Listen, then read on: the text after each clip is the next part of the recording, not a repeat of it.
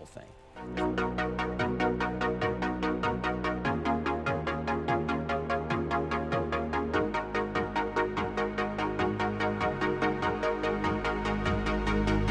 She got that sweet juice, Minute Maid, summer vibe, that lemonade. Take a sip, blowing purple clouds, taste like lemon haze. Conversations back and forth like damn, we could go on for days. Looking back at it like damn, she bad when she walk away. Here we go, been down this road, they already know. When we go on tour, I'll take you anywhere you wanna go. People talk about us like they understand just what this is. I just wanna give you all you want and then the double it. They all say I'm way too young, maybe I'm just ignorant. I won't find nobody like you on some real shit. Historians think that much of what Josephus said about Jesus is a forgery, but that aside, he was the first one. He wrote it in 93.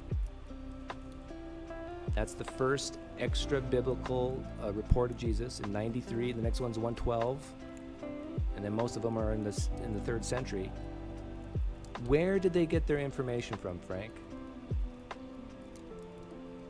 Correct answer is they got it from Christians.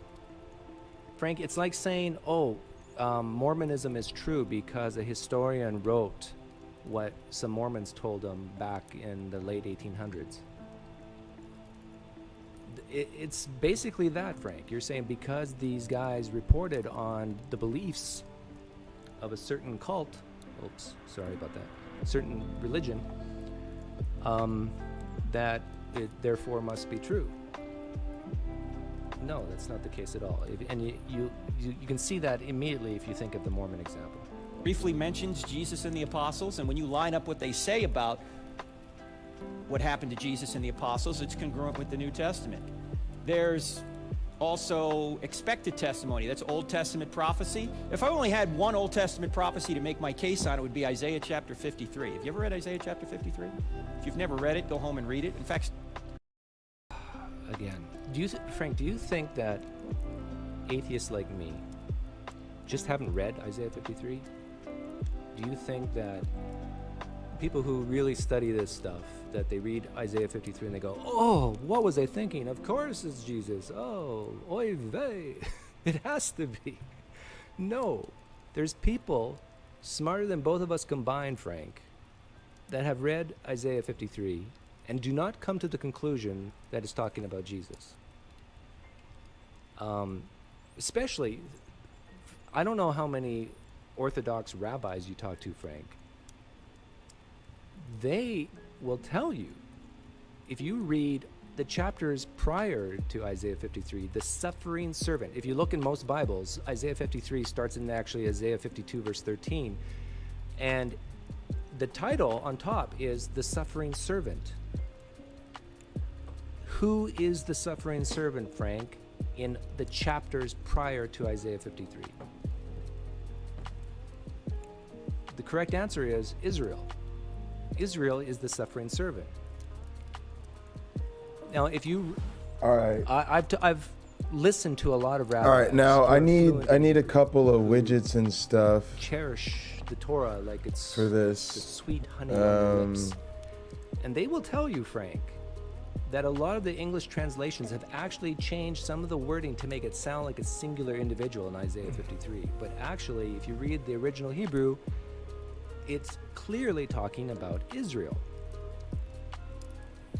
So I guess a shout out to my Jewish friends out there who are probably giving me a high five in cyberspace right now when I say this, but it is not this slam dunk thing, Frank, that, oh, you read Isaiah 53 and it's just like centuries before the fact it predicts Jesus.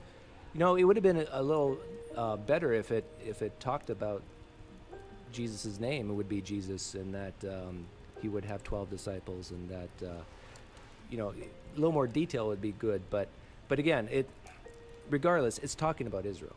Start in chapter 52, verse 13, and take it to the end of 53. Ask yourself as you're reading it, who is this about?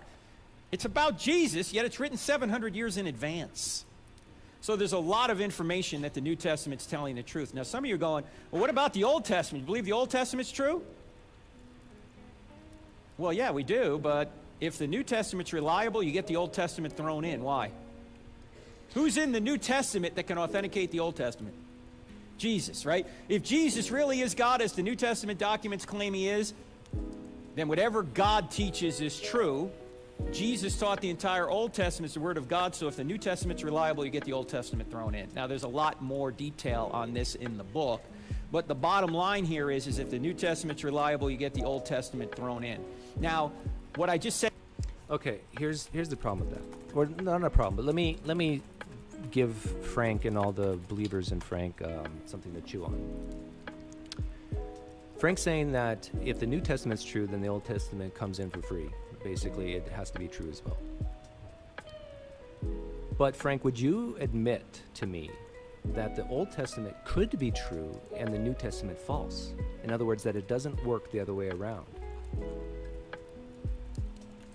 I agree with you, Frank, that if the New Testament is true, then the Old Testament is true, but going the opposite direction may not be the case. Now, this is, I guess, for my Mormon and my my Jewish and my Muslim friends. They're going to really love me for saying this. Now in OBS, to add Restream Chat as an overlay, we need to go to the Sources section, then select the little plus symbol to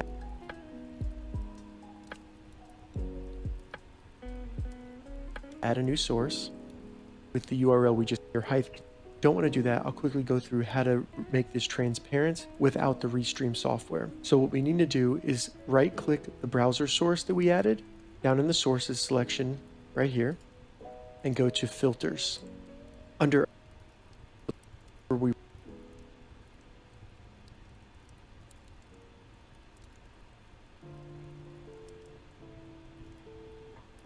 how to send silent messages on Facebook Messenger. Welcome to another engagement. We want to.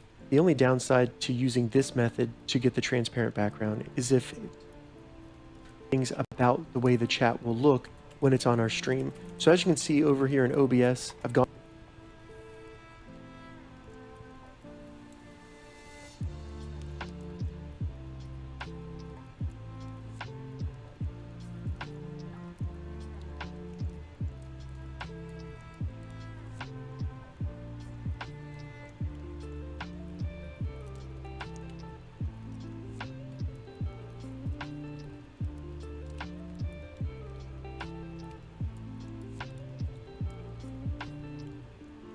being live on multiple platforms.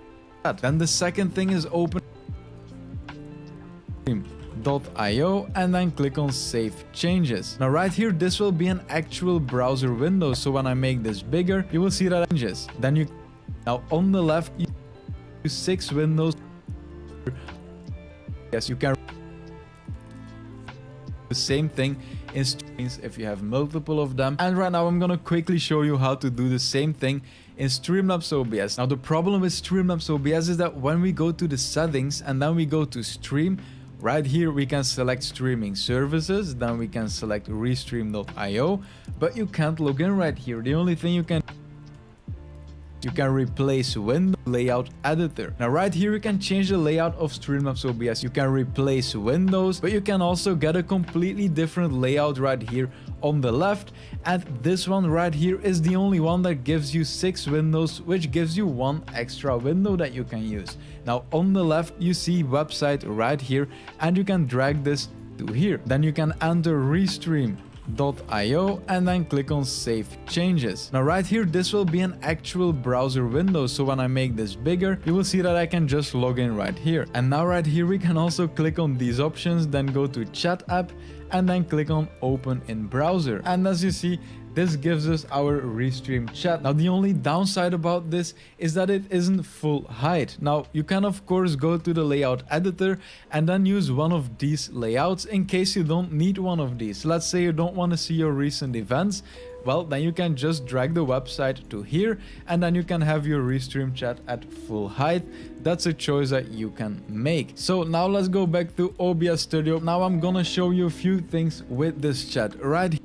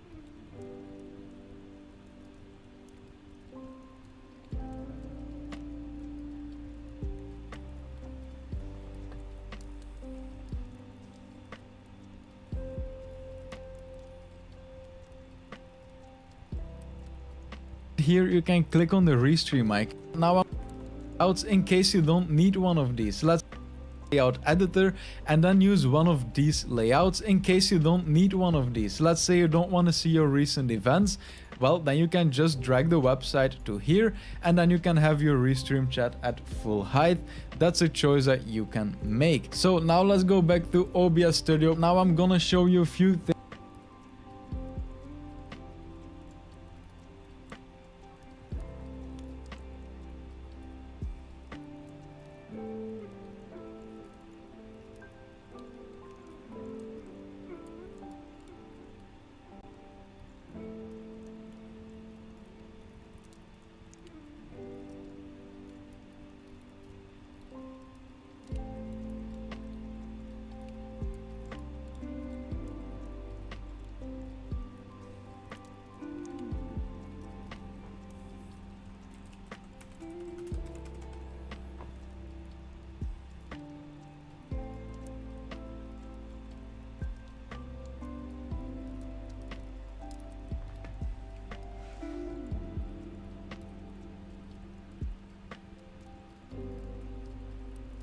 But if the Old Testament, the Torah is true, and if the New Testament is false, you are, Frank, you are committing the worst sin ever. You are an idolater. You are believing that God is this Jesus person and Jesus is this God person. You're taking a huge risk here. I'm going to play Pascal's wager back at you here. You're taking a huge risk that the New Testament is true and that Jesus is God. Because if he isn't, I tell you, God's going to look more favorably upon atheists than guys like you, Frank. Because we just don't believe, but you're purposely believing in a false God. You better hope you're right, Frank. I hear hell's a bad place.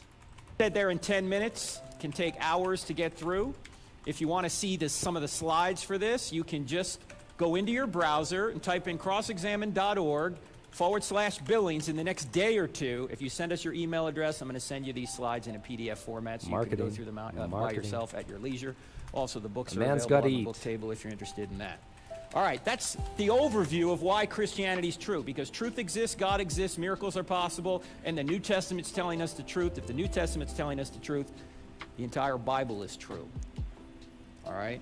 Now, Steve wanted me to talk about another issue, a very controversial issue that's inflicting not only society but the church. Oh yeah, I remember this.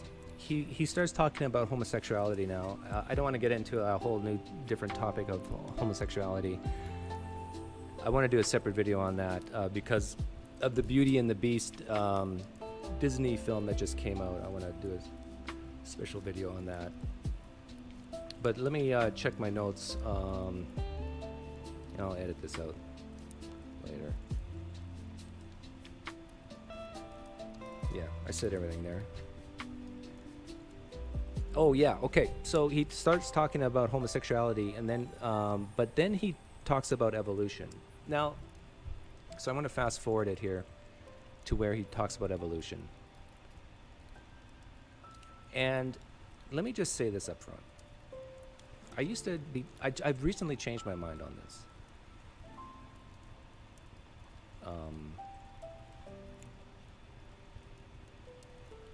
Let's see here. Okay.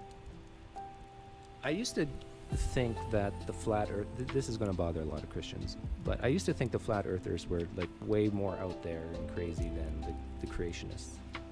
You know what? I'm changing my mind on that. I think I've changed my mind on that. I think we need to treat creationists the same way as flat earthers.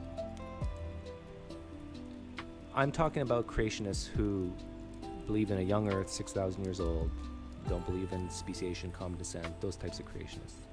There are a lot of Christians out there who do believe in evolution and old earth and all that of these things. But maybe you guys disagree with me on this one. But I almost think that we need, and you know me, I'm not the type of guy who ridicules and does like firebrand, but I'm starting to think that we need to treat Christians, young earthers, with the same level of ridicule as the flat earthers. In fact, maybe whenever you say the word creationist, throw in flat earth as a suffix to it. the creationist flat earthers. And if they push back and say, no, I believe the earth is a globe. Well, yeah, but you believe the same. Every piece of evidence that you put forth to a young earther, their responses and their evidences that they throw back at you remind me time and time again of a flat earther. It's like there's nothing you can say. It's like the evidence can be right in front of them, and it's like, no, I can't see it. And so I don't know, you guys can tell me in chat what you think about that, but I'm starting to think that I just need to cognitively treat young earth creationists the same way as flat earthers. Okay, let's see what he has to say about Richard Dawkins and evolution. I think I queued it up to the right spot. Interpreted. Let me just give you one example of this. You asked Richard Dawkins, who's the top probably evolutionist in the world right now, the top atheist in the world, and he was asked, what's the best evidence for macroevolution? And he said, a common genetic code. We all have a common genetic code, so that implies a common ancestor, okay? First of all, we don't have a common genetic code. There's at least 20 different codes out there, but let's just say there is a major code, a dominant code. Let's just say for the sake of argument, Dawkins is right, that we do have a common genetic code. Does a common genetic code necessarily prove we had a common ancestor? Now listen to this. Does it? What's the other possible interpretation of the data? Common designer, right? But you know what Dawkins has done? He's philosophically ruled that out of existence before he's even looked at the evidence. He said there can't be intelligence, only a natural cause can be the cause. So it doesn't matter how much the evidence points towards intelligence, he's always going to say it was a natural cause. That's why he's always going to say it was a common ancestor. Notice he doesn't have a mechanism for this. He says natural selection, but natural selection can't get us there. We need a code first. Where are we getting the code from? And there's new information. It's all in the stealing from God. Okay. So I actually transcribed what this 1 minute that he just said, and I changed a few words. So tell me what you guys think of this. So instead of Richard Dawkins was asked, what's the best evidence for macroevolution? Frank Turek was asked, what is the best evidence for God? And he said that space, matter, and time had a beginning out of nothing. Does this necessarily prove that there's a God? Does it? What's the other possible interpretation of the data? String theory or multiverse, right? But what Turk has done is philosophically ruled out of existence before he's even looked at the evidence. He said that there can't be a natural cause. Only a supernatural God can be the cause. So it doesn't matter how much evidence points to a natural cause. He's going to say that it was a supernatural cause. That's why he's always going to say it was God, and more specifically, the God described in the Bible. Notice Frank doesn't have a mechanism for this. He says that God is outside of time and space, but that can't get us there. We need to account for this God's existence first. Where are we getting that God from? So if you play back the tape, I basically, almost word for word, took what he said about Richard Dawkins and applied it to him. So what I'm trying to say here is, maybe, Frank, if you value truth and I value truth,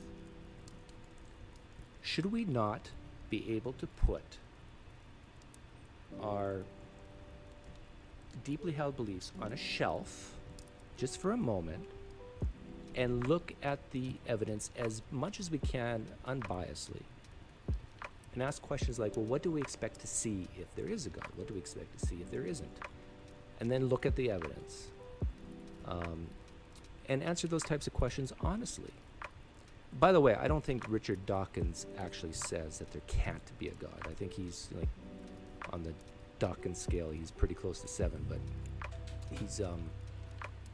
he realizes that you cannot prove a negative and that maybe there is a God. I think he, like most atheists who see the contradictions within the nature of the biblical God, kind of put that, saying, no, that can't exist. But, so yeah, I thought that was very interesting, what he said about Richard Dawkins. So Frank is an apologist that appeals to a certain demographic of Christianity. And it tends to be the demographic of Christianity that is on the fundamental side,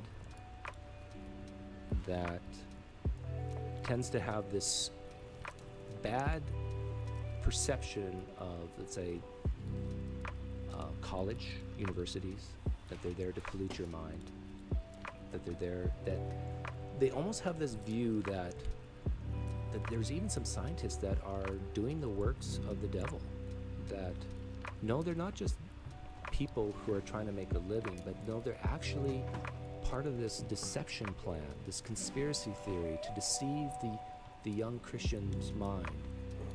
And what it tends to be is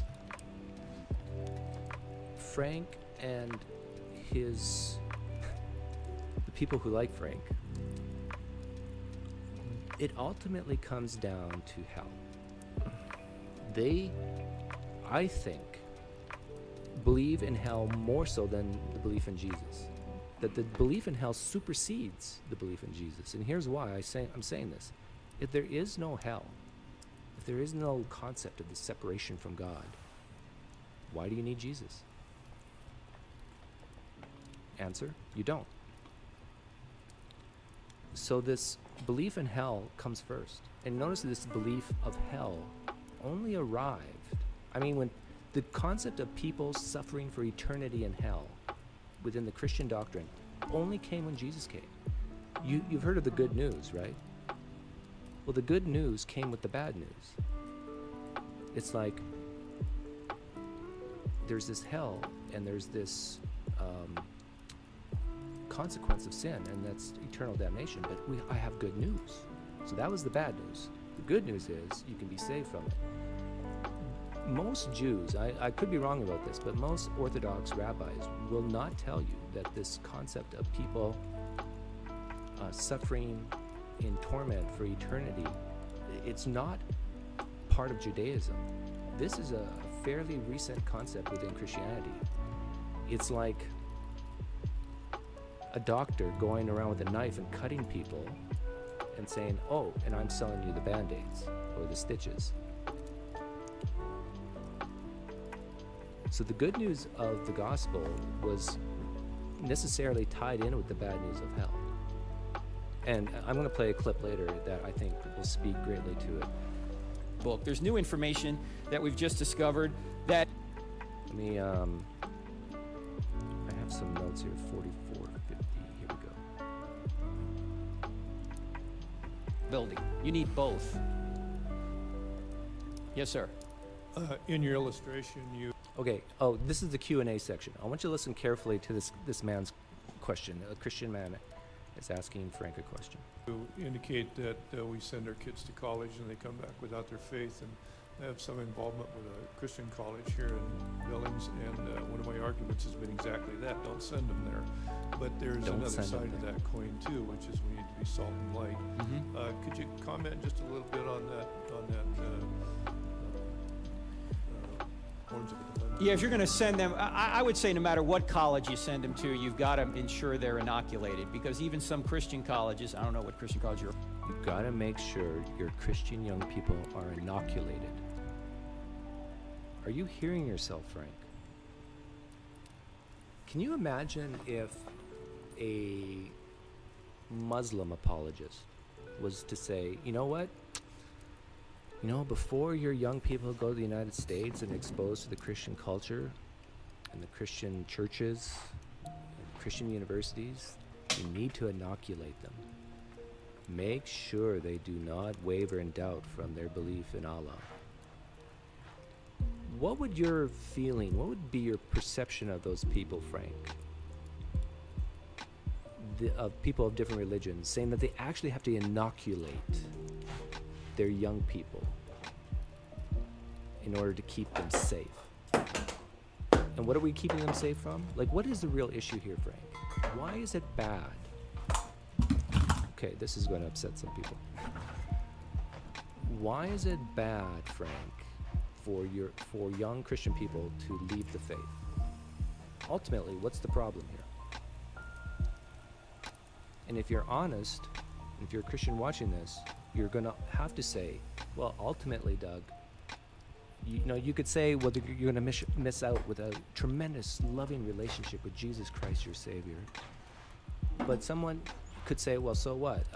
I'd rather have a relationship with someone that I can actually touch and feel and hug. And I'm not big on relationships anyhow. I don't need Jesus to be moral. A lot of Christians admit this. A lot of Christians admit that you do not need to be a Christian to be moral. And that you can have relationships with real people. So what is the ultimate badness? What's the worst that could happen if a Christian leaves Christianity? It ultimately ends up being carrots and sticks. You won't go to heaven, and you'll end up in a really nasty place called hell. And this, I think, is why a lot of young people, a lot of millennials are leaving the church, because they realize that ultimately this is what it's about. This concept of hell. And a lot of young people are really asking themselves, do I have good reasons to believe this hell even exists? Just because the Bible says it doesn't mean it's true. Right, Frank? Another issue here, Frank.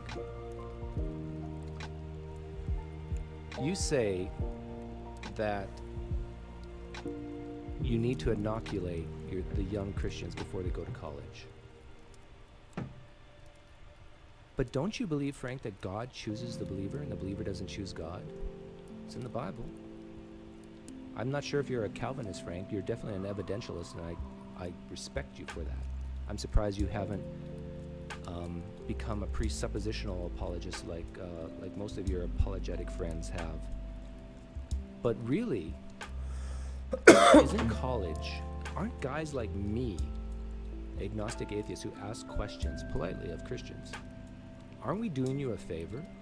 Ultimately, aren't we helping you cull the herd, weed out the deceived Christians?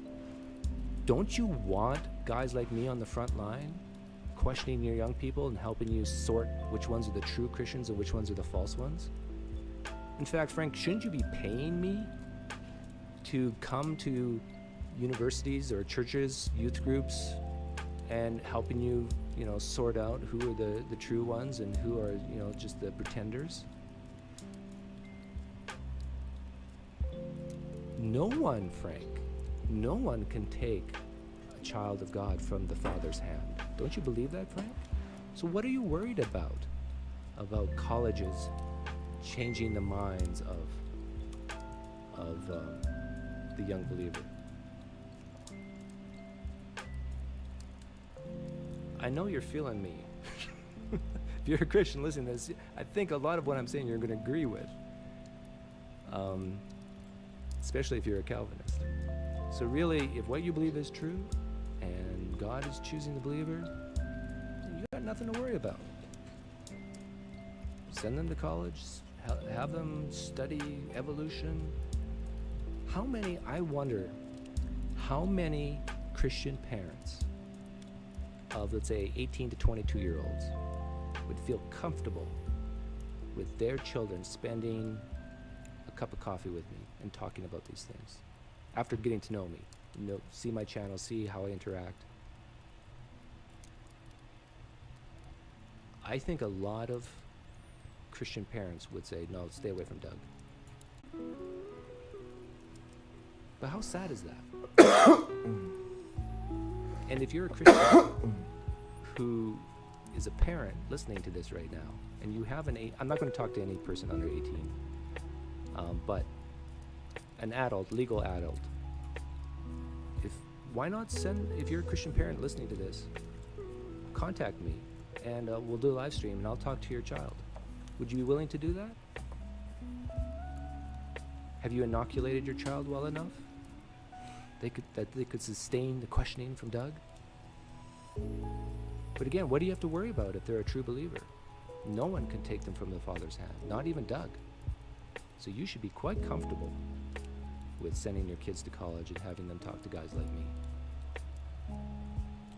you're affiliated with, sir, but even some Christian colleges, you're going to find some skepticism and you're going to find some problems, and you're certainly going to find other kids who, even though they may say they're Christians, have a lot of doubts themselves, and they're going to pull your kids away. So in addition to inoculating them with evidence before they go to college, I think you also have to ensure that as soon as they get there, that they get involved in a Christian group, they hopefully get a Christian roommate, and they have some support on campus. Because if they don't have...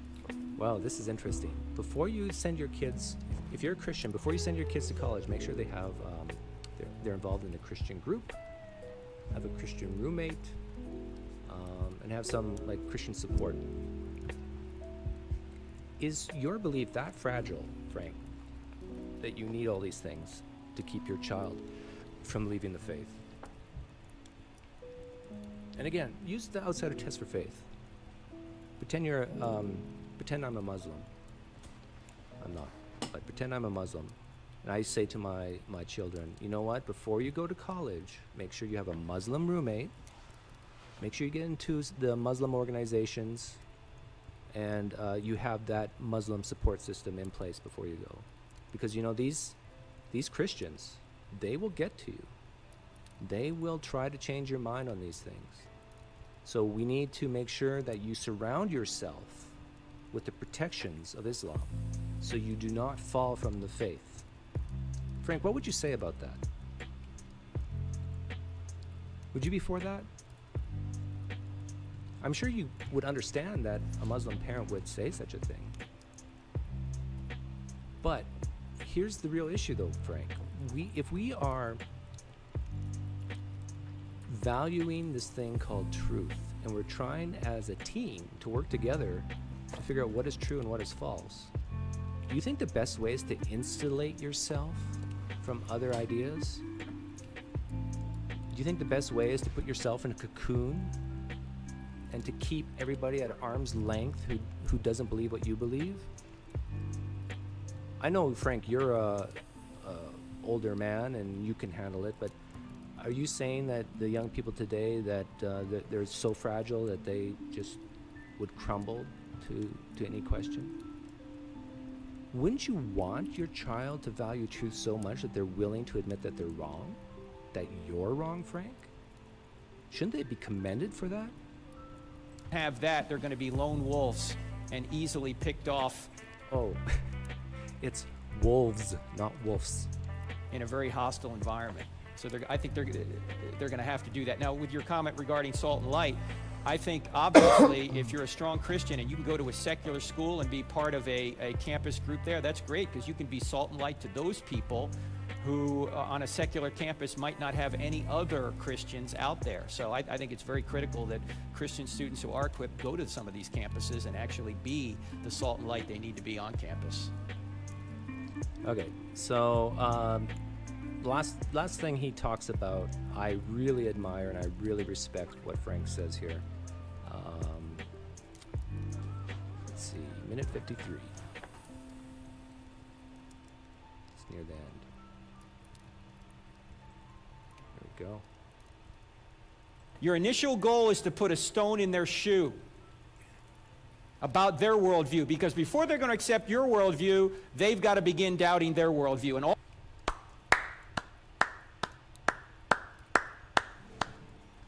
Amen. I love it. Let me repeat what he said. I wrote it down. This is what Frank just said. Actually, let me rewind it. Listen to this. Your initial goal is to put a stone in their shoe about their worldview, because before they're going to accept your worldview, they've got to begin doubting their worldview. And all this, by the way, is in the quick answer section of the cross-examined. More marketing. A man's got to eat. Okay. You have to put a stone in their shoe. Before they accept your worldview, they have to begin doubting your worldview. Their own worldview. So in other words, Frank's saying that doubt is a good thing. So for all you Christians out there who give me trouble that doubt is a virtue, I keep saying that doubt's a virtue. And you're saying, no, Doug, doubt's not a virtue. Frank here himself is saying, hey, before they can change their mind on their worldview, they have to first doubt it. Amen. and you have to put a stone in their shoe. What does he mean by that? He means like he has to ask questions. From a Christian perspective, you have to ask the atheist questions to put a stone in their shoes, something that they can be bothered by, and to get them to start thinking and doubting. So, Frank, isn't that what's happening in college campuses now? They're just taking your advice, Frank, but it's in reverse. So you are, I'm just going to say it, you are being a big old hypocrite here. You're saying that it's okay to put stones in the unbeliever's shoe and having them doubt, but it's not okay for your young people, Christian young people, for that to happen to them. I hope, Frank, you see this video someday and realize that that's what's happening. That's what you're saying. Okay, that was kind of harsh, but let me try to build a bridge here. The bridge I want to build here is, Frank, you and I both value truth. Frank, I am open to your God being true. I am open to miracles. Part of me wishes it was true. I wish I could see an amazing miracle. Frank, my sister's dying of MS. She's totally paralyzed except for her eyeballs and her mouth. I would love it, Frank, if you and some other pastors would come visit my sister, pray for her in the name of Jesus, and she would be immediately restored, gain all the muscle mass back, and run around. That would be the most amazing thing I've ever seen in my life. I would love to see miracles. So I'm being honest. I'm open to that. Do I think that's ever happened? No. I've heard stories, but I've never seen it. And every time that I've investigated miracle claims, they seem to fall flat. So, if we both value truth, and we both have these questions, where we come from, why we're here, how do we act morally, all these things. Instead of, this is where I think we're different. You get your answers from a book, an old book, that for some reason you've decided is true. You might say it's prophecies, you might say it's other things. But there are people smarter than us who have looked at the evidence that just don't see it. Now, that doesn't mean it's false, but Frank, isn't it better to be agnostic about it and say, you know what, it could be true, but really, if you were to see the same types of evidence in a belief you don't believe in, you would not accept it. It's because it's placed in your holy book that you do believe it. In a different holy book, you would say, no, it's wrong. So I would think that if you wanted to be a deist, if that gave you some comfort for first cause, okay. I still don't think there's good reasons to be a deist, but hey, if it floats your boat, why not? Well, maybe I regret saying that, but why choose this specific theism when all the evidence points, not all, but a lot of the evidence points to the fact that it doesn't meet the burden of proof. Extraordinary, you've talked to Hitchens, Frank. You know the Hitchens line. Extraordinary claims require extraordinary evidence. Old texts of a man rising from the dead after 3 days, 2.5 days, is not extraordinary evidence. You and I could very quickly think of better evidence. Very quickly. Maybe not better evidence for the time, but better evidence throughout the course of history. But the claim throughout the course of history hasn't changed.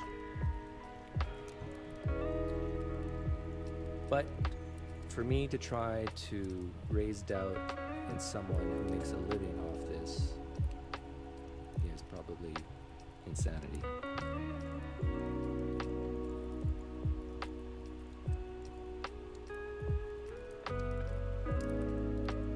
Whales and dolphins lack factor 12. It's actually an evolutionary adaptation to deep sea diving, and their blood clots just fine. That means that proposition that they all have to be present is wrong. Now, taking one away, it's kind of chintzy. Take a few more than one away. Okay, fair enough. How about we take 3 of these factors away? Well, it turns out the puffer fish, Give me this, a genome that was sequenced just a couple years ago, is missing the entire 3-part contact phase system. Can't, Puffer fish has blood that fucking- clots just fine. So this argument about unevolvability, Oh, the is based connection. I need the basically on the connection. argument that all the parts have to be present. It just turns out to be wrong. It falls apart. Airplane This is something else mode. that showed up in the trial. This is technical information, but it basically shows that Doolittle has worked out an evolutionary scheme for how all of the factors evolved from a single set of components that existed before blood clotting was evolved, and that leads to an evolutionary prediction. And the evolutionary prediction is shown over here and over here in another paper. And that is that the protein should have very specific relationships to each other, the different factors, and lo and behold, you can search the genomes of a host of organisms, and it does exactly that. The relationships match. So what this means with respect to blood clotting is claims that you need every component to be present for biological function. That's the claim. Those claims are false. The second thing is a testable pathway has been proposed. I showed it on the previous slide. Careful analysis of that pathway shows it fits the evolutionary prediction, and there's absolutely no scientific support at all for any suggestion that the pathway was produced in a single step of creation or design. And that's what I mean by the collapse of intelligent design as a scientific theory. Now, the one thing that I haven't shown you, because here I'm just going to read you part of the judge's decision, was a similar demonstration on the evolution of the immune system. And Behe has written, and it's part of in Pandas, that Darwinian explanations of the evolution of the immune system are hopeless and doomed to failure. Well, he wrote that about 10 years ago. And it turns out, as I described in my testimony, a flurry of research has shown exactly how the gene shuffling system in the immune system did evolve. And the judge captured this perfectly in terms of what happened in trial. On cross-examination, Professor Behe was questioned about this claim that science would never find an evolutionary explanation for the immune system. He was presented with 58 peer-reviewed publications, 9 books, and several immunology textbook chapters about the evolution of the immune system.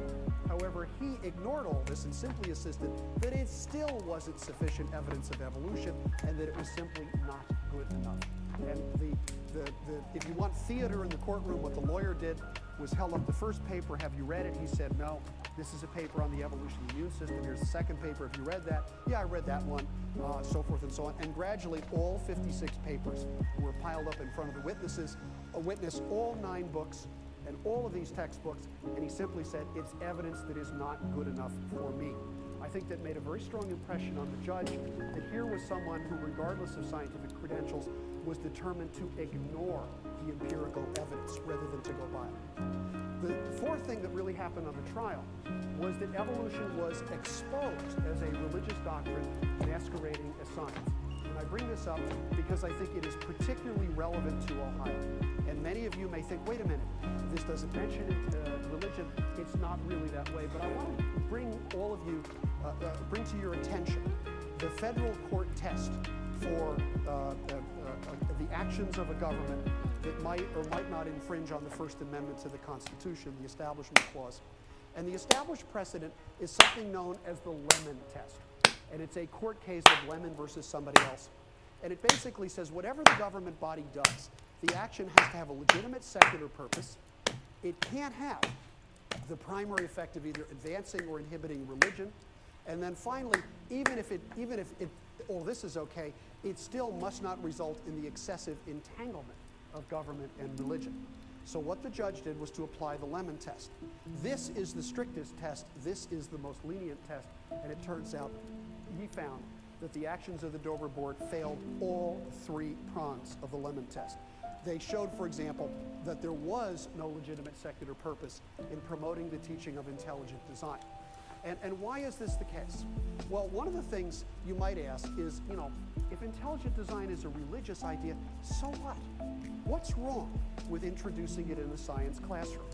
And this is part of the judge's decision that I think really bears making note of. introducing this as an idea into a science classroom, as he points out, it sets up what will be perceived by students as a God-friendly science, and that's intelligent design, one that explicitly mentions an intelligent designer, and the other science, evolution, that has no position. What I told the judge is I thought a false duality would be produced.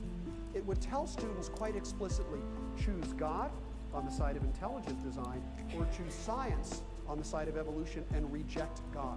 And introducing such religious conflict into the classroom, the judge wrote, is very dangerous because it forces students to choose between God and science, not a choice that schools should be forcing on them. The last question that I was asked was related to this, and I pointed out to the court that the Lord has blessed me with 2 daughters.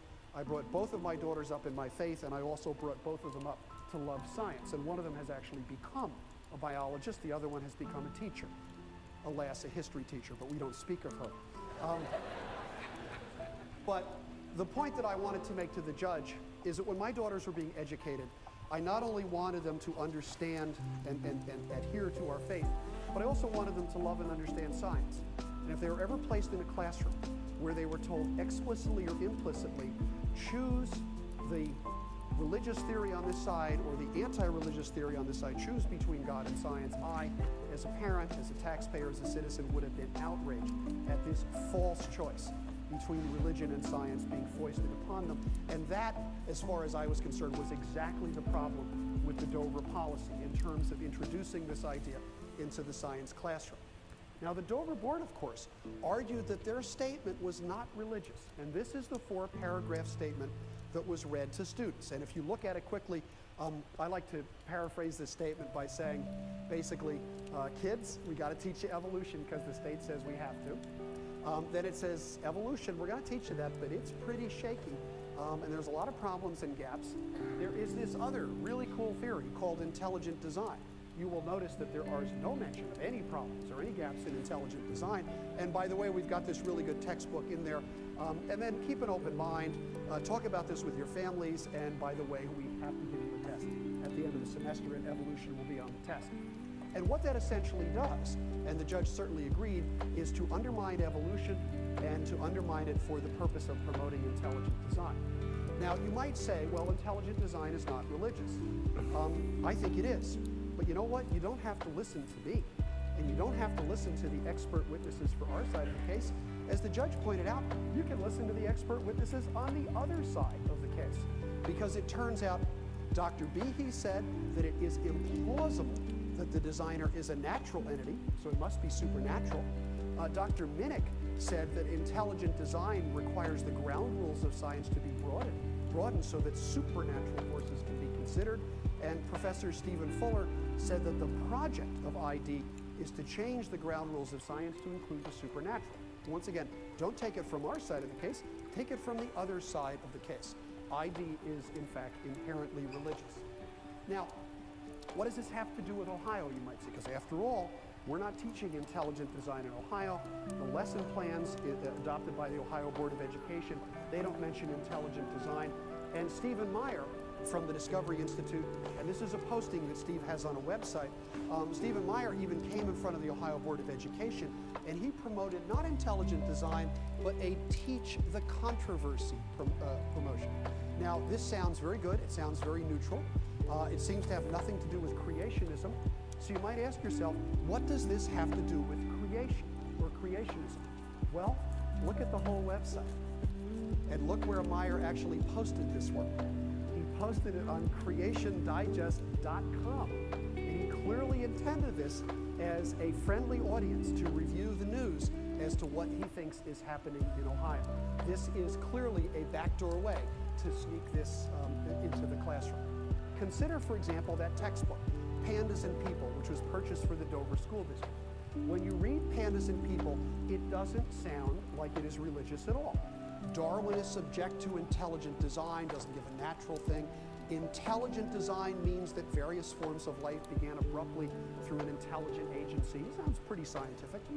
It turns out this is only the latest version, and Pandas and People existed as an earlier draft. We didn't know this until the lawyers subpoenaed the publisher and asked for copies of the earlier versions of this book. And when we saw these earlier versions, we just about fell over. The earlier versions talk about the creation view. Creation means the various forms of life began abruptly through an intelligent creator. And in fact, when you hold these two up next to each other, what you discover is incredible. There is paragraph after paragraph in the early and the later versions of the book that read essentially identical, except a global word processor has changed creator to designer, has changed creation to intelligent design. How do you make an intelligent design textbook? You take a creation textbook and change the word create to the word design. And this was abundantly clear. Now, Barbara Forrest, an expert in the history of this idea, got all of the earlier versions. And what she did was she graphed the number of mentions of creationism and the number of mentions intelligent design in the earlier versions. And you will notice that something remarkable happened in 1987, which is the mention of creation dropped to almost zero, and the mention of intelligent design.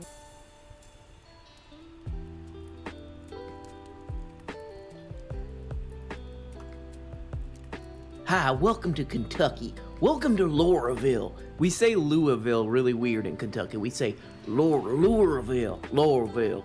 Welcome to Laurelville. Hey, well, you need some gas? Welcome to Laurelville. Here's an interesting story from the... Why does it keep doing that? Here's an interesting story from the land of Laurelville, however they say it over there. Insulting a police officer could become a crime in Kentucky. This is Kentucky, okay? Not just Laurelville, it's Kentucky. So it could make a person guilty of disorderly conduct, a Class B misdemeanor, with a penalty of up to 90 days imprisonment if he or she, quote, accosts, insults, taunts, or challenges a law enforcement officer with offensive or derisive words, or by gestures or other physical contact that would have a direct tendency to provoke a violent response from the perspective of a reasonable and prudent person. That seems a little bit putting the cart before the... Well, I did have to crack him in the skull for what he was doing, but he was pushing it over the line. He looked at me weird. He was eating a slice of pizza, and I did not like the way he was eating it. He folded it in a weird way, so I had to give him a good crack on the noggin. The bill passed through committee by 7-3 vote, but faced criticism from Senator David Yates, a Louisville Democrat. Hi, I'm a Louisville Democrat. No one likes me here. And the ACLU of Kentucky as a, quote, dangerous government overreach limiting protected free speech and protest. So this guy, Danny Carroll, he's an ex-police officer, Danny Carroll. Hi, I'm Danny Carroll, and if these people get out of control with their protests, we need to be able to adjudicate on them immediately. And I think even if they're not protesting, we might need to try to keep these people in wraps. How is what I'm saying wrong? My daughter has given me a look that she goes to one of those goddamn liberal schools where they think everybody's equal. What am I saying that's wrong? So this guy, Danny Carroll, countered that officers have to be able to react to disrespectful behavior or else riots will escalate. I mean, where's the opposite? Because, I mean, we saw tons of video and there were tons of cases that were completely obvious of police causing problems. Corey Shapiro, an attorney for the ACLU of Kentucky, I'm sorry, I pronounced his name wrong. Corey Pepino, an attorney for the ACLU of Kentucky, told the Courier Journal the group strongly opposes the language in SB 211. The idea that the legislature would be criminalizing speech in such a way is offensive. This is the best way to put it. Verbally challenging police action, even if by insult or offensive language, is the cornerstone of our democracy, Pepino said. Corey Pepino, by the way. And the First Amendment protects people's ability to express themselves, even if it's using offensive words to the police. I just don't believe that certain people have the, you know who I'm talking about, wink, wink, wink, wink, wink, who have the right to look at a police the wrong way. And a lot of these people, the biggest problem is that they're just walking around. When did this happen? This whole bill, I was reading through this, all the amendments to this bill, and it's almost like they watched like a bunch of episodes of Chuck Kirk and Benny Prapino, and they just took everything out of there and they put it in a bill. You'll see that in a second. The bill also contains a provision pushing back against the, quote, defund police movement, declaring that governmental entities responsible for funding various law enforcement agencies, quote, shall maintain and improve their respective financial support to the Commonwealth's law enforcement agency. So I was just being a really cool guy, you know, the type of cool, like what cool guys do with their time is they read through bills. And I was just kind of reading through this, and they should just call this like Benny Pepino / Chucky Kirk's Law or something. And I found this part kind of interesting. A person is presumed to have held a reasonable fear of imminent peril of death or great bodily harm to himself or herself or another when using defensive force that is intended or likely to cause death or great bodily harm to another if. So this is kind of saying my reading of this, and I want, if anybody's out there, there's got to be somebody out there who's like a legal scholar who can break this down for me and tell me if I'm reading this right. So put it in the comments, or I don't know, figure out a way to reach out to me on this. So they're basically saying here, like, this is when killing somebody is defensible. This is when killing somebody is defensible. And they put this amendment: the person who uses defensive force does so during the course of a riot. And then the fourth part of this: the person against whom the defensive force was used was intentionally blocking or preventing the person from escaping. So somebody out there, the way that I'm kind of picking, because everything about this is, so you got the defund the police thing. They're like, no, you're not defunding the police. And they got, you're not allowed to be rude or look mean at an officer. This is clearly, you know, this cop, this Republican cop, he's like, I'm taking everything from those riots. I was watching those riots on TV and I got riled. I was watching the riots and I got riled, and I'll make a law on that. I'm gonna make a law on that right now.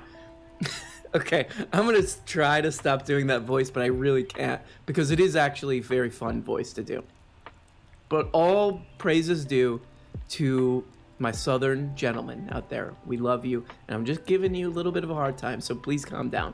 But is this is this some Rittenhouse stuff? Kyle's Law. This is Kyle's Law. If you're in a riot and one of these if you're in a riot and one of these people, these bad people are coming at you, you have the right to murder them. Even if you're a little kid who looks like a little baby fish, even if you look like that, you're a little baby giraffe, you're not even fully developed yet, but you're toting around a gun and running around, goofing around with a gun, you have the right to murder somebody. I don't think. People say, oh, that could have just ended in a mild fight.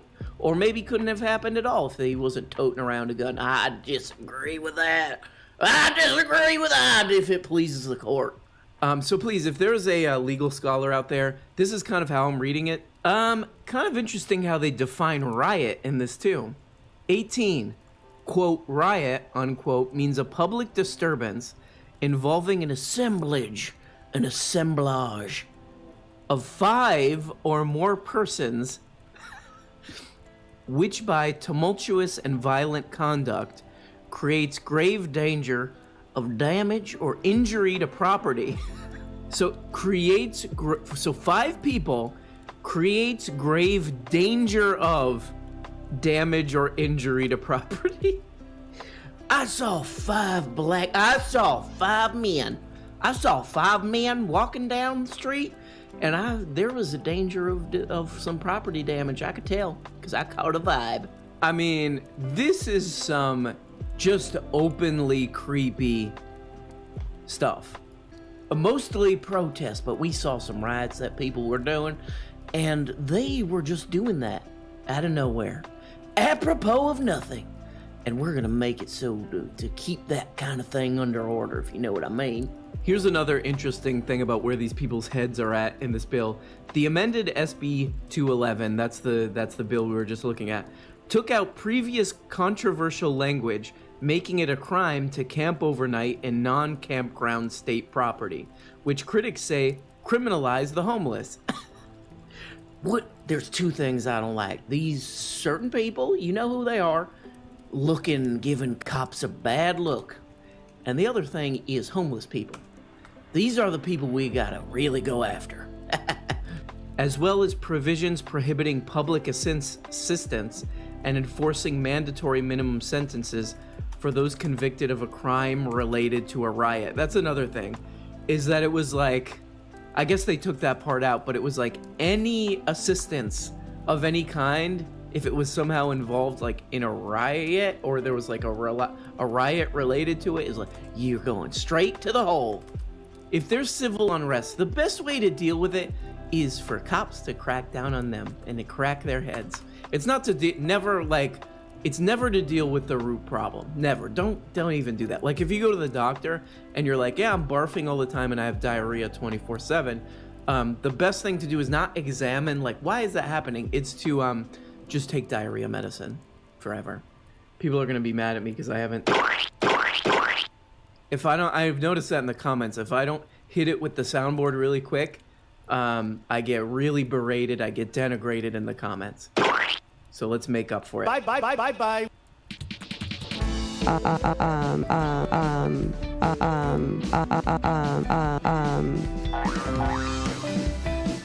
This is problems I have a lot of somethings with. I mean, this dolt really isn't thinking this through. Like, these people cannot think this through. These old fossils, these old retired police fossils, they're just like, This is just disorderly conduct and we're gonna crack down. Never mind all the footage of like police overstepping, hitting women, pushing over old people, cracking people in the head for no reason, freaking out, acting like this. Instead of dealing with the problem, like going, what's the source of this? What's the source of this civil unrest?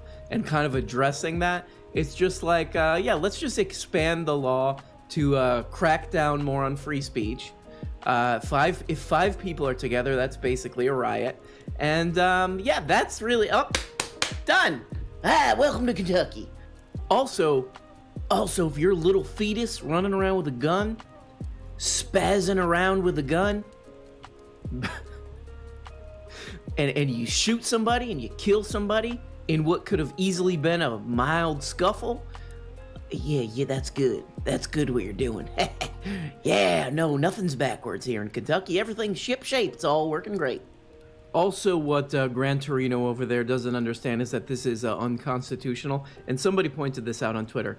Courts have already decided this. This law, if passed, will be ruled unconstitutional. Houston versus Hill in 1987, and then Schwartz versus Insogna in 2013. This seems correct to me. I don't know if these cases totally match this exactly, but this seems fairly obvious that this is unconstitutional. But these people don't care. I mean, they're lunatics. This guy's a lunatic. These people are lunatics who passed this. So, we know that No.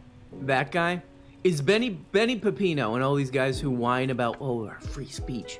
Twitter, I can't write that Hispanics are weird on my Twitter anymore.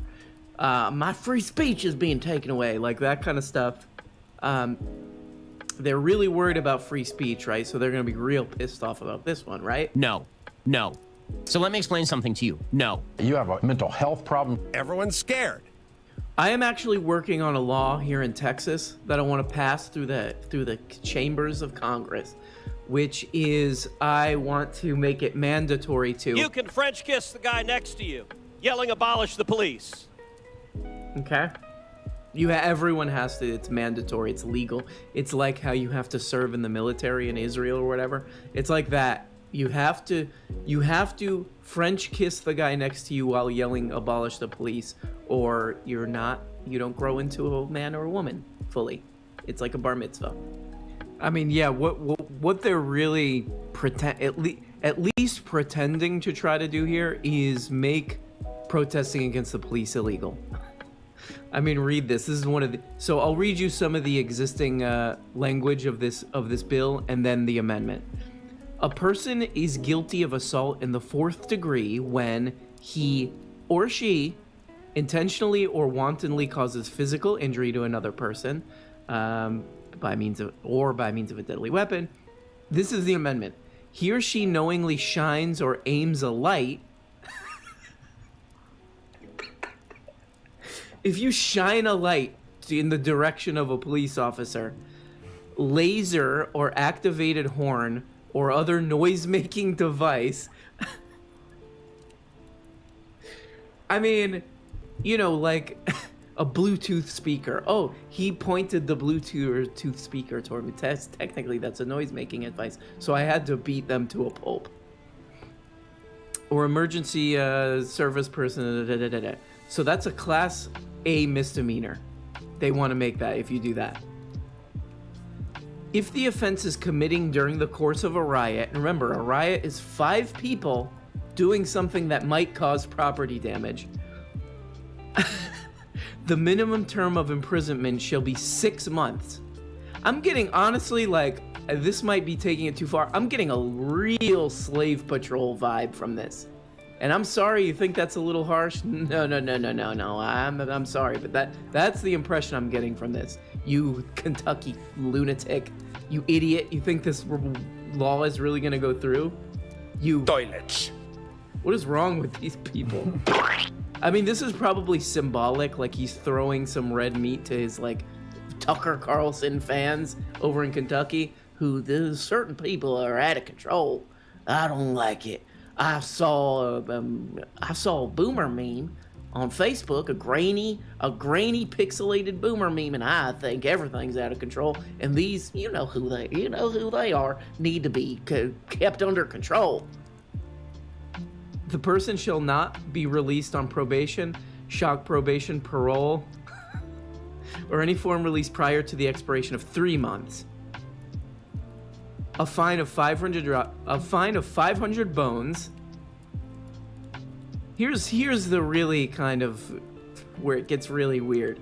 Any person convicted under this subsection shall be disqualified from receiving public assistance benefits. We're compassionate. We're Christians. We like to reach out to the people who are, just like Jesus said. Jesus said, reach out to those people who are in need and hit them with a club and put them in jail and take away their public assistance. Oh, and if they're homeless, make that illegal. Just like Jesus. I think that's in Galatians, or what is it, Crustaceans 3:11? Whatever it is, I like it and I'm for it. And let's crack some people in the head, especially if they're homeless. That's what Jesus likes. Any property, so this is continuing with the homeless, the Christ-like approach to homelessness. Any property subject to confiscation or seizure under subsection 3 of this section are held unattended after arrest or issuance of a citation. That's brilliant. Yeah, I'm homeless.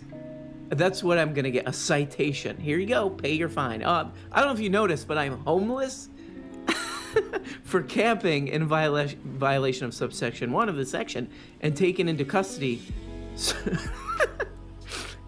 shall be held. So this stuff that they confiscate, when they confiscate this homeless person's stuff, shall be held in a secure location for a period of 90 days. This is something I have a lot of problems with. What a brilliant, they're really trying to solve these problems. This is how we use government. Just like Ron Reagan, what is his name? Donald Reagan, just like he said, use the government to, I guess not do much. So, we're really solving these problems.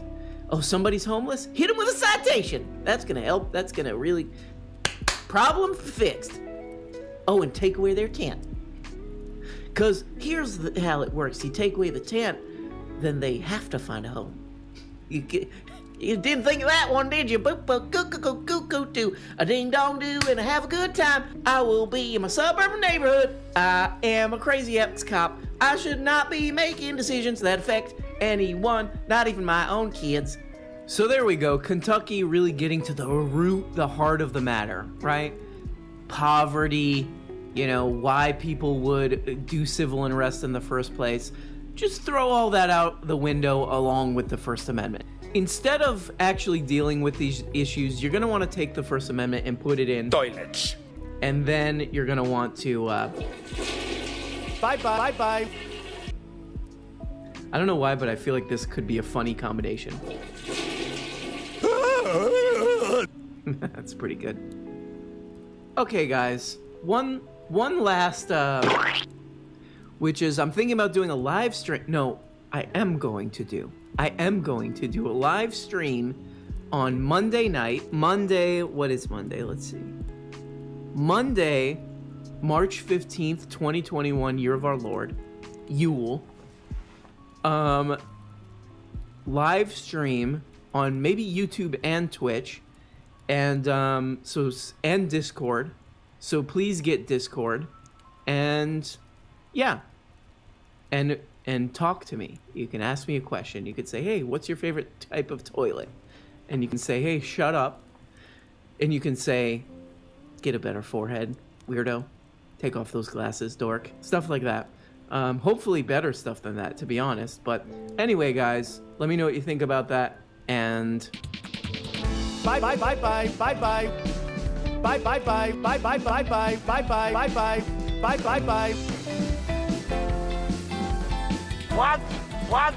What?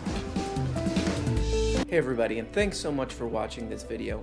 Like all the other YouTube and podcast perverts, I now have a Patreon. Every week on this Patreon, I'm uploading 2 Patreon exclusive shows. They're like real shows, more produced, more edited. One of them is a behind the scenes show where I reveal all the secrets and YouTube scams that I'm doing. And the other one, I just reveal my innermost dark, cringe secrets. And at the top level, you can even become a producer of the show and get your name handwritten, hand art, hand drawn at the end of every episode. So if that's something that you are interested in, check it out on Patreon. I'll put a link in the, what is the thing called, in the description, I guess. So thank you so much, even if you don't. Thanks for watching this video. I know it's hard to get through these things, but I appreciate you. This show would be absolute garbage without the producers, CC LeBlanc, Nez, Interlinks, Victor Sonny Duran, Kyle High Level Ideas, Hopper, Albert Ellers Ood, Kitty Hooch. Hi, I'm Kitty Hooch. Abby, I don't want cowards teaching my kid green. Tristan Dominic Guzman, Jane Spade, Jessica, a lot of problems stepping off, King Friday, Laura Campbell, Rajawa, Nefatsu Gustav Van Betten, Camilla, Young Slampy, Brian Hernandez, CS. Hey, is that CS? I don't know. Oh wait, yeah, it is CS. Okay, great. Thugs and Kisses denigrates your dude. He's denigrating that dude. Blistered Thumb. Bree Gutierrez. Pixels Green. Green. Old Man Shia. And our favorite name so far, Hard Farter. I hope you're okay, Hard Farter. That sounds... the muscular class. Like a problem, to be honest. And a very special thanks to Mr. Quarth, Micah G, Mort Calypso, Roberto Vera. Who's that? What? Oh, it's Carl Hochmuth, or Hochmuth. I don't know, Carl, tell me how to say it. Love you! Terza. And don't cancel me for, I'm just reading a name, okay? Tardmaster.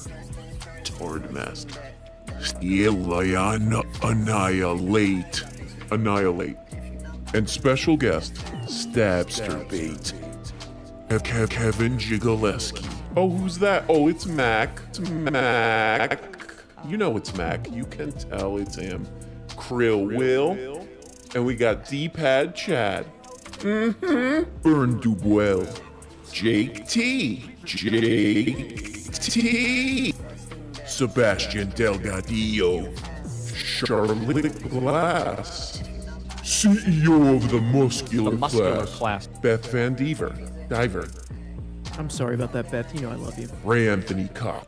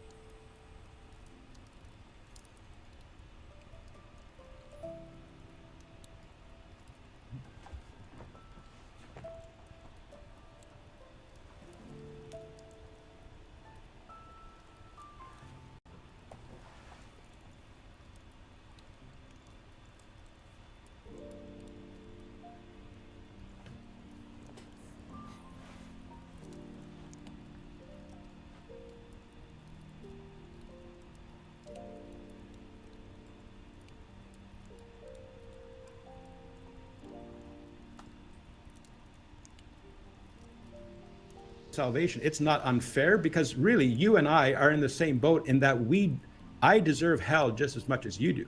So when I talk to an unbeliever, I'm no better than them. The only difference is that God, by his mercy, decided to save me. But those 99 people are just as guilty of that other person. The difference is that one person is not being executed and the other 99 are. And if God were fair, he would kill all of us. But God in his love, that's a view of fairness, but God in his love has decided to save some. And I don't know the basis for that, but I would say it's not arbitrary. And I don't know his basis for that. He hasn't shared that with us. And I don't believe he looks down the corridors of time and sees what we would do. I don't believe that that's the case. See, now, of course, I believe that God is outside of time. So how a decision looks, and we talked about that on Twitter as well. When I decide something, I go from a state of not having decided to a state of having decided in time. God does not. I have no idea how a decision looks to a being that is not in time. I can't fathom it. But then I take people back to Judges 13 with Samson's father, Manoah. An angel of the Lord appeared to his wife and said she was going to have a son. And then the husband says, well, I want to talk to this angel too. Appears to Manoah, and he asks the angel his name. And there's an older NIV translation. I really love how the answer the angel gives is phrased. He says, you wouldn't understand it. Other translations say it's incredible. Now, this is the name of an angel. The name of an angel. And I have to try and figure out some of these deeper things, for repentance or for God's foreordination and our responsibility. I can answer them, but I think a lot of those arguments are two people trying to figure out how much yellow weighs. So I think to the degree that... For people who might be confused right now what we're talking about, the whole thing is about, and I think you called it a divine mystery, that you're commanded to say to me, a guy like me, repent. But, right. But on the other hand, I can't do that unless God does something to me first. Right, repentance is, so, and here's the reasoning behind that as well. Because let's say I command you to repent, and you could do it on your own, and you repent and you become a Christian, and then you could go to your neighbor and say, "Hey, I repented, pal," and you didn't. That would give you reason to boast. But in Scripture it says it's the gift of God, so that nobody can boast. See, if I could tell you how to, so there is a mystery. You are commanded to repent over and over in Scripture, but it also says repentance is a gift of God. Can I reconcile that mystery for you? No, I can't, but I can tell you what the Bible says. Now, there are people who are going to say, well, that's a logical side. I say, okay, great, you believe in logic? Where do you get that without God? So yes, there are mysteries. I'm not God. You know, to the degree God has revealed some things such that I can understand them, and there's some things that I can understand. However, if you don't start with God, you can't understand anything. Then you end up saying stuff like this. What do you say to those who talk about the Book of James, where it's, you know, talks about running the good race and faith without works is dead? How does that play a part into this concept of grace for you? Well, of course, I believe that fully, but what I would say is that faith is the result of salvation, not the cause of salvation. Or sorry, works are the result of salvation. So works show a true faith, but they aren't necessary for salvation. And, you know, that's consistent throughout Scripture. So that's how I would answer that. Yeah, faith without works is dead. So if you have no works, it shows that you don't really have faith. So, you know, the Catholic will say that works are necessary for your faith, and I say no, works are a result of faith. So it's describing what the faith is like without works. It's not real faith. So people miss the order there. Oh wow, we've already done 35 minutes. I'm wondering are you okay with the speed round? Like I just ask you what you believe and you say yes or no, or are you okay with that? Well, we'll see how it goes. Because there's probably some people watching you here for the first time. By the way, actually, before I forget, why don't you tell everybody your website? I went on it today. It's proofThatGodExists.org, is that right? ProofThatGodExists with an S.org. And I have a couple of YouTube channels that people can check out, where the films How to Answer the Fool and Debating Delahanty, they're both on my Answer Anyone YouTube channel, or they can go to my Proof That God Exists YouTube channel. And there's a lot more videos on there that have interactions on the street. By the way, I have been challenging Anthony, I don't know. Magnabosco. Right. He started that street epistemology thing, and you know, he goes out I think to unsuspecting people. Actually, I'm really pleased with the work that they do to expose people that aren't really Christians. But here is somebody who is basically prepared for the questions he will ask. And they say, well, let's come on our show like yours, or you know, that non sequitur show, and you can try that methodology on me. And he's not answering me. He's totally ignoring me. He's, you know, posting on other channels. And I actually heard through, you know, one of the places where I was willing to have this discussion that he has already turned me down.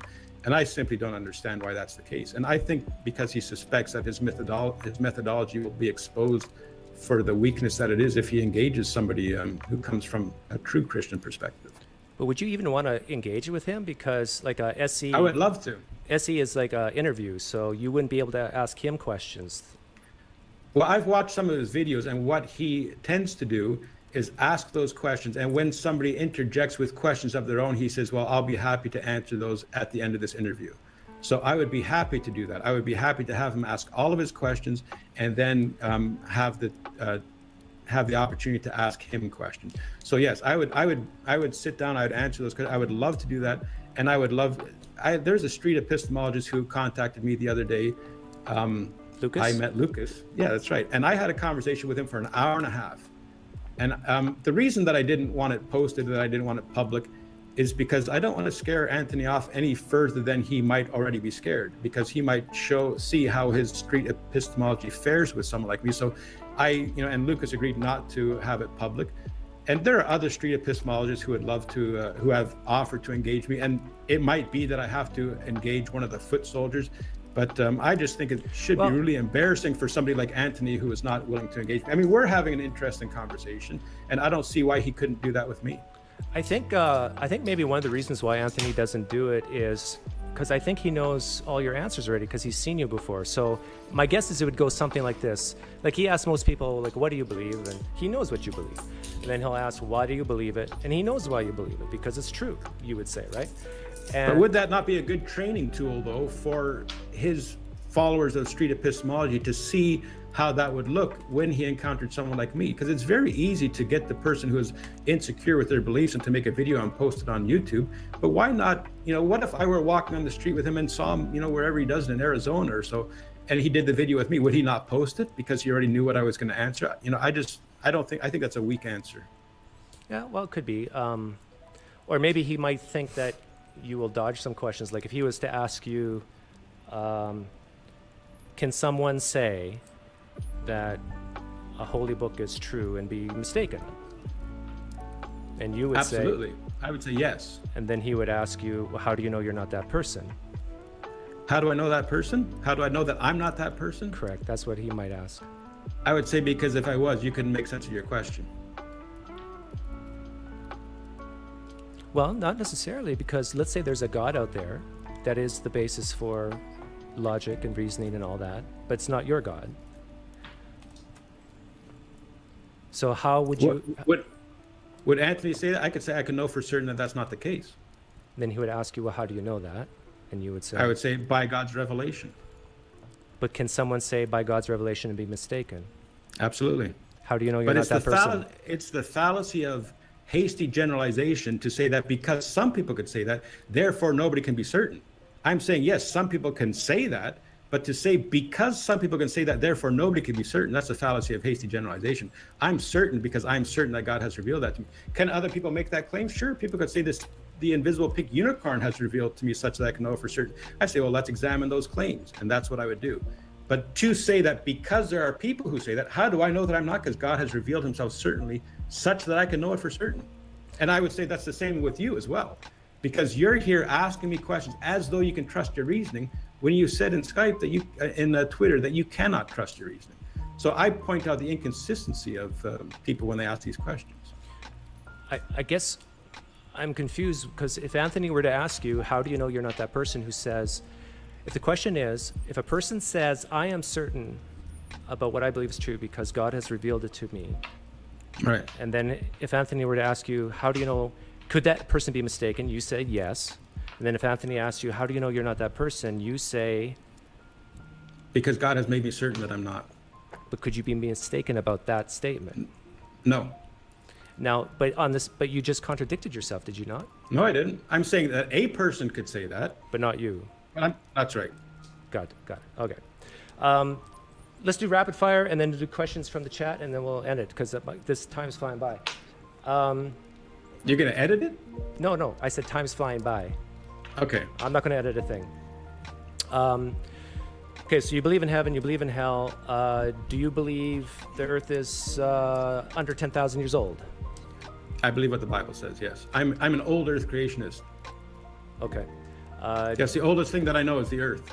And I Okay. believe what the Bible says about its age, about the lineage. Yeah, I mean, just as an aside, I thought that people who believe what I believe now, 20 years ago, I thought they were nuts. But it was this apologetic that helped me understand and defend the truth of what the Bible says, that says the most consistent view is to say that the earth is indeed within that range. Okay. Yeah. And I'm happy to defend that. I don't lead with it because people think you're nuts right off the bats, but I will be happy. And I defend it on the street on occasion, and I defend it with other Christians. But like I say, that's the type of thing that people shut right down when you, I mean, I have friends of mine that have signs that say evolution is a hoax. Do I believe it's a hoax? Yes. I don't lead with that. Why do you think people shut you down right off the bat? Like when you because they've been conditioned to believe that this is actually a truth. They've been conditioned to believe it. And therefore, it's easy to ridicule something that they've been conditioned to believe, and then they'll shut you down with regard to anything else. Of course, God can penetrate that, but I just prefer not to put up unnecessary obstacles. Yeah, I've had a couple people on my channel who are Christians who believe in evolution, via common descent. They head up a YouTube channel called biologos.org. I don't know if you've heard of it. Oh, absolutely. Yeah. I'm going to give you an example. I was speaking at a conference with my friend Eric Hoven. I'm sure a lot of you will be familiar with that. He was actually speaking at the conference, and I was engaged with him, teaching him this apologetic. So he was actually explaining it at this church. And then at the end of the session, he called me up and I answered some questions with him. And we had this medical doctor come up to us afterwards, and he said, I was with you guys with this apologetic. I loved it. but you start to get on this age of the earth stuff. I just can't believe you. You guys are nuts. And I said, well, you're a medical doctor, right?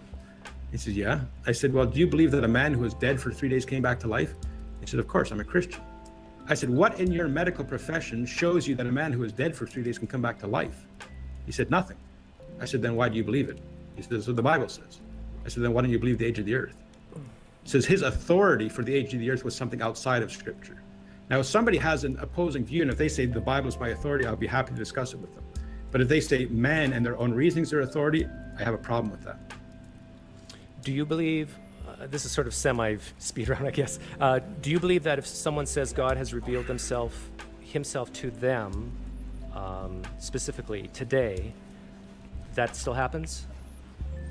So like God speaks a word, you know how the Pentecostals say it? No, I do not believe that God speaks audibly to people. I'm not saying it's impossible, but Scripture, Hebrews chapter 1 says, God spoke through prophets in the past and other means, but today he speaks through his Son, which is in his word. So I'm highly skeptical of those, and people might disagree with that. It doesn't really bother me. John MacArthur, he's a pastor out in California. I love a lot of his teaching, but he recounts a story of a man who was shaving. And he said, God spoke to me while I was shaving. And John MacArthur had one question for this man. Did you stop shaving? See, because the thing is, people talk flippantly of God speaking to them in some extra biblical sense, and they do not react as the people in Scripture reacted when God spoke to them. They were struck with fear. They were terrified. And people just flippantly say God spoke to them. No, I mean, I'm a skeptic. I believe what the Bible says and what's consistent with Scripture. And I would say that type of revelation today is not consistent with Scripture. Do you think God spoke to the author of the book of Matthew to write each word down, or how does that work? Well, I believe that the authors were inspired, that every word in Scripture is the Word of God.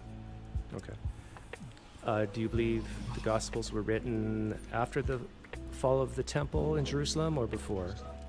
Yeah, I'm not a biblical scholar, but I believe from what I've seen of biblical scholars is that they believe that some of them were and some, I don't know if they all were or not, but yeah, it doesn't really matter to me. Does it matter to you? No. So if, let's say, the Gospel of Matthew was written in 100 AD, that doesn't matter to you? No. Because I don't believe it was. No.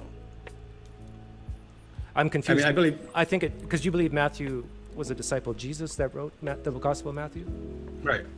So I'm thinking it should matter to you, because if it was written in 100 AD, the odds of Matthew being alive would be very, very slim. Well, like I say, of course, of course, if you're going to add up the number, that's not the discussion. Sure, it could not have been written after he was dead, clearly. So that's fair. Yeah. Okay. But we come to these topics with our own presuppositions, so, and that's why I'm a presuppositionalist, because we will look at the same evidence and we will interpret them according to our presuppositions.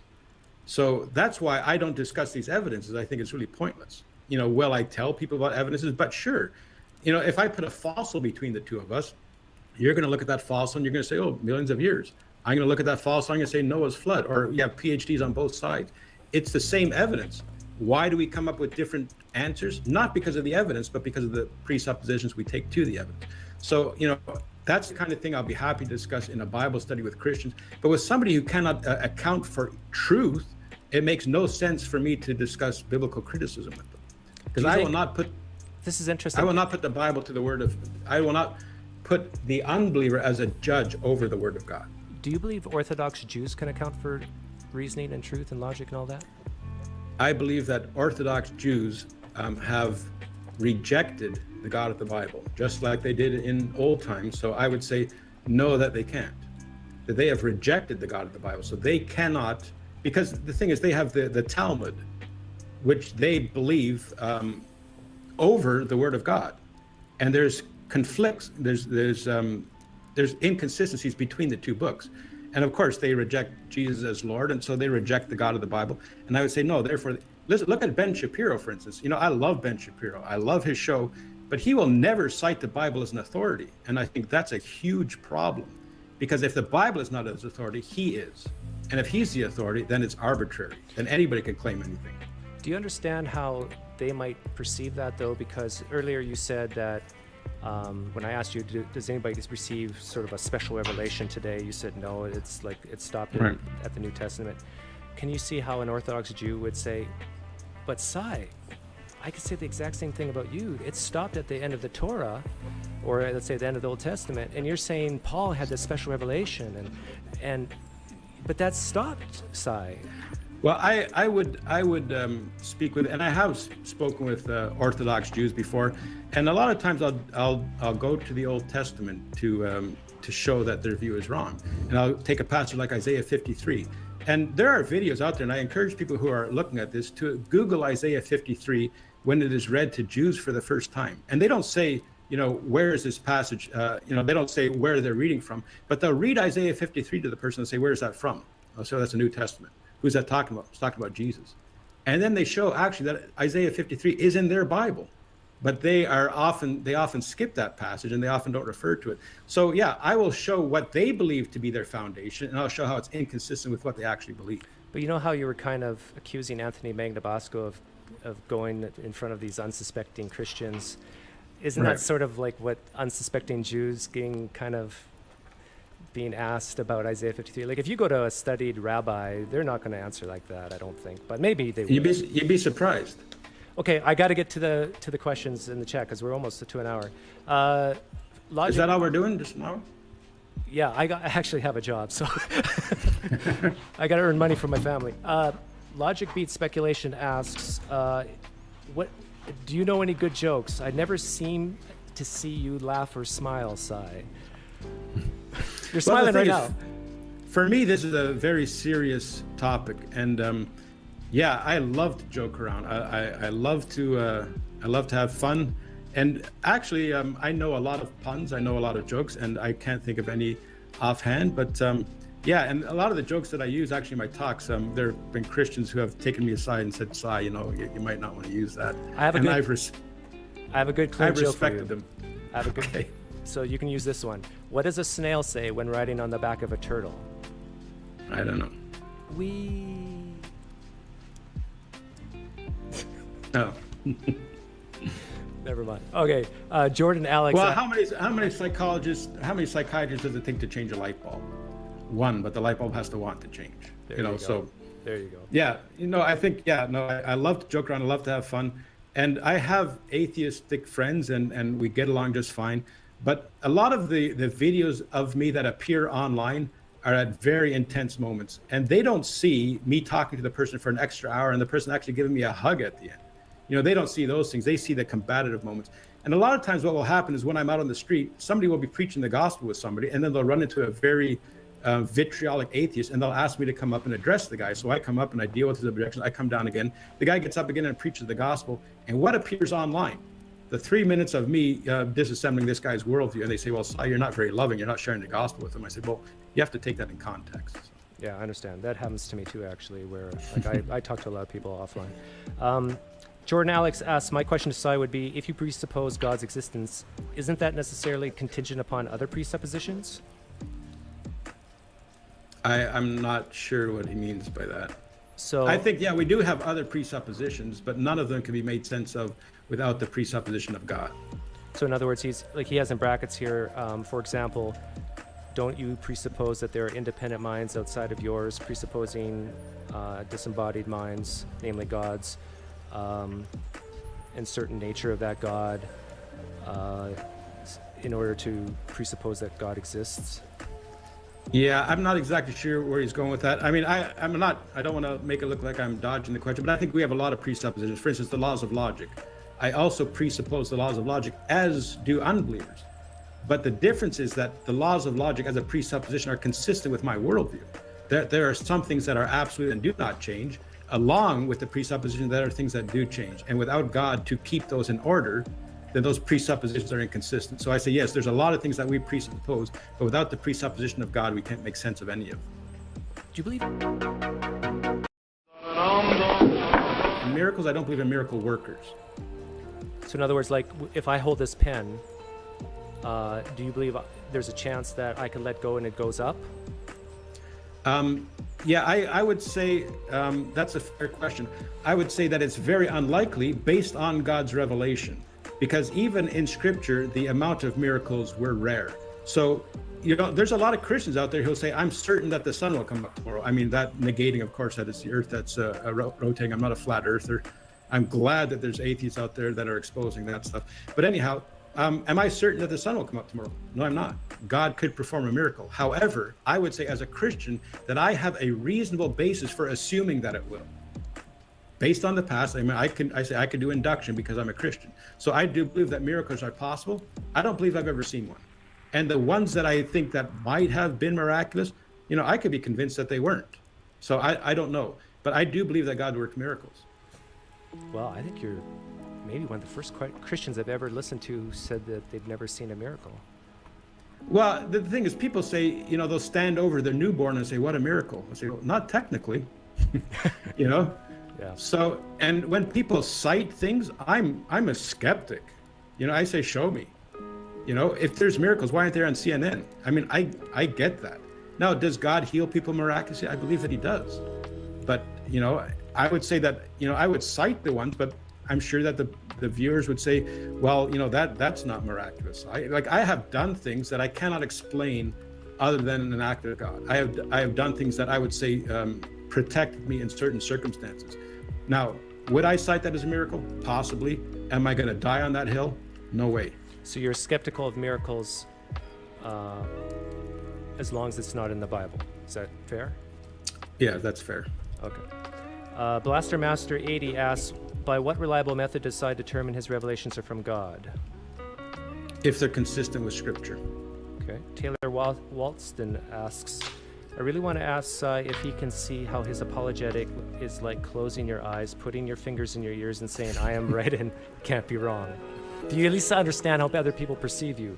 I think is his question. Absolutely. And to the degree that it sounds like that, I will be the first to apologize, because I don't want to do that, but I also want to honor my Lord when I say that the fear of the Lord is the beginning of knowledge. All the treasures of wisdom and knowledge are hidden in Jesus Christ. And anybody else is saying, well, no, that's not the case. And I'm saying, oh, yes, it is the case. If that looks like me plugging my ears and screaming that, well, I apologize for that. But then I will also go the extra mile and say, this is what the Bible says, that the fear of the Lord is the beginning of knowledge. And I'll say, well, how do you know anything? And of course, I get criticized for saying, well, how do you know? How do you know? How do you know? But what I'm doing is just exposing the fact that the fear of the Lord is the beginning of knowledge. And that when they make knowledge claims, they're actually professing belief in him.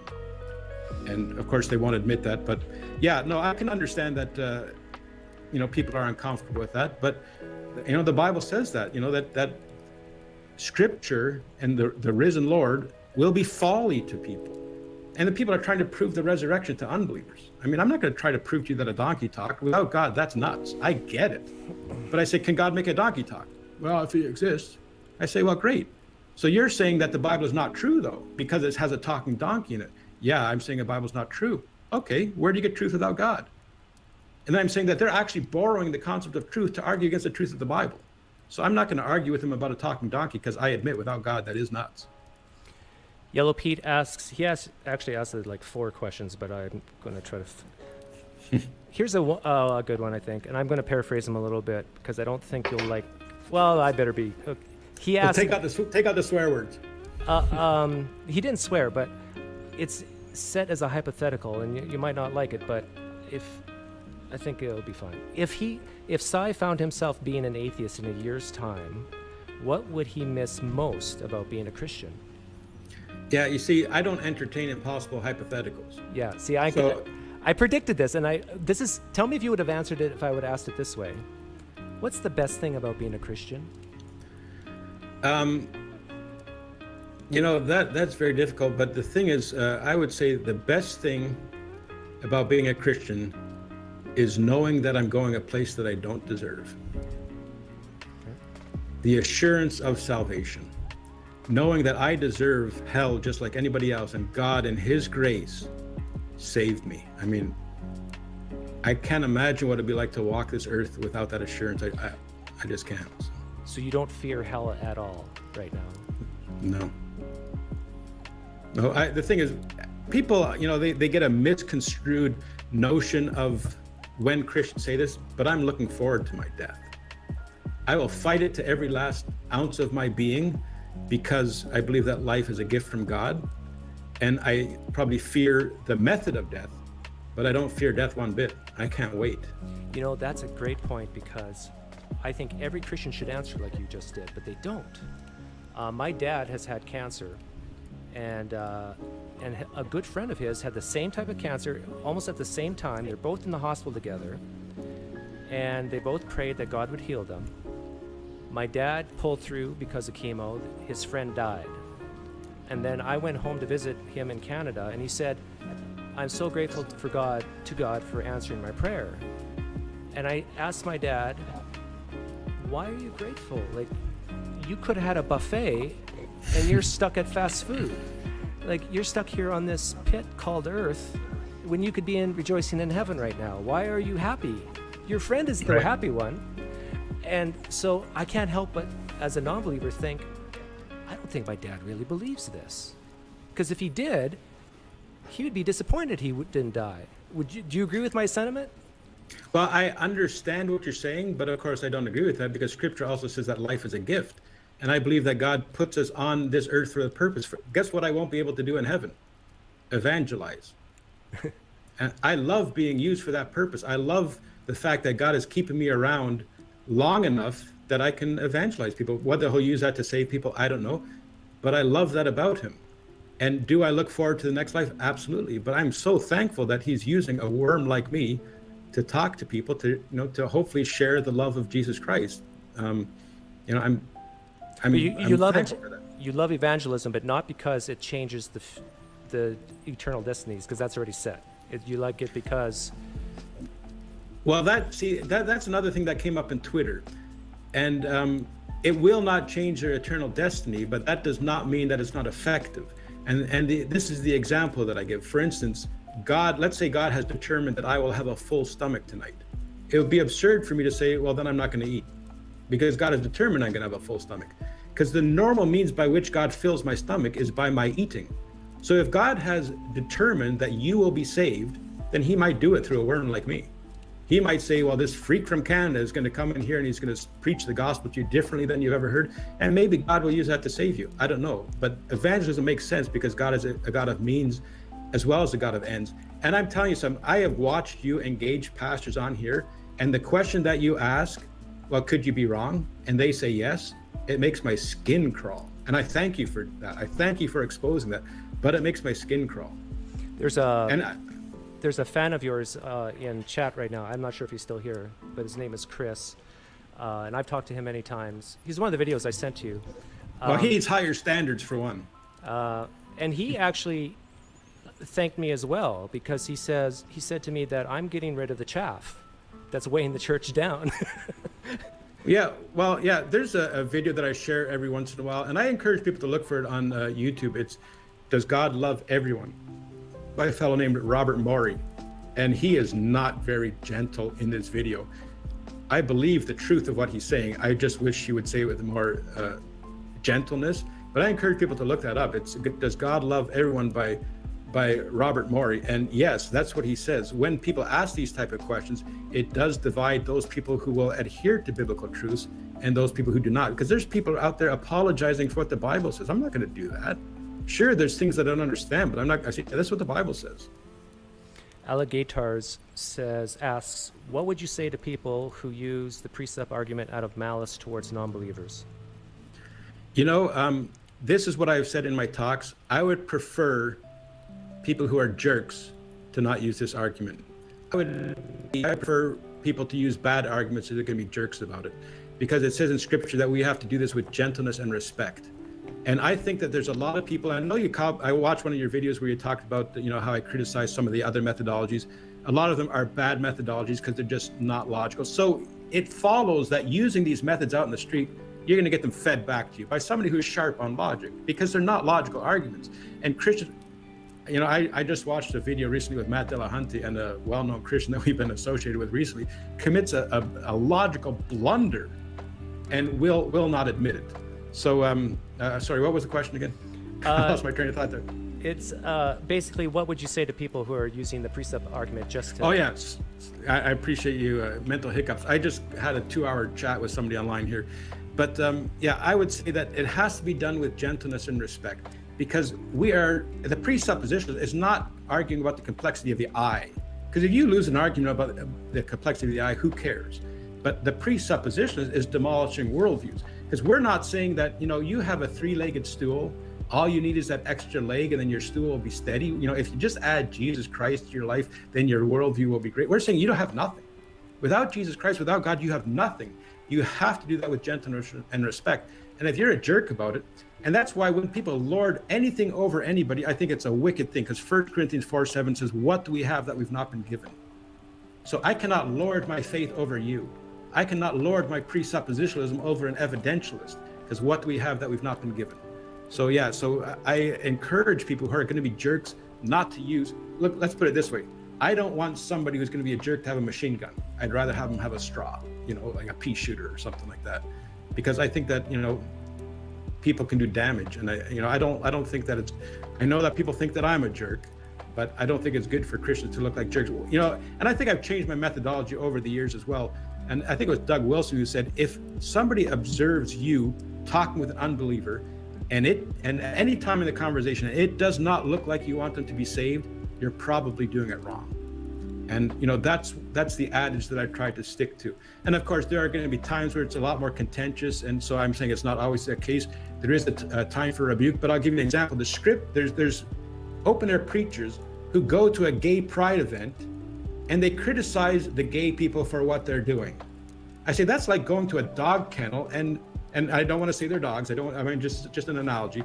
That's like going to a dog kennel and criticizing dogs for barking. How absurd is that? So I'm not going to go to a gay pride event and criticize for people for what they're doing. I'm saying you need to change heart so that you will change what you do. Because if they just change their behavior, who cares? So they're a little bit better and they go to hell. Who cares? So I think that a lot of people out there, just have a poor methodology. So when I go to an event, and I don't do it as much anymore because there's very few people that I can preach with, but I go there to love them, or I try to love them as best I can. We went to one of the most liberal campuses in the US, in Albany, and I got up in the box, and these people, women would talk topless, a guy with a penis drawn on his chest and stuff like this. And I went and said, I love you. I love you. I'm here because I love you. And then, it was a message of love and a message of the truth of the gospel of what Jesus Christ has done for a wicked sinner like me. And then after I finished, I sat down on the wall and I had a little sign with me that said love. And this guy came up to me. It was the guy who had a penis drawn on his chest, but he had a sweater on. And he sat down, he had some questions for me. And he started with, he said, I'm really sorry that some people here are really rude, that, some of them, I just have done really rude things. And I want to apologize for that. And I said, yeah. Some people sit down with a penis drawn on their chest. And the guy goes, he didn't realize that I recognized him. But and we ended up having a wonderful conversation. The guy's name was Liam, and we had a conversation for about a half an hour.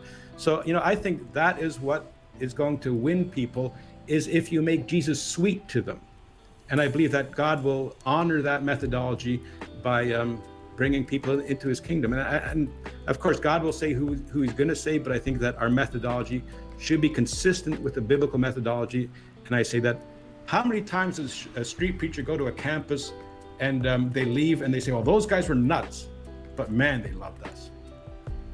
And I want that. I want that to be the case, that when preachers leave a campus, they say, those guys were whatever, crazy, but wow, they loved us.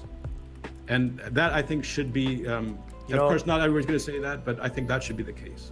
The interesting thing is that's a similar response to me. Like, a lot of Christians watch my channel. They know I'm an atheist, and they still love me because I am more respectful than a lot of other atheist channels. Okay, last question. See, I shot for 3 o'clock because I know we'd go over. Carrie Todd asks, I noticed that Sai's debating presence has declined in the past couple of years.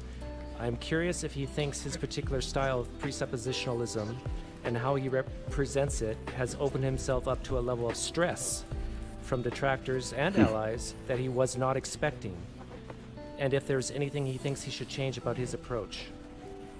Well, without getting too personal, I have been out of the public eye for personal reasons. And it's surrounding the death of a really dear friend of mine. And so the reason I have not been in the public eye is because I've been ministering in another fashion. with the absence of this friend of mine. And that ministry has happened mostly in the U.S., and I have spent the amount of time that I can be in the U.S. until the end of September. As a Canadian, I'm only allowed so many days. So that is why this window of opportunity has opened up, that I can engage people again.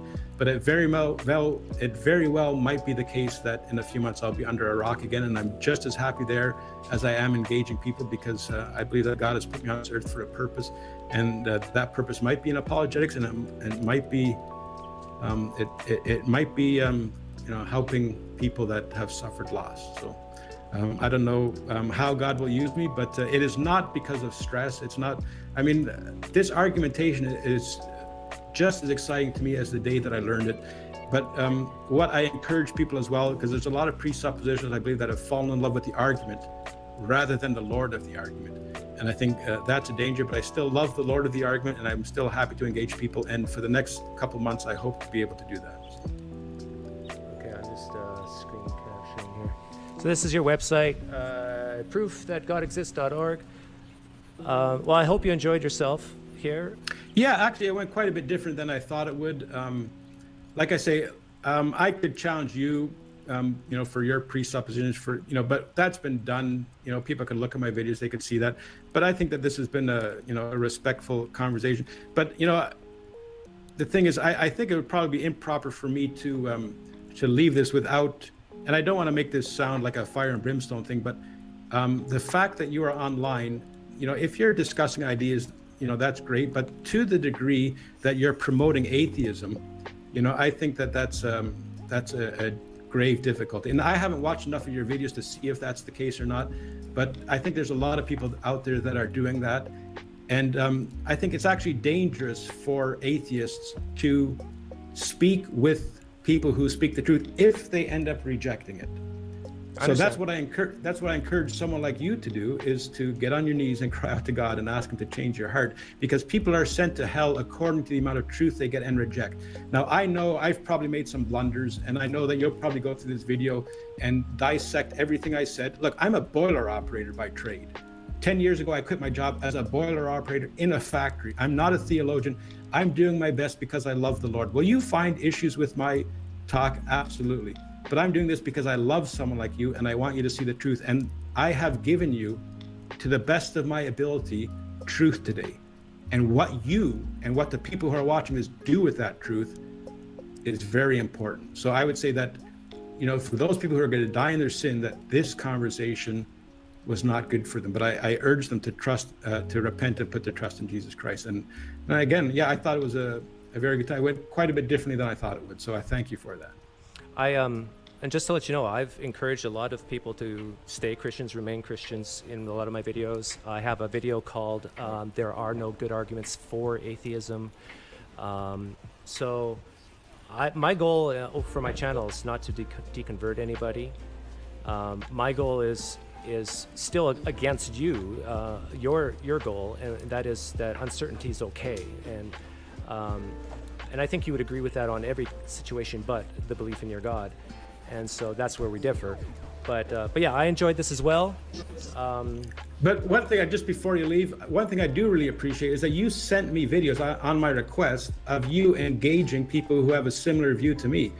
And that was very generous of you. That actually showed to me that you are more interested in having an open conversation than doing a gotcha thing. Now, I didn't have time to watch the videos because I was engaged with somebody else online. But that was, for me, a sign of good faith, and I do appreciate that. And perhaps we could do this again in the future. So. Okay, and I'll be a man of my word. If you want to pray with me after we're going off air, we can. If you don't want to... No, I'd be happy to do that. I'd be happy to do that. So thank you, everybody who are watching the chat. I think we had just under 200 people throughout most of the time. Sorry if you asked... There's my Canadian accent. Sorry if you asked questions in chat during the live stream. I only asked questions that I had sort of pre-recorded. And we will see you next time. Take care, guys.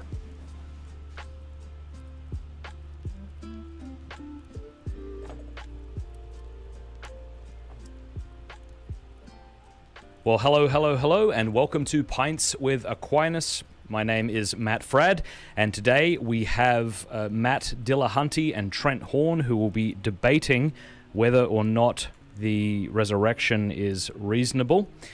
We plan on taking 15-minute opening statements. We'll do cross-examination, 8 minutes each, and then the two debaters will go back and forth for a little while. We'll do some Q&A from super chatters and patrons, and then closing statements of 5 minutes.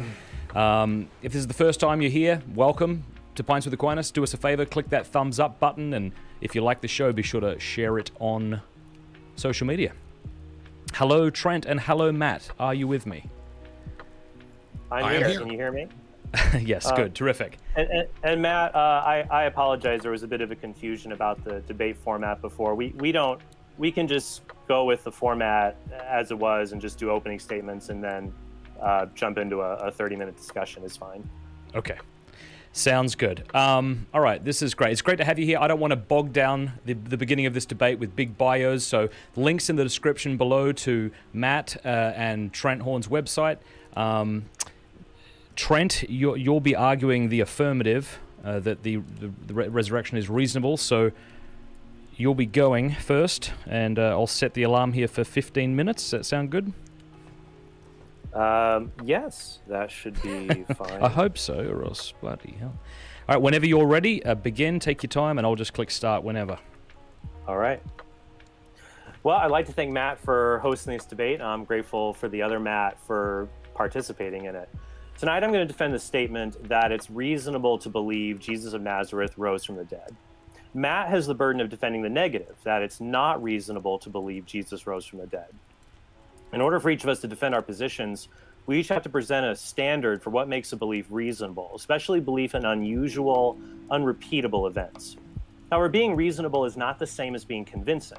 You could fail to be convinced by a belief, but still think that the belief is reasonable. For example, Matt is not convinced of Alex O'Connor's ethical veganism, but I doubt Matt would say Alex is unreasonable for being an ethical vegan.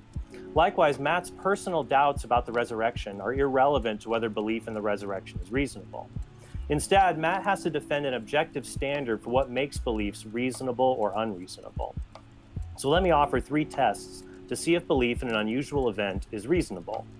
Number 1, does the belief contradict well-established facts about the subject in question?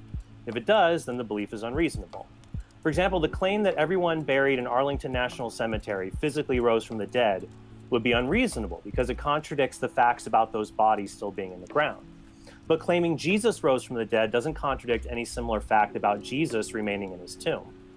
Now, you might say the science of biology shows dead people stay dead, and so the resurrection contradicts this fact. But this isn't a fact about Jesus, it's a fact about human beings in general. Atheists like Matt are often skeptical of universal statements like everything that begins to exist has a cause. So why not be skeptical of statements like human beings never come back from the dead when we are presented with a reasonable counterexample? Moreover, the claim that Jesus miraculously rose from the dead requires that dead people stay dead. That's because a miracle is a supernatural intervention that serves as a sign of God's revelation. Just as an orange life vest is a sign of a survivor in the ocean, because it's so unlike the surrounding blue water, the resurrection could only be a sign from God or a miracle if it was so unlike our usual experience of people dying and remaining dead. But does this mean we have to accept every miracle claim that doesn't contradict a fact about the subject in question? No. Here's test number 2. Is there a lack of evidence we would expect if the event did occur? If there is, then it's unreasonable to believe the event occurred. For example, it's unreasonable to believe Jesus appeared to every person in ancient Rome after his crucifixion because ancient historians would have written about that. But suppose Jesus really did rise from the dead and appeared to Peter, the 12 disciples, James, Paul, 500 others, as recorded in 1 Corinthians 15. What kind of evidence would we expect to emerge after these events? The people to whom Jesus appeared would tell other people about what happened. Some people would believe these disciples and some wouldn't. This process of oral communication would result in the establishment of communities of believers, or churches. The tiny minority of believers who were literate might write about the resurrection, and non-Christian historians who are aware of this group might reference their beliefs but not accept them. And that is exactly what happened with early Christianity. Now, I'm not saying this proves the resurrection happened. I'm only saying that if Jesus rose from the dead as the New Testament describes, then there is no absence of expected evidence that makes this particular resurrection belief unreasonable. But an unusual belief could still be unreasonable even if it passes these 2 tests, which brings us to the final test. Is the evidence for the unusual event just as easily accounted for by a usual explanation? If it is, then it is unreasonable to believe in the unusual event. The claim that the Muslim prophet Muhammad received poetic recitations from an angel doesn't necessarily contradict anything about Muhammad, and if an angel only dictated the story in medieval Arabic conventions, we'd expect the Quran to sound as it does. But test number 3 says there are usual explanations that account for these historical facts. This includes fraud or even mistakenly attributing one's subconscious thoughts to the voice of God or an angel. Therefore, it's not reasonable to believe in the central miracle of Islam, but the central miracle of Christianity is literally a different story. Before I explain why, I must note that in previous debates, Matt has said there is a difference between claims and evidence. He said there is no evidence for the resurrection, only claims about things that happened to Jesus and his apostles. But most historical evidences, nearly all of them, are just claims that something happened, including unusual things. If I told Matt I rode an elephant across the Swiss Alps, he might want extraordinary evidence for such an extraordinary claim. But the only evidence for the Carthaginian general Hannibal crossing the Alps with war elephants in the 3rd century BC is just a claim made by a Roman historian decades after it happened. Yet no major historian doubts this took place, even though historians don't even agree on basic facts like what route Hannibal took. So given this proper understanding of historical evidence, what is the evidence for the resurrection? The most important evidence would be claims that Jesus appeared in a bodily form to groups of his disciples after death. So how could we explain these claims? Well, here are 4 possibilities. 1, the claims never happened and were invented by later Christians as a legendary development. The problem with this explanation is that we have Paul's writings and he had contact with the disciples and even makes this claim about himself. We also have accounts from Luke, who shows himself to be a very reliable historian, and he both documents these appearances and Peter's testimony about the resurrection in Acts 2. Finally, if the disciples never claimed Jesus rose from the dead, then we have no explanation for how church communities based on this belief arose so quickly when other messianic movements fell apart after the death of their leaders. This is why scholars universally agree that an authentic experience motivated the disciples to make these claims. The agnostic New Testament scholar Paula Fredrickson says, "I know in their own terms what they saw was the raised Jesus. That's what they say, and then all the historical evidence we have afterwards attests to their conviction that that's what they saw. I wasn't there. I don't know what they saw. But I do know that as a historian that they must have seen something." Similarly, the atheistic historian Richard Carrier says, "I think it more probable that Peter and James, and certainly Paul, maybe several others, saw something that inspired their faith. I think it most likely that others had these visions earlier than Paul, and that Paul's letters give more or less a correct version of his own experiences, such as his persecution of the early believers."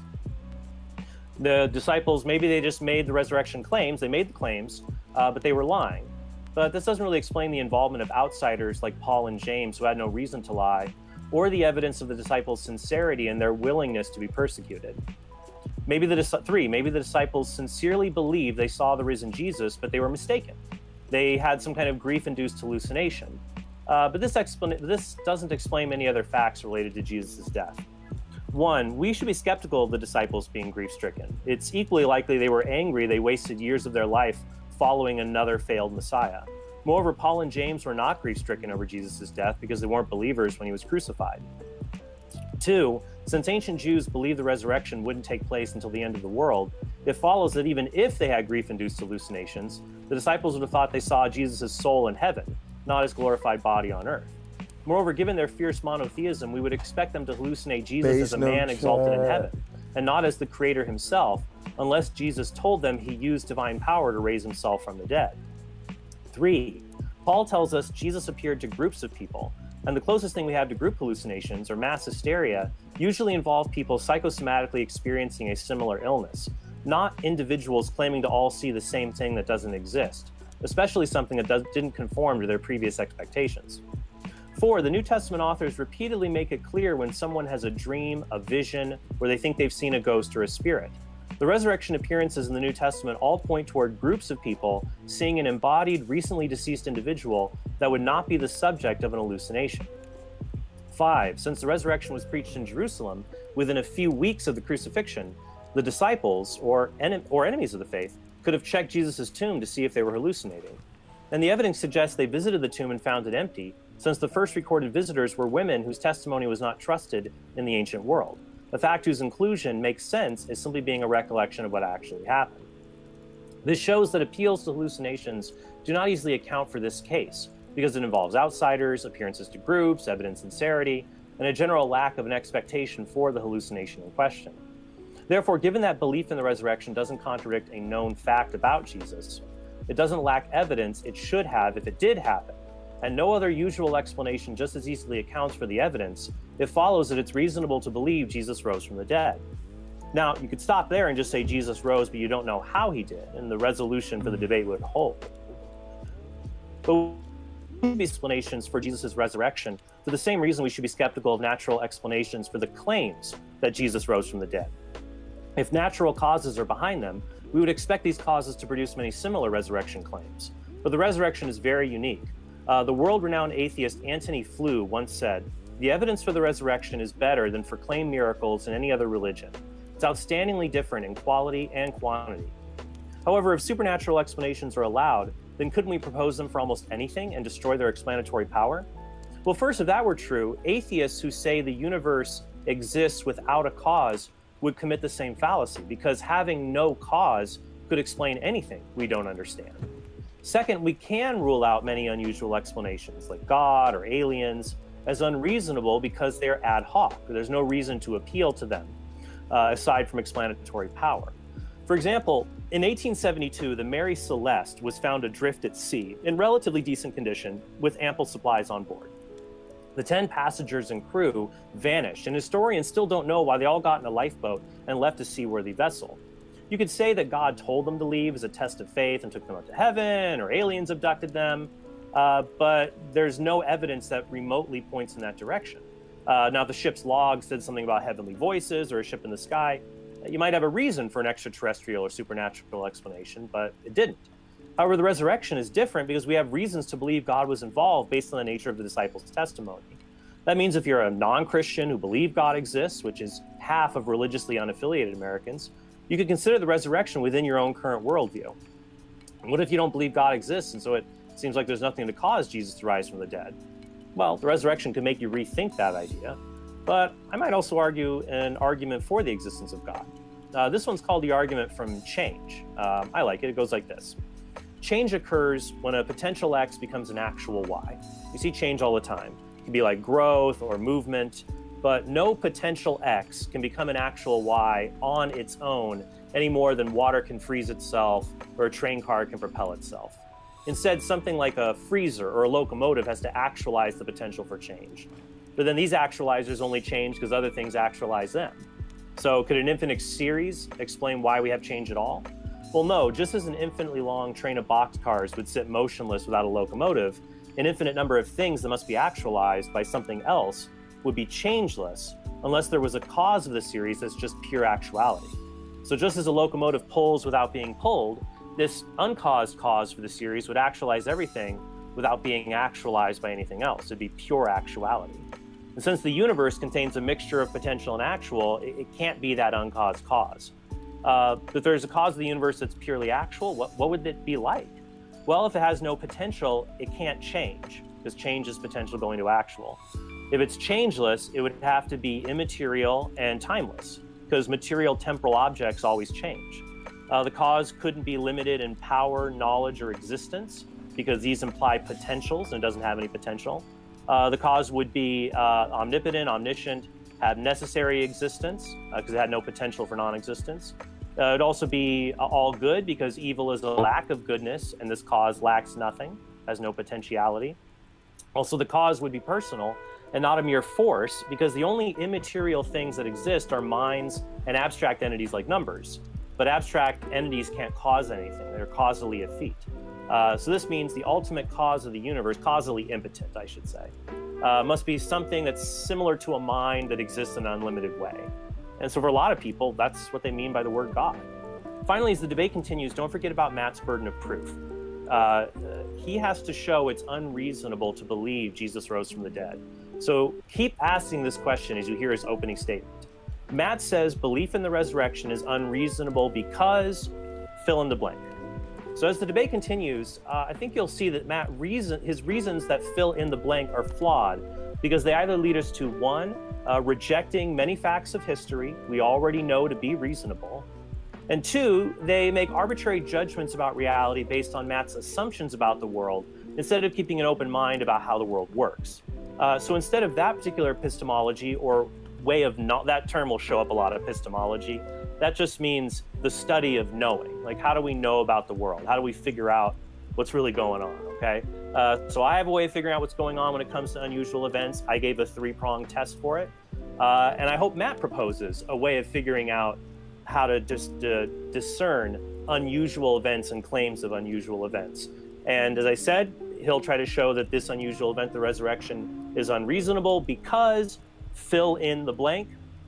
Why does he think it's unreasonable? And then you'll see those reasons either lead to rejecting other reasonable beliefs or they end up being arbitrary.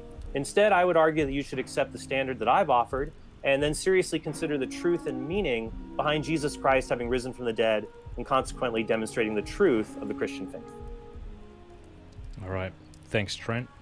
Matt, whenever you want to start, we will. I'll click the 15-minute timer. No rush. All right. Thank you.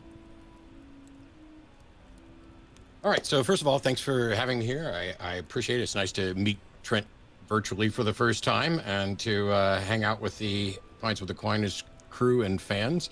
Thanks everybody for showing up to this, especially because I didn't do too much to promote it as I had weird technical issues this week. So let's get started. First of all, it is not my intent ever to offend people, but the nature of these discussions about topics that are at the heart of people's deeply held beliefs often offends. I once believed many of the things that many of you believe. I believe many of the things that Trent believed, including a belief in the bodily resurrection.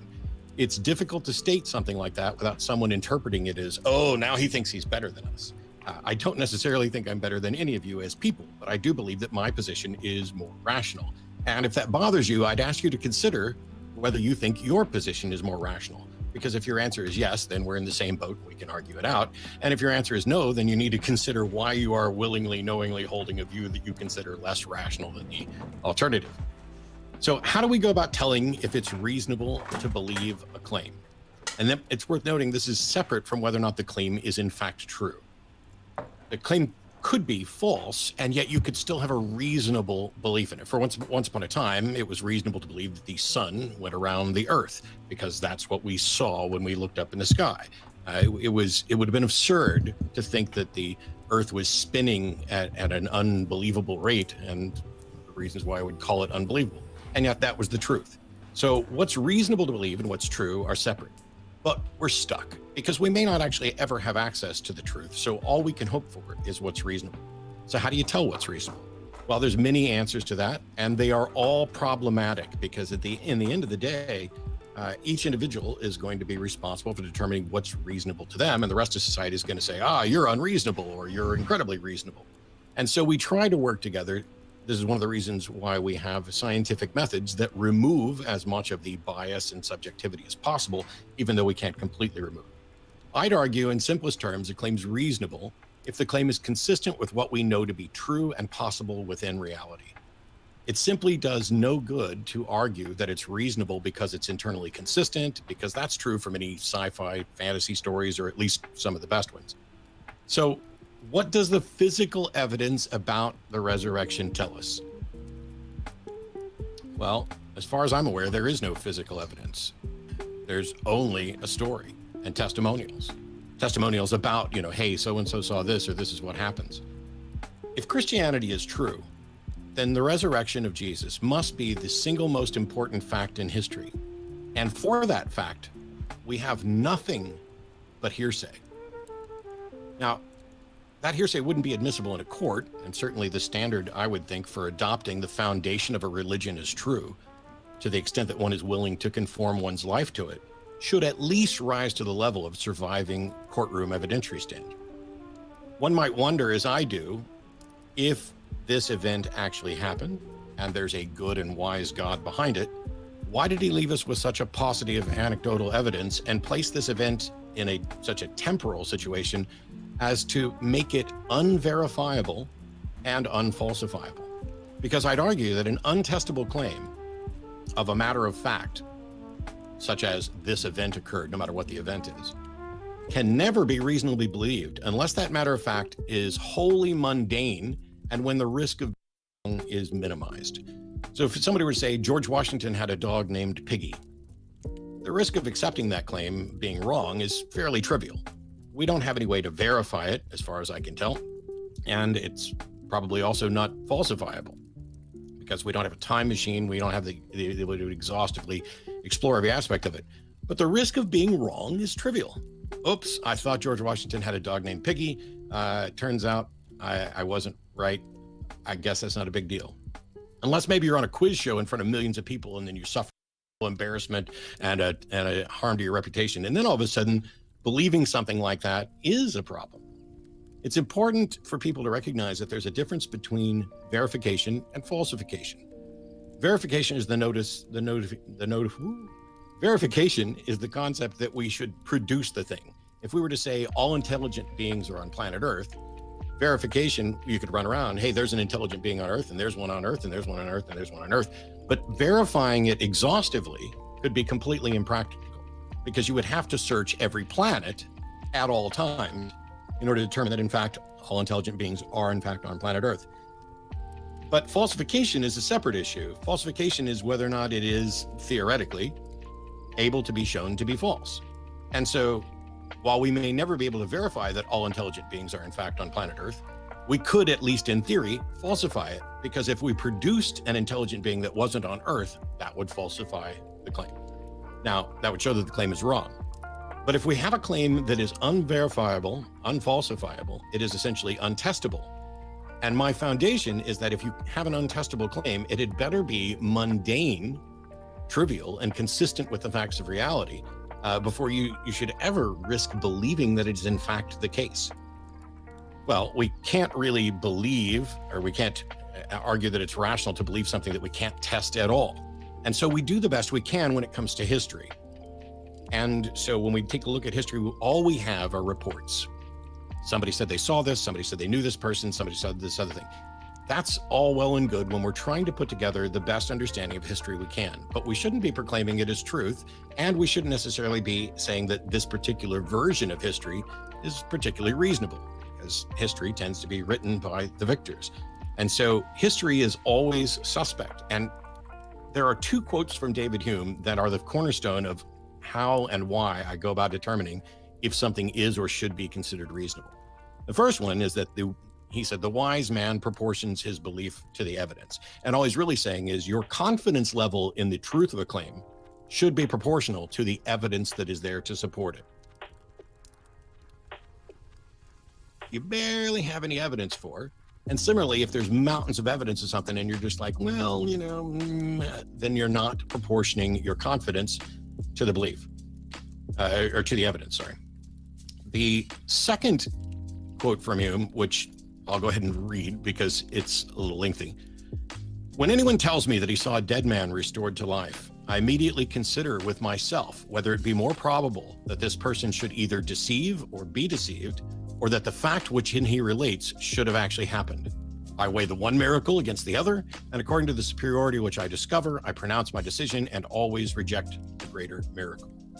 Now, what Hume is essentially saying there is it more probable that someone has either been deceived or is intending to deceive me than the claim is true? And when he says reject the greater miracle, that is incredibly important and significant to understand. Hume is not saying accept the lesser miracle. That is not it at all. It is reject the greater miracle. It doesn't just say, oh, here's two potential candidate explanations that we have at this particular moment in time. Throw the one out that's more ridiculous and accept the other one. No, it's just you should throw out the one that's more ridiculous. And so if we're hearing a claim that someone rose from the dead, when we have no evidence that this sort of thing is possible or probable, then the greater miracle is that someone rose from the dead versus that someone was deceived or that someone was intending to deceive, that someone was mistaken. Nobody has to lie for any of this. They can just be wrong, or we can just have stories that don't accurately represent the facts at the time. So if a claim isn't falsifiable and there's no way to show it's wrong, we can't reasonably accept that it's correct. And if we're left with no physical evidence about the existence of Jesus or the interactions of Jesus or his death and resurrection, what we're left with is testimony. Now, I'm not willing to dig in on whether or not the Gospels were written by eyewitnesses. I don't think they were. I don't think that most reasonable scholars aren't going to say these are eyewitnesses, but it doesn't matter to me, because even if they were all eyewitnesses, we already know that eyewitness testimony is unreliable under the best circumstances. In this case, we don't know whose testimony, eyewitness second or third hand. We can't investigate it at all. The things that they say happened don't have corroborating evidence. They don't have supporting physical evidence. We don't have any way to question them about their reliability. We don't have any way to talk to them to determine, are these stories accurate? Do they overlap? What we do know is that the Easter narrative from the different Gospels does not line up and cannot be reconciled with the different accounts of it. But in the absence of any physical evidence, we're left with assessing the nature of the claim and the nature of the reports. If it's an extraordinary claim, and it needs to be an extraordinary claim, as it would be really remarkable to say Jesus ate figs for our salvation, the claim needs to be extraordinary because of the narrative. So, extraordinary claims require extraordinary evidence. Oh, wait a minute. Is that actually true? Everybody's heard that. I've said it. Other people have said it. I accept that aphorism for what it means, but not as it's written, because all claims require sufficient evidence. And what counts as sufficient evidence to believe a claim is going to differ based on how consistent that claim is with reality. Mundane claims benefit from having a common pool of knowledge and evidence within reality. We know that figs exist. We know that dogs exist. We know that people name their dogs funny things, and it's not extraordinary to think that somebody might name their dog Piggy. We know that figs exist and are eaten, so it's not extraordinary to claim that Jesus ate a fig unless Jesus didn't exist or figs weren't around at that time. Although we have from the Bible a strange claim of Jesus cursing a fig tree for not producing figs when it wasn't in season, which I would argue isn't something that a divine entity knowledgeable about figs and fruit seasons would do. And it seems bizarre to curse a fig tree, but I can't say whether or not that actually happened. Maybe it didn't happen and it's just there to teach another lesson. I have a hard time going through some of these things and saying, yes, that's being reported as this actually happened. So what evidence do we have? Copies of translations of copies from unknown sources that may have been, but probably weren't eyewitnesses. And even if they had been eyewitnesses, it wouldn't be sufficient to confirm that someone actually rose from the dead. What sort of evidence would we expect for a claim where someone rose from the dead? Depends on the time frame. Sure, back in first century Judea, probably not a lot. You don't have a way to test for sure that somebody's dead. You don't have like x-rays, you don't have DNA. Well, but the question is, if the story is true, then Jesus was divine and God exists. And what sort of evidence could a God provide? Well, God could provide the best evidence possible, such that there would be no reasonable debate to be had at all. Theists often claim that it's more believable because it's a miracle. It's more believable because the first people to the tomb were women and women weren't trusted. Nobody would put these details in, so therefore they must be true. But that's like saying, that's exactly what the butler would say if he did do it. If it's on par or worse than the evidence offered by someone trying to sell me a bridge, someone trying to get me started in as their underling in a multi-level marketing campaign, or the money that my Nigerian prince has set aside for me, then the evidence isn't strong and no amount of pretending will change that. It is unreasonable to believe it because there isn't sufficient evidence. No physical evidence. Nothing about this claim would pass muster today. There's no body, no tomb, no blood, no sword, no cross, no DNA, no burial rags despite the fake Shroud of Turin, no witnesses to question currently, no crime scene investigators, no findings of fact at all. I understand and appreciate, as I'm a former believer, that there are testimonies here that people find compelling.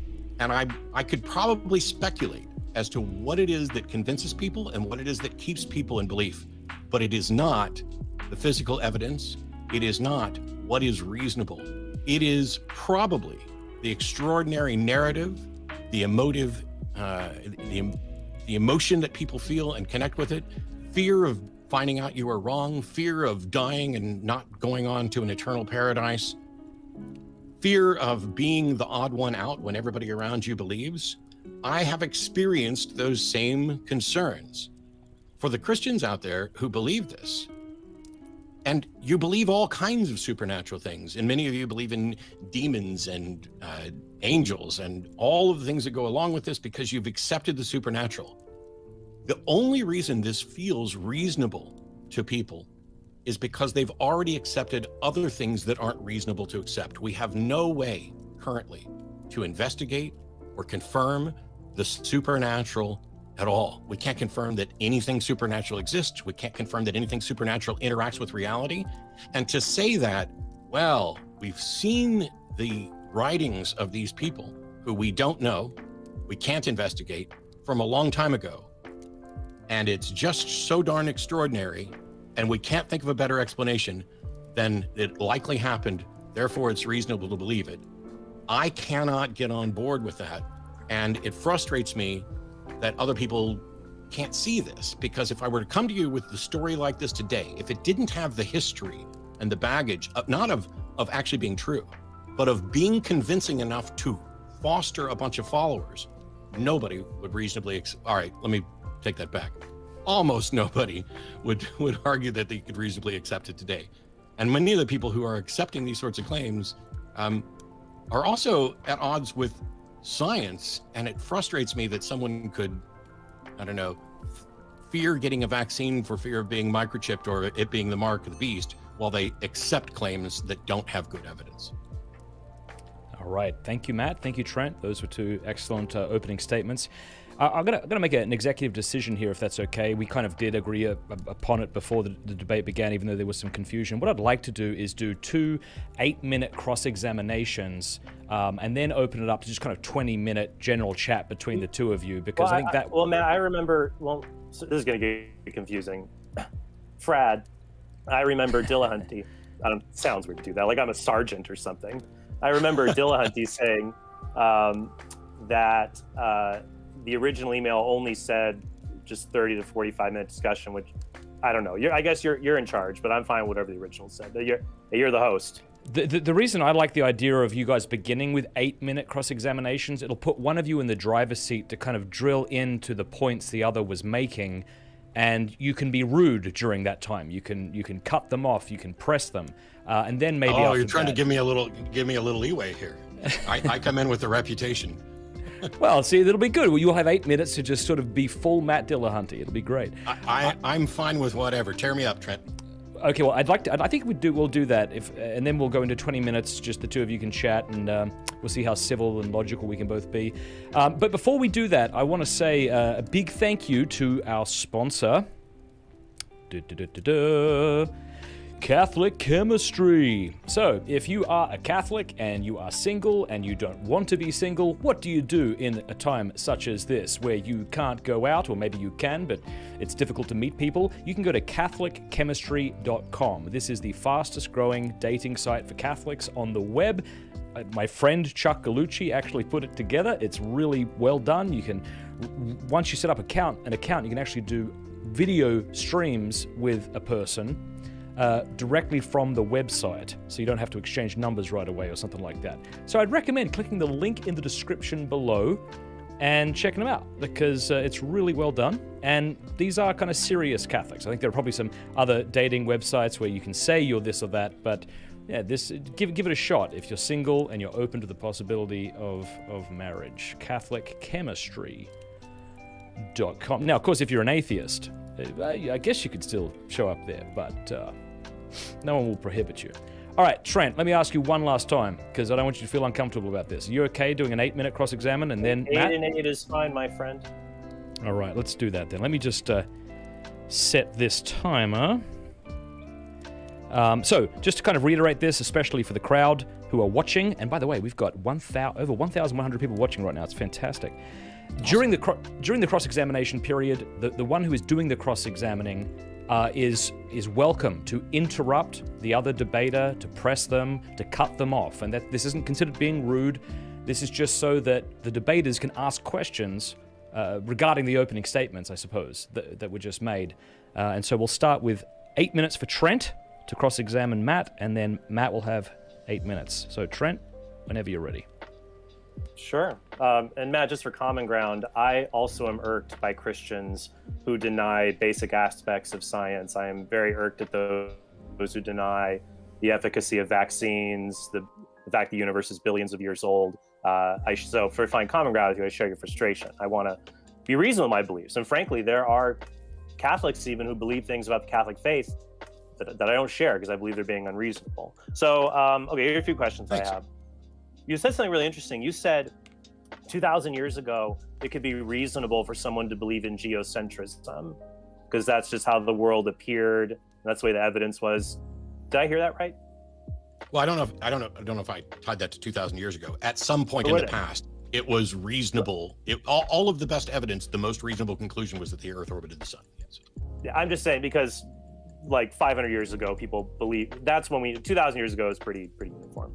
Okay, so if that's the case, then is it reasonable for people to live according to this motto? Things are as they appear unless evidence shows otherwise. No. What would you consider faulty about that kind of way of approaching the world? It's one of those things that I would say is probably generally true. And by the way, thanks for the comment earlier. I don't want to take any of your time up, but it's been frustrating to me to watch people who deny vaccines and COVID and all that stuff. But so to say things are as they appear unless evidence shows otherwise is the sort of truism that feels right and maybe a good kind of starting rule. But we already have at this point in human history a good understanding of how we can be fooled. Optical illusions, let's say, and mirages. We know those sorts of things exist. And so now I would say that while generally speaking, we should largely trust our senses and how things first appear, we have to do so tentatively with the knowledge that we might be wrong. Unless evidence shows us how things appear, that's not the way they are. Well, it's one thing to say, I'm convinced that this is likely to be the case, and it's another thing to say, I think this is the case. And what I worry about is that this statement would be like, oh, I'm right and rationally justified until you prove me wrong. Well, and that's not the way. Okay, let's go to the meat of this. Okay. I would fill in the blank. The belief in Jesus' resurrection is unreasonable because, and I think you put down multiple things. At the very beginning, you said something like, it's unreasonable because it's not consistent with what we know to be true or in accord with reality. Is there a way you could give me like a 1 or 2 sentence if that's correct or more needs to be added on? Belief in the resurrection is unreasonable because I caught at the beginning, not consistent with what we know to be true. A reasonable belief has to be consistent with what we know to be true, is what you said earlier. Well, at the closing of my opening, it's not reasonably because there isn't sufficient evidence. There isn't physical evidence. There's none of this. We just have testimonial accounts. Okay, but part of it is you also said that it's an extraordinary event because resurrections don't happen. They've never been confirmed. Right. Okay, how many resurrection claims have you investigated? Well, just from the Bible, we have Jesus's, Lazarus's, and then all of the saints who rose up out of their graves and marched on Jerusalem in the middle of it. I find no compelling evidence for any of those. There was a resurrection. I'm sorry.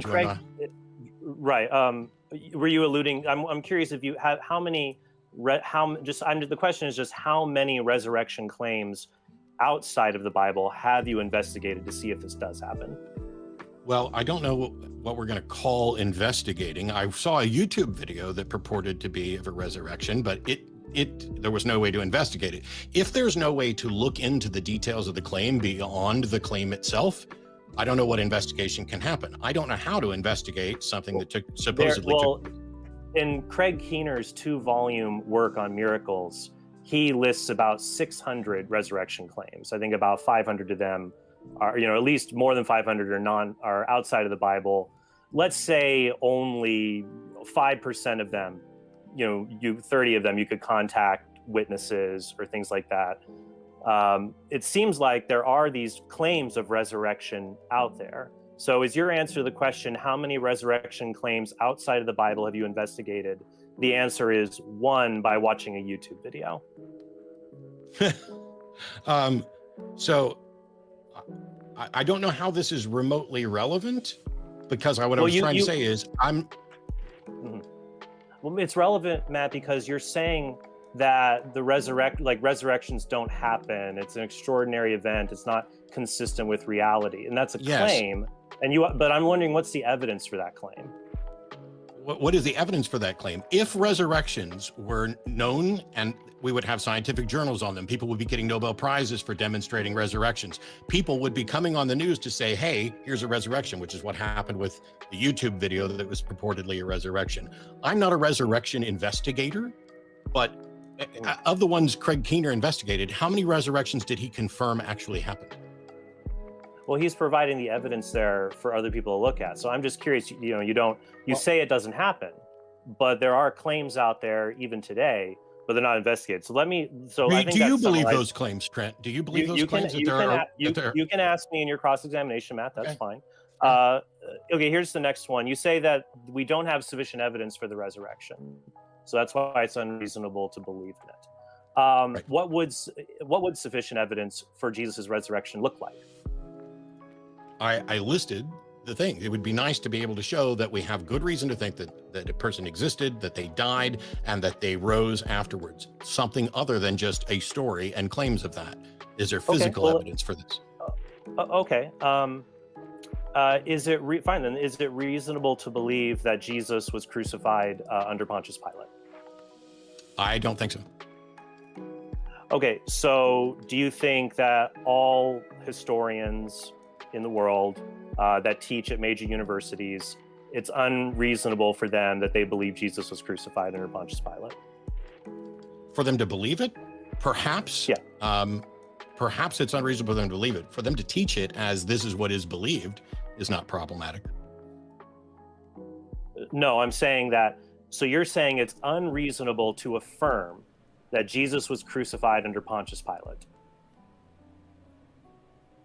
This is I'm what saying happened in I am not history. convinced. I am not personally convinced that that's the case, but that's not what we were I'm here to not. talk about today. I'm not interested in what you're convinced by. Because you agree there's a difference between what would convince you and what is reasonable to believe. Are there any things out there?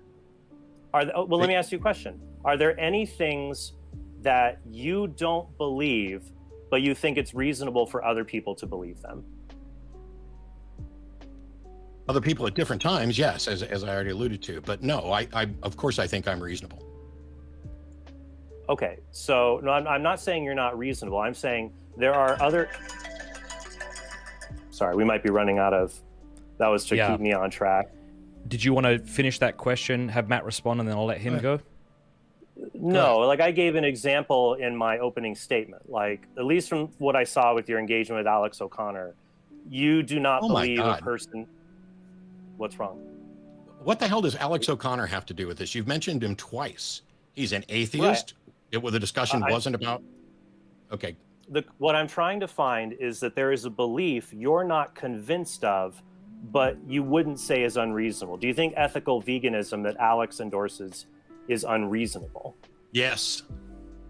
And I was getting ready to get to that in my response.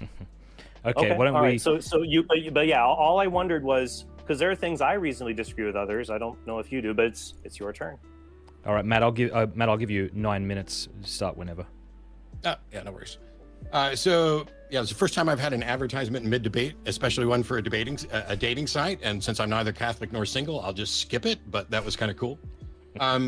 So I wanted to thank Trent from the start because he said something that was incredibly true and that other people frequently get wrong in his opening, which is my position is not to show that it's not that it's not reasonable to believe that it did happen, and not to show that it's reasonable to believe that it did not happen. I don't have to be convinced that it didn't happen. I just am unconvinced that it did.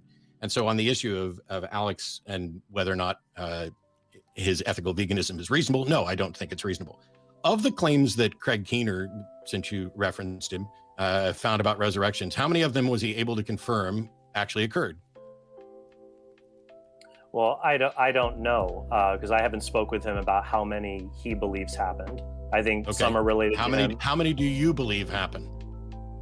I don't know. I've heard a claim. Well, there's one by a guy named Simon Kimbangu in 19th century in Africa who had a reputation for raising people from the dead, that Robert Price cited as an example of having evidence similar or less than to Jesus. And that's a possibility, but I'll be frank, I haven't investigated them thoroughly because I'm not setting out to debunk them. They could have happened, they couldn't have happened. It doesn't really change my major views on things. So I haven't really set out to say they don't happen, but I'm open to them having happened. It's quite possible. Okay. Except that resurrection stories are at least likely happening now? Or that resurrection, sorry, not resurrection stories. It's possible, but I think that it would be very infrequent. How do you know it's possible? How do you know it's possible? Because Jesus rose from the dead, and you so don't know that. means That's the thing we're debating. You don't get to assume that. How do you? If your belief, I showed you.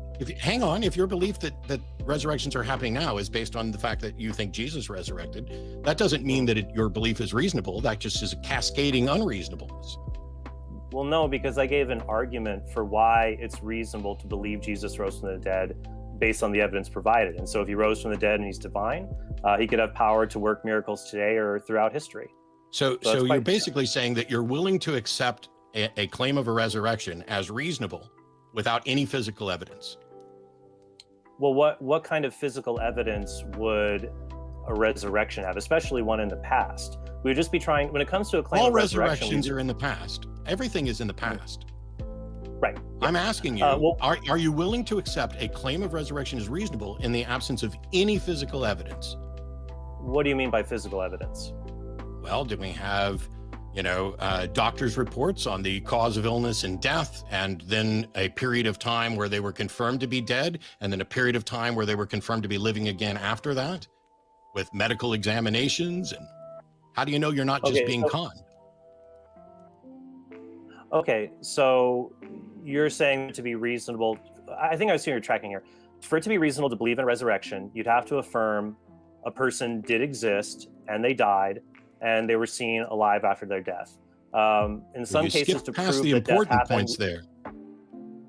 I was specifically asking about with a lack of physical evidence, and the physical evidence that I would be talking about is medical scientific evidence about that individual. It's not that, it may be the case. That wouldn't be physical evidence. That would be another kind of testimonial evidence from someone like a doctor who says, yep, this person is dead because I'm very familiar with what constitutes a dead person.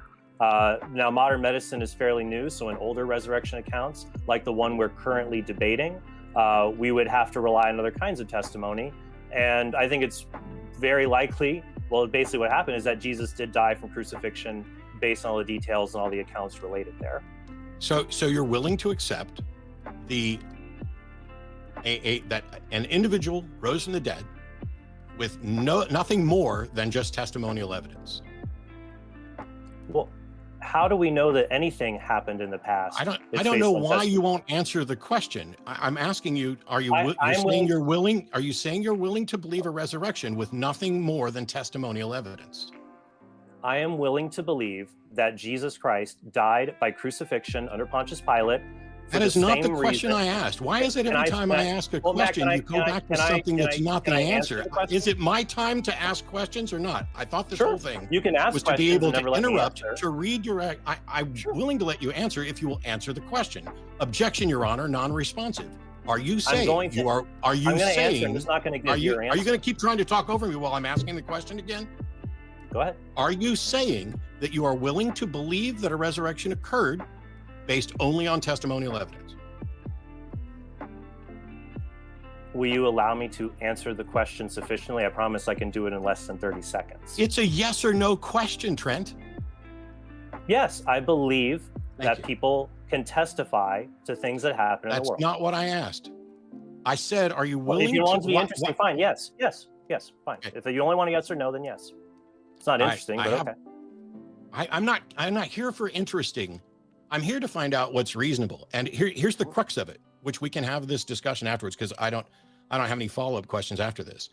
And that is this: you are willing to accept that an extraordinary, miraculous event occurred based only on testimony, and I am not. That's it.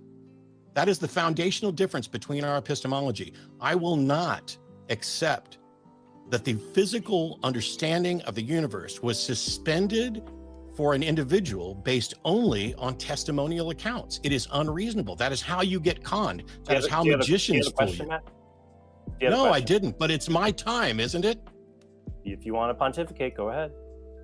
I did, and now I'm done.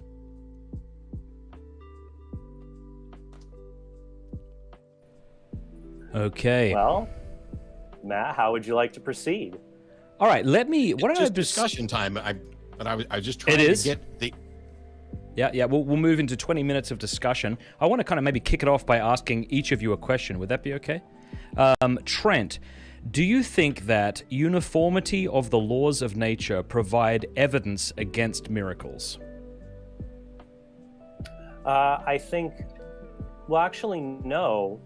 The uniformity of the laws of nature are necessary for something to be a miracle. In my opening statement, I gave the example of a life jacket. Like, you notice an orange life jacket because the water around it is totally different. So if you didn't have uniform laws of nature, we wouldn't have any way. The word miracle actually comes from a Greek word that means sign. So if God were to make a sign of his intervention in the world, it'd have to be different from the natural world around us. Otherwise, we just say, oh, well, that's like how everything goes. We wouldn't notice it. So I don't think that it's evidence against it.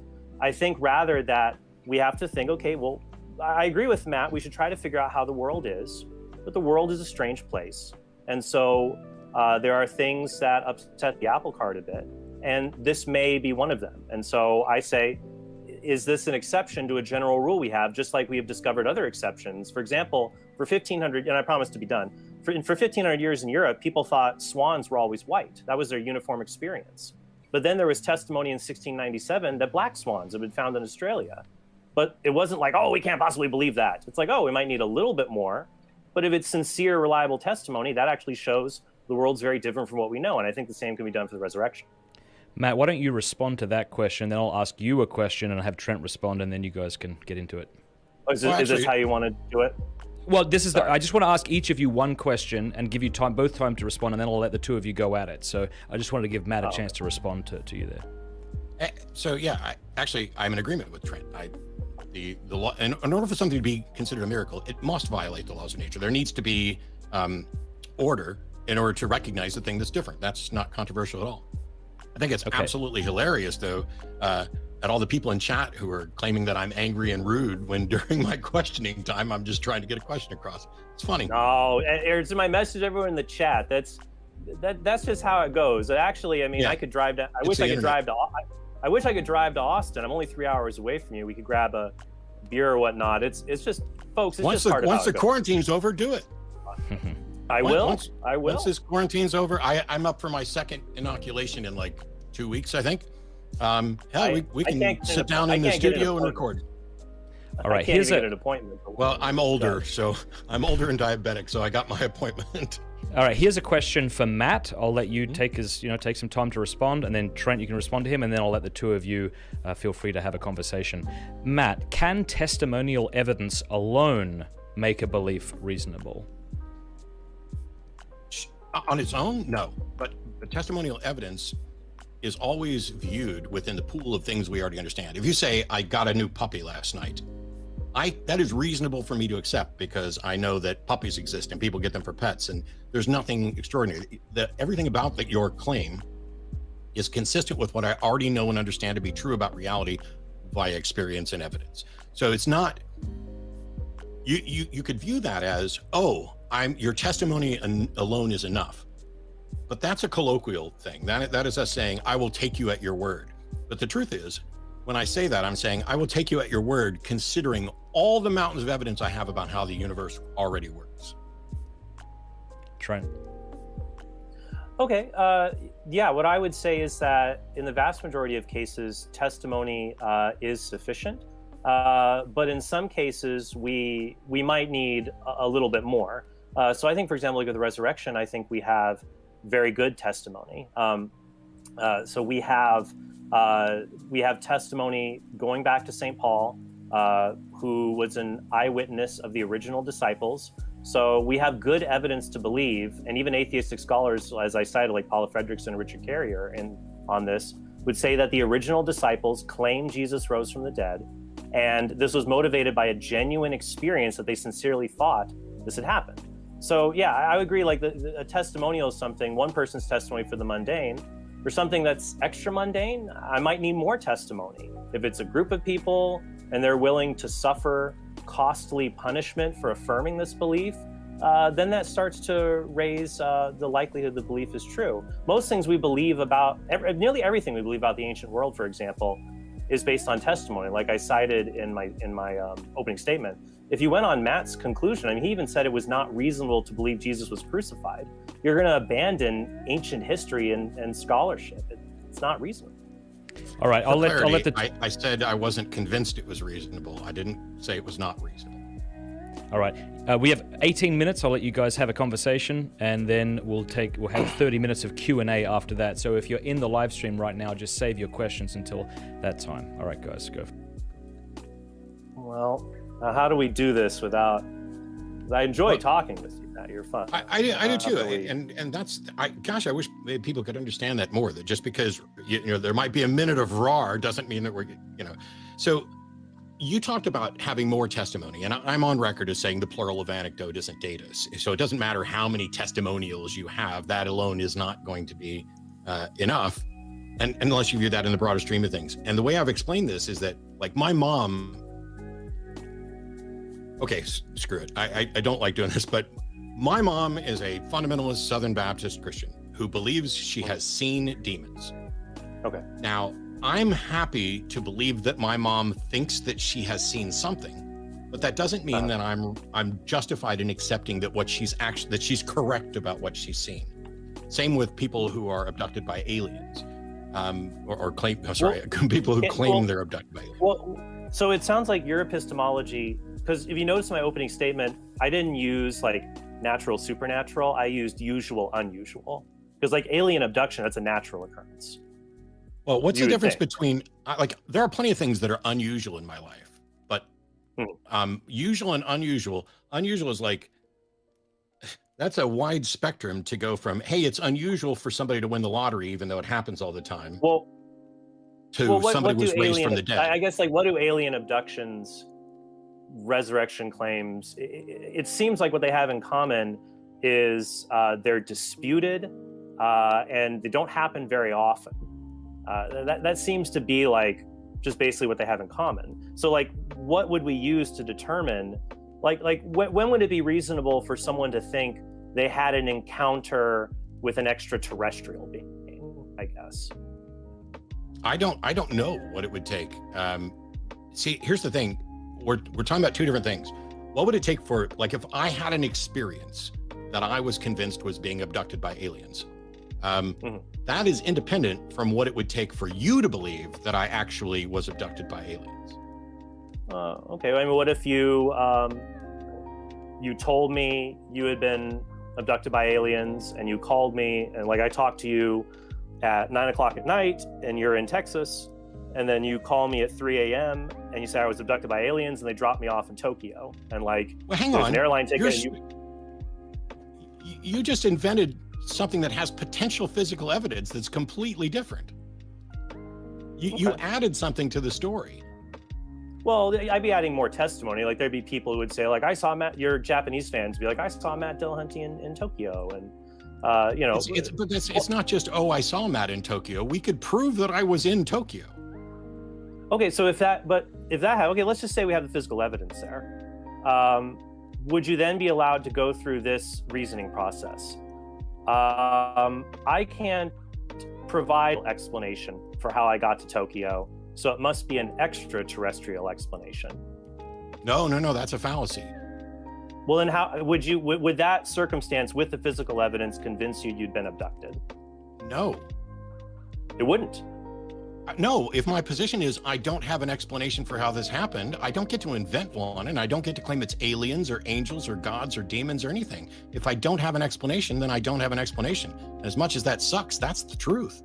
So even if, like, there was like Independence Day spaceships over the Earth, would that, I mean, I'm picking aliens because I'm just saying this isn't a natural, supernatural question. I'm trying to figure out, like you say, we don't have sufficient evidence for the resurrection, but if you can't tell me what the sufficient evidence is, like what would be sufficient evidence? Like if, I guess, here, I'll ask this question and you can rip it apart if you want. Okay. Is your position that you have no idea what sufficient evidence for the resurrection looks like, but you're confident you haven't seen such evidence? Correct. In the same way that this is asked of me quite often about, what would change your mind about God? And my answer is, I don't know what would change my mind, because it would be arrogant of me to presume that I have the understanding of reality to be able to tell the difference between a real God and a fake God, or some being that's just powerful enough, or a strong delusion, or an evil demon, or whatever else. Sure. But if there is a God, that God absolutely knows what would convince me and has not provided that evidence yet. Okay, but then here's my follow-up question. If you don't know what the sufficient evidence looks like, you have no idea what it looks like, how can you be convinced you haven't seen it? Because what if you failed to recognize it? It'd be like if I said, I have no idea what a hygrometer looks like, but I know I haven't seen one. Seems like you've left yourself open to, you've missed it because you don't know what it looks like. I would never say, if I don't know what a hygrometer looks like, I would never say, I know that I haven't seen one. Okay. I could not say that I haven't seen something I don't know. What I'm saying is that, so in all the opportunities for somebody to present sufficient evidence, what they have presented are fallacies and testimony. There's no physical evidence. There's nothing that would rise to the level of being admissible in a courtroom. Okay, well, at least in a courtroom, and I've heard you make this analogy before, and I think it's problematic for claims related to history, because a courtroom is not actually ordered towards finding the truth. There are biases in the courtroom to prevent the punishment of the innocent. Correct. So, I mean, those biases are double. I'm sorry, go ahead. Sorry. I didn't mean to. Well, like we can't try somebody twice, even if we get new evidence. Like it's slated so that we'd rather let a guilty person go free. It's not just about finding truth. It seems like I'm wary of those kinds of analogies. I think we should say, well, what does the evidence point to this in the past? And for me, go ahead. That's the foundation of my epistemology, which is what I pointed out in the opening. This whole notion about the bias in the courtroom to avoid punishing the innocent is exactly the same thing as I have a bias in my epistemology to avoid being conned and duped into believing something that isn't true. I want to believe as many true things as possible and as few false things as possible. And you have to have both prongs of that, because if you want to believe go ahead. My problem with that, Matt, it'd be like if we said our courtroom is set up to maximize punishing the guilty and minimizing punishing the innocent. Those are actually contradictory. You can't do both of those. It seems like you're No, those aren't contradictory. How's that contradictory? For example, if you wanted to maximize punishing the guilty, we would get rid of double jeopardy. No. It would be, I want as many guilty people to be convicted and as few innocent people to be convicted as possible. That is the direct analogy to my epistemology. Right, but then it's like, okay, should we have double jeopardy?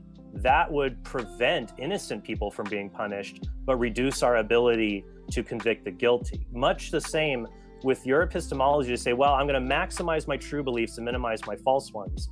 It seems like your epistemology this is my honest appraisal of it. I want to minimize believing false things. Trent, I apologize. My internet froze. I need you to back up about a sentence or two. Oh, okay. Can you hear me now? Yes. Okay.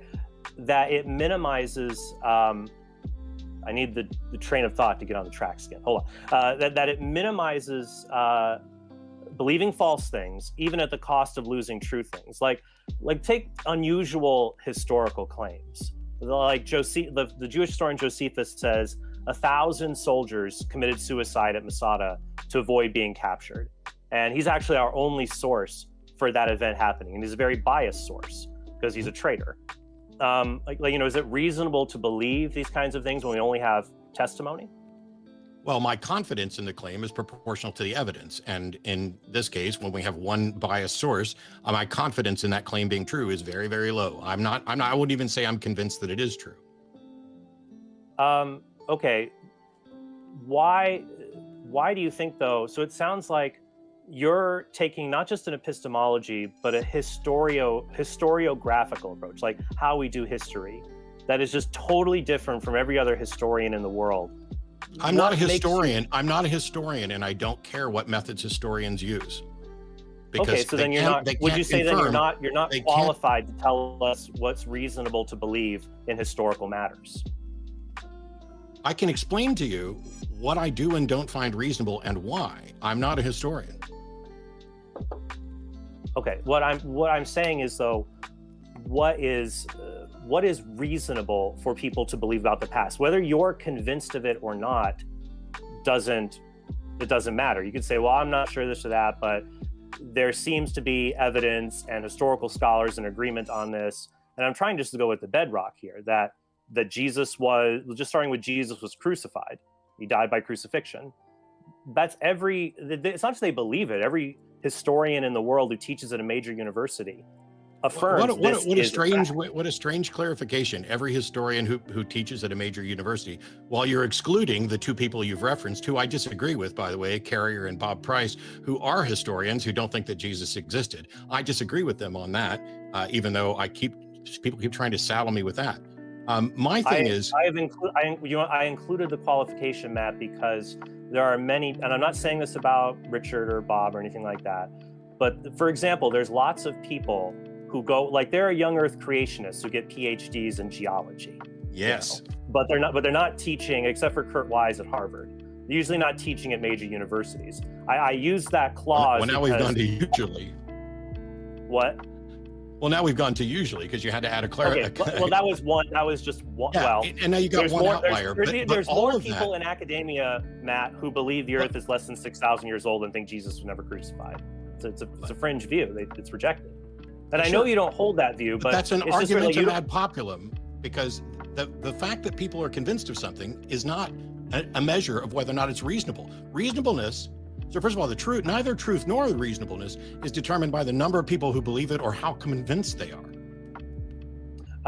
If you knew someone who is skeptical of getting a vaccine, would you think it'd be good evidence to them to say that, like, all the major medical associations in the world say it's safe and effective?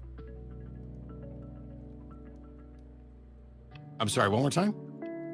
If a family member was hesitant to get the COVID-19 vaccine, would it be legitimate evidence to tell them every major medical association on Earth says this is safe and effective? Would that be good evidence to share with them? Yes, because medicine isn't history. Medicine is science.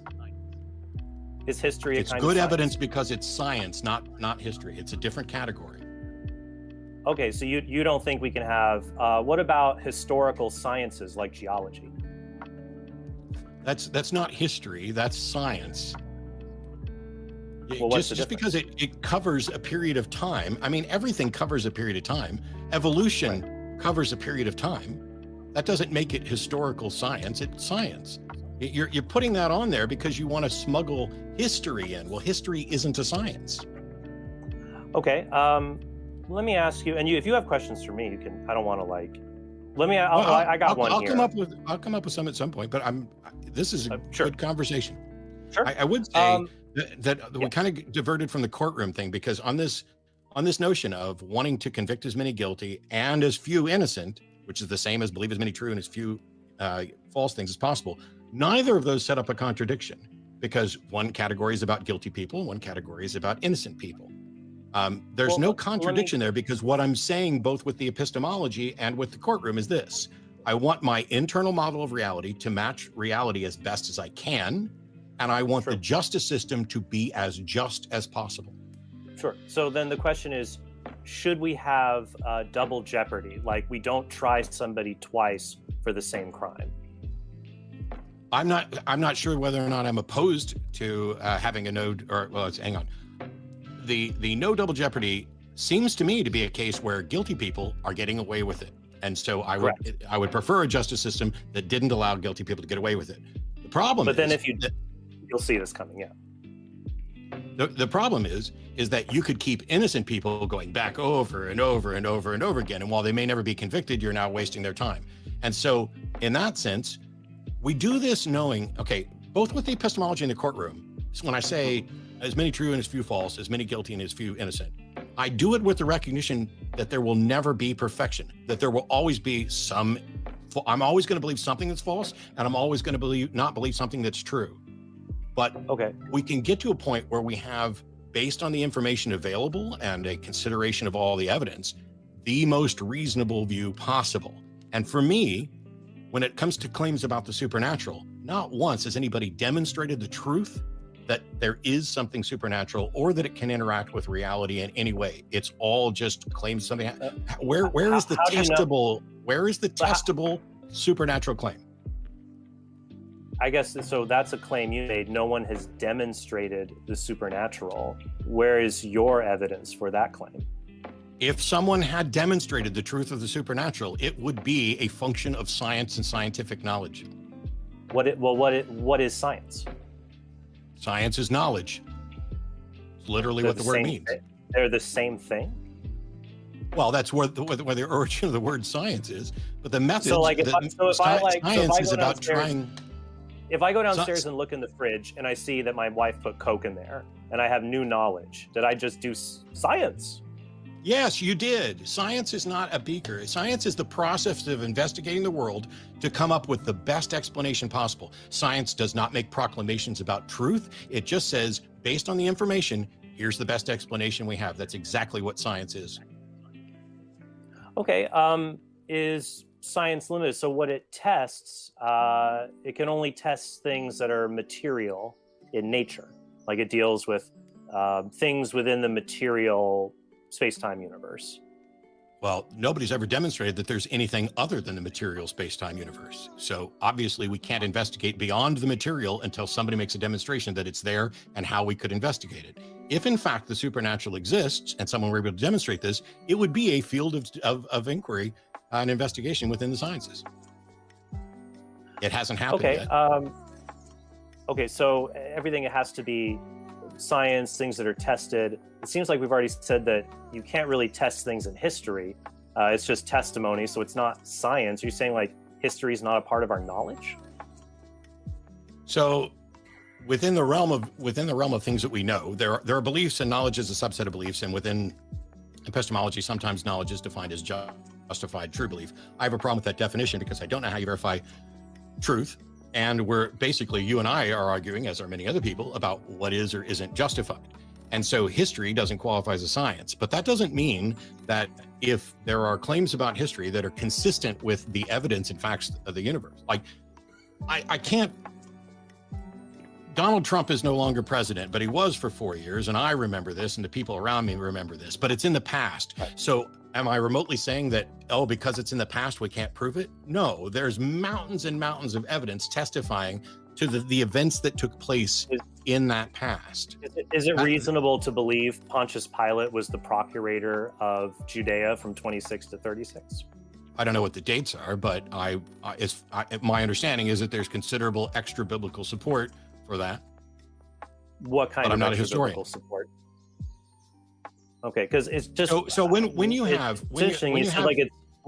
have testimony from the past, what you look for, what is the best source of historical testimony, is what's being said by the people who don't have something to sell, who in some cases were the opposition. What is the opposition saying about this, and is what they're saying consistent with what the proponents are saying?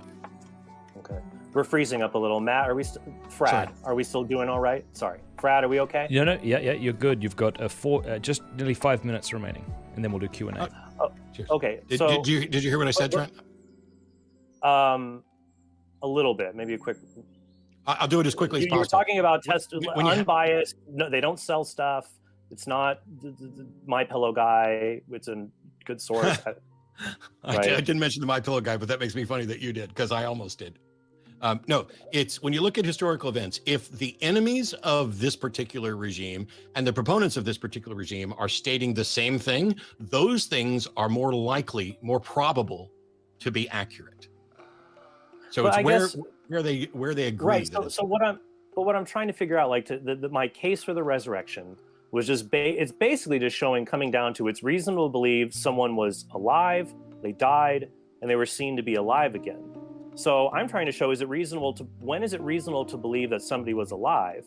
And for Pontius Pilate, you're saying, well, there's an extra biblical source that tells us about him. Why isn't the Bible sufficient to tell us who was alive and did certain things? These are just ancient documents. They're not just ancient documents. They're a curated collection of ancient documents from a source that's trying to sell you something. By the way, is the Roman historian Tacitus trying to sell us something when he's writing a history of Rome and is paid by Rome? Not a contemporary. Tacitus is not a contemporary. That is after the fact. Right. So by the way, there's plenty of people who think they saw Elvis in supermarkets after he was dead. Why don't we believe that Elvis was resurrected, or that he was abducted by aliens, or that he never died? Is that reasonable to believe? Respond to that question? Yeah, I was saying, is that reasonable belief? Okay, well, there's three different claims there. One would be that seeing Elvis alive after his death does not necessarily entail resurrection. It could entail that he faked his own death, which is unusual, but people have faked their own deaths, right? I agree, but Elvis's body is buried and we can exhume it and check. Right, exactly. And we don't have that countervailing evidence with Jesus. That's what makes believing that you saw Elvis after his death. Well, remember, I gave 3 tests for reasonability. Test 1 is it doesn't contradict an established fact. We have we have Elvis's body in the ground. The National Enquirer paid 18 grand to get a picture of his body. So we have testimony from the medical examiner. So, and then my other things here. I agree. There are other usual explanations for Elvis sightings because the people who are claiming to have seen Elvis are people who didn't know him. It could be misidentification. People, when you have, back in Legoland in the 1990s, people thought they saw Elvis there. It turned out it was a bunch of Elvis impersonators. So that's something we have for Elvis. Speed is of the essence.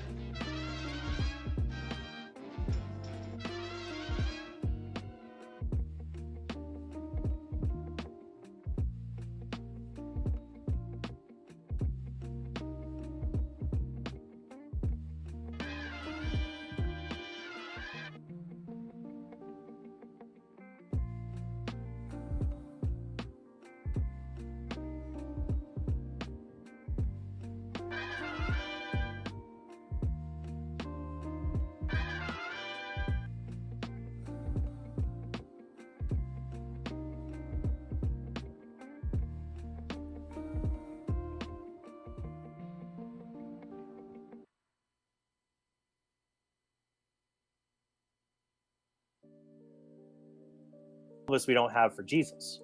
But what if somebody, all right, I don't even want to go down that route. I was going to go if what if somebody removed Elvis's body so that no longer we could no longer verify it. The point is, this is relatively close to us temporally.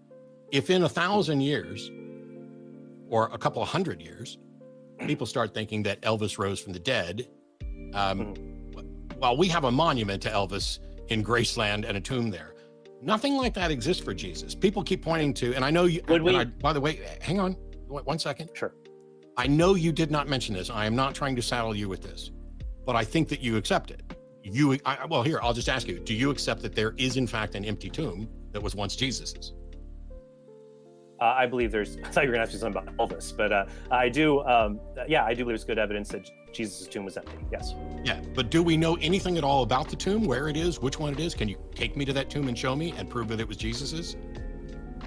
Well, we have good evidence that the site of the tomb was discovered in the 4th century, because after Jesus' resurrection, the tomb became a pilgrimage site. And then the Emperor Hadrian built a temple on top of it to discourage Christians from going there. But that actually helped to mark where the location was. It was then that temple was then later identified by Constantine in the 4th century, and a church was built on top of it that you can visit today. That is located outside of the old walls of the city of Jerusalem. Even skeptical scholars think this is good evidence to where Jesus' tomb was.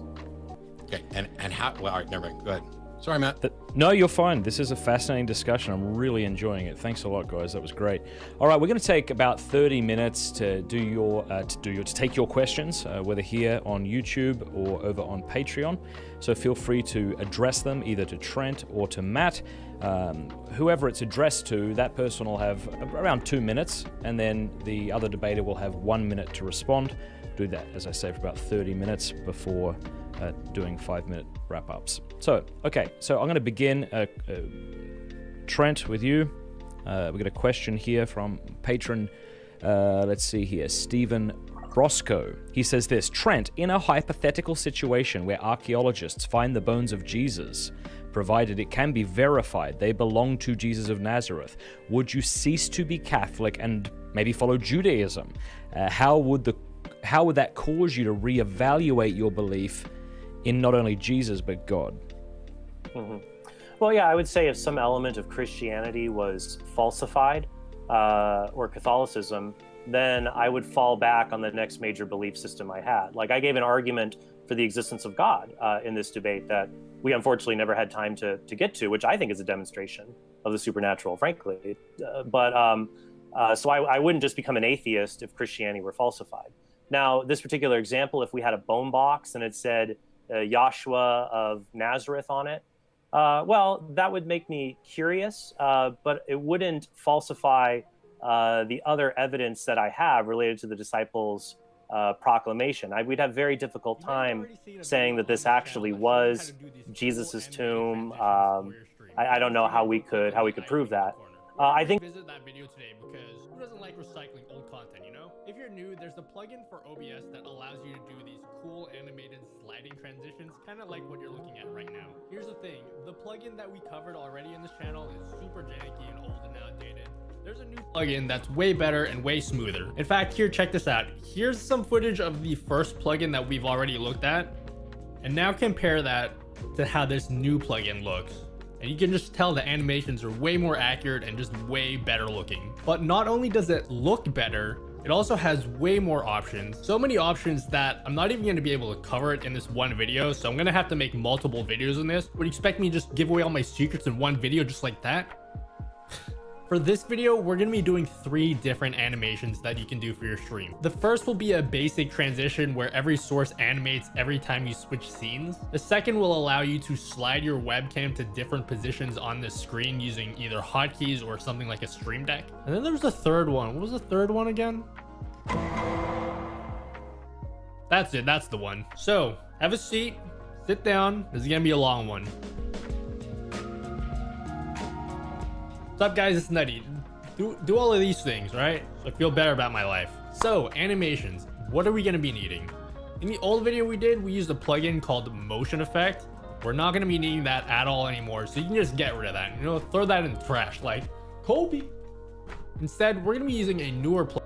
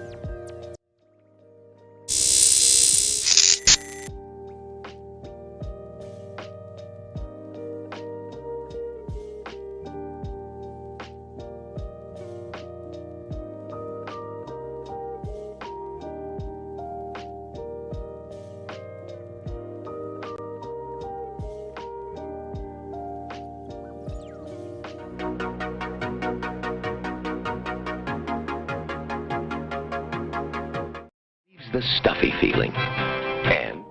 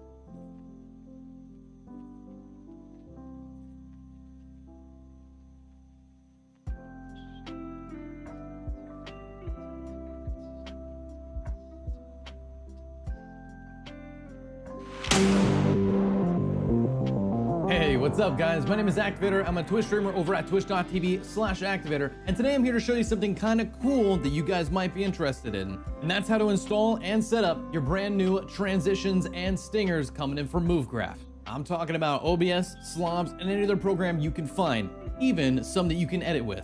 So let's jump right on in. So today we're going to look at a brand new stinger called Cubics, and when you get it downloaded for the first time, it comes in a zip folder. Now to open that up, you want to right click on it and hit extract all, and when you do, you're going to hit enter and you're going to get a brand new folder right up here. And when you open this up, you get another bunch of folders inside. Inside this folder, you will get a resources folder, and this is actually the stinger that we're going to be utilizing today. So if I open that up, you can see exactly what we're working with. Pretty cool. Now, this move file is not something you actually want to use. This is the file that you would use in an editing software if you choose to. If you actually put this inside of OBS or Slobs, you may get some audio issues or some hiccups, and you don't want that. Now, the files you do want to work with is you want to go back into the for stream section, and inside there, three audio files. One's going to be the transition with audio, the one's going to be a little bit lower volume, and one's going to have no volume, so you can choose which works best for your stream setups. Now just keep in mind that when you do open these up, they might look a little weird inside of the player here, and that's because these files are WebM files, and those files are much smaller, but I assure you they look great inside of OBS and Streamlabs. So today I'm going to be showing you guys how to install for Streamlabs OBS. So now that we have Slobs open, you can see that I have two scenes already pre-made, and we have one with our gameplay and we have one with maybe our full cam screen, and I want to show you guys the transition and how to get that all set up. So you can see right now we have a simple fade, but we want to add our stinger. So how do you do that? Back over here in the scene section, you're going to go ahead and click this little tiny edit scene transitions, and when you do that, you're going to open up another little window, and you're going to have a couple of options here, or maybe just one, but we're going to add a stinger. So you come up here to the top right and you hit add transition. And when you do that, you're going to get another screen that opens up that you can choose what type of transition you want to install, and I'm going to go with stinger. So we're going to select stinger here, and I'm going to go ahead and browse and find the video that I want. So when I hit browse, it opens up another window, and you can already see that we have our three options here laid out for us. So again, we have the no audio, the low audio, and the full audio. I'm going to choose the full audio, and I'm going to hit enter. So now that it's open, I'm going to go ahead and hit done, and now we have our stinger in place. You just want to make sure to select the defaulted to stinger and hit done. Now when we swap scenes, you can see it works, but it's not working as intended because you can already see the transition happen, the scene swap. So you gotta fine tune this. So we're gonna go back into the edit scene transition and go back over to the stinger and hit the little edit icon. And when you do that, the reason this thing was messed up was for two reasons. One, there was no audio. So let's fix that. First, you gotta go over here to the drop-down menu for the audio. And instead of hitting monitor off, you wanna either select monitor and output or just monitor only. Now, monitor only will only allow you to hear it and not your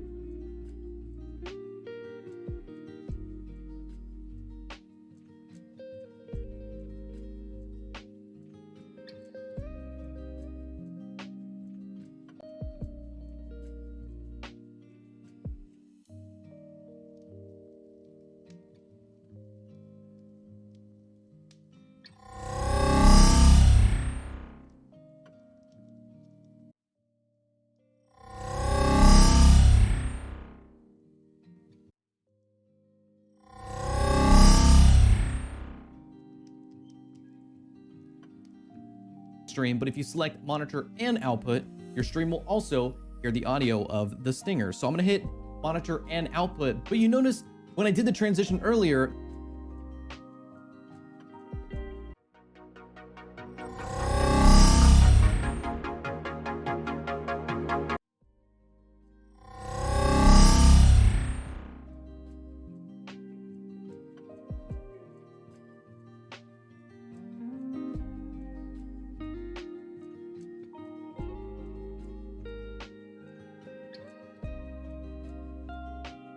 the scene switched way too quickly. So you have to put a delay, and that's utilized by using a transition point. Now the transition point can be changed by either milliseconds or frames. And for this, I'm gonna leave it on milliseconds. Now, how do you figure out what the transition point is? And that comes back to your folder. So if I open back up the folder and inside the Cubics, folder that we got, you see we have a JPEG right here. And inside this this image right here, if you open it up, it actually tells you exactly how to set this up for both Streamlabs and OBS, as in frames and milliseconds. Because we're working with milliseconds, we got to set this to 500. I'm gonna go ahead and hit X out of this, and back in.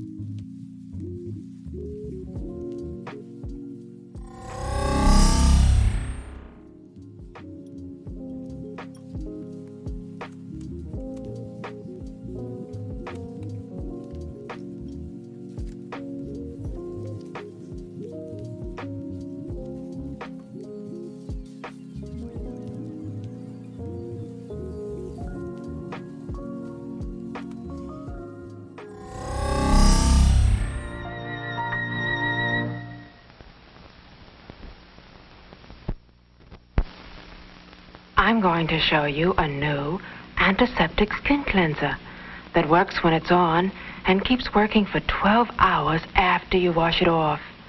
Bactine medicated skin cream. It's got the great Bactine germ killer in it, so it cleans your skin right down into the pores, right down to the germs and bacteria that can cause blemishes.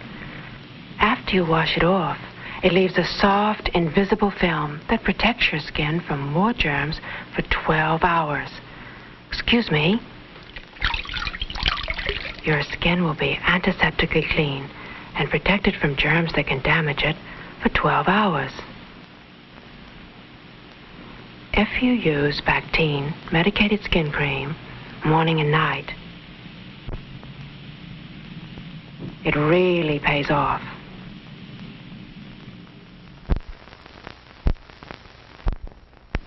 Get set!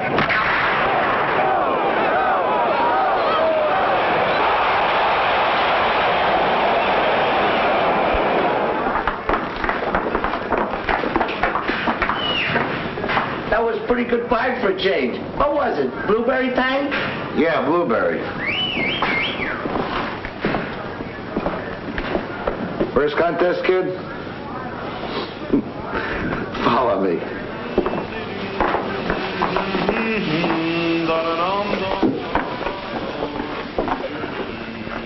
This is Alka-Seltzer. Gets rid of that stuffy feeling.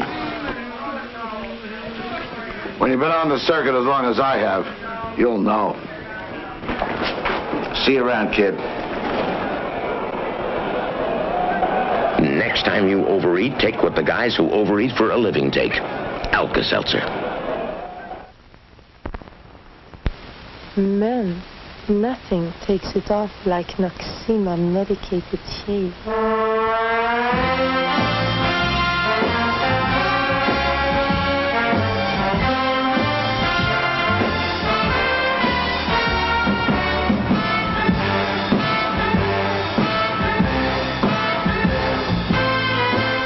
Take it off. Take it all off.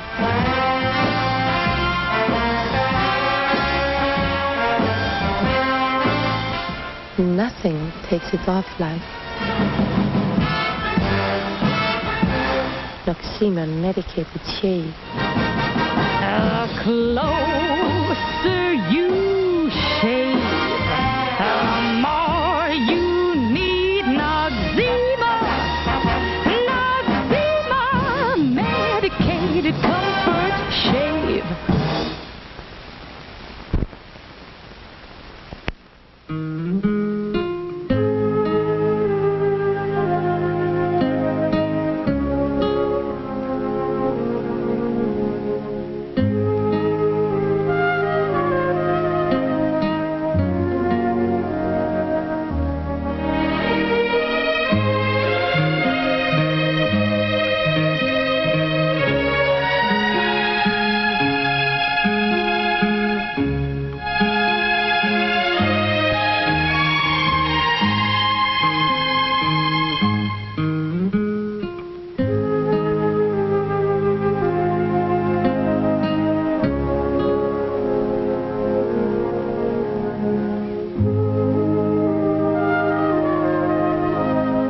Come to where the flavor is.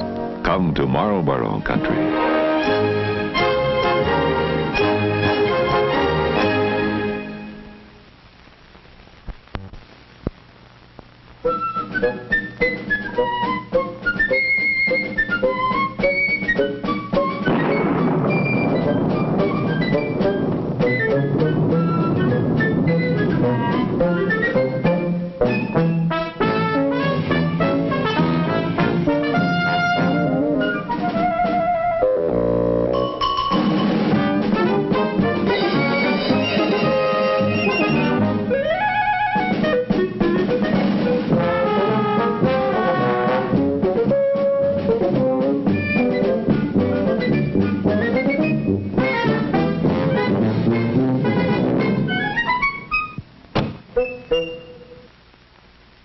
You never know when you'll need a big wagon. And the 1967 American Motors builds big wagons. See them at your American Motors Rambler dealer now.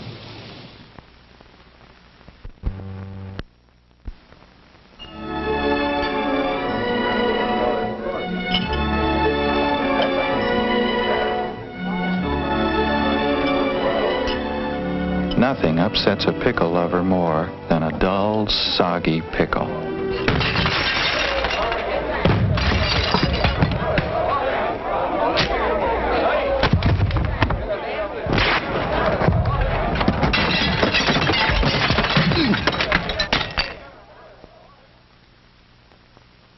Pickle lovers always insist on the proud pickle. Heinz. No compromise, no shortcuts, no soggy pickle. Heinz stops at nothing to give you a pickle that tastes the way no other pickle does. Crisp, full-bodied, savory. That's what makes Heinz the proud pickle. If you were the best tasting pickle, wouldn't you be proud?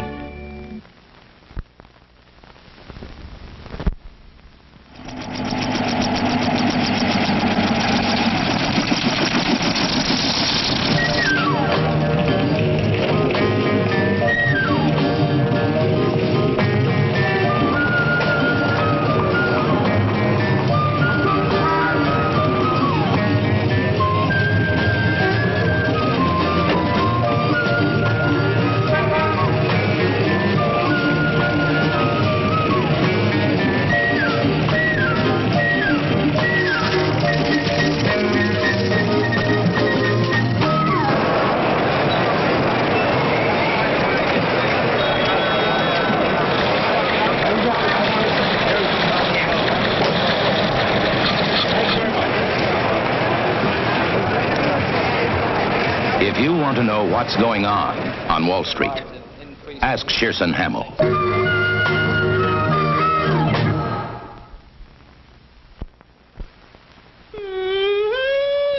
Mrs. Schwartz? Oh, Excuse me, Mrs. Schwartz. Could you tell us how you feel about oil heat? oil heat? Oh, well, I think oil heat is wonderful. See, I'm showering in the school. What's for hot water? All I want, all I can use. And I know for a fact that only oil heat can give me so much.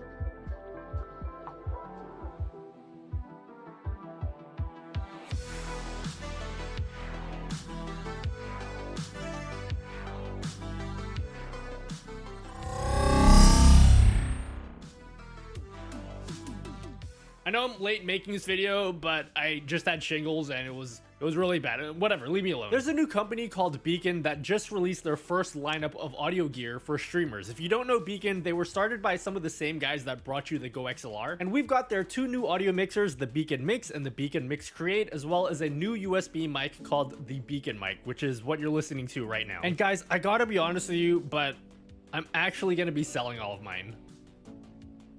Yeah, they sent it to me in white and I really wanted a black one. I'm just messing with you. I really like what Beacon is doing, but I do realize that there's a huge number of people out there who are sick of all of these expensive audio devices coming out when all you want to do is mix your audio for your stream. So let me give you the TLDR. Beacon is doing a fantastic job with all of these devices, but I don't think they're finished. Well, actually, maybe unfinished is a little bit too harsh. Let's just say they need some time to mature. How many of you remember when the original Stream Deck came out? Because I remember that there were no pages, no multi-actions, you couldn't even make folders, but now you can control your lighting, mix your audio, even control your cameras, and it's just so much more of a fleshed out system compared to when it first released.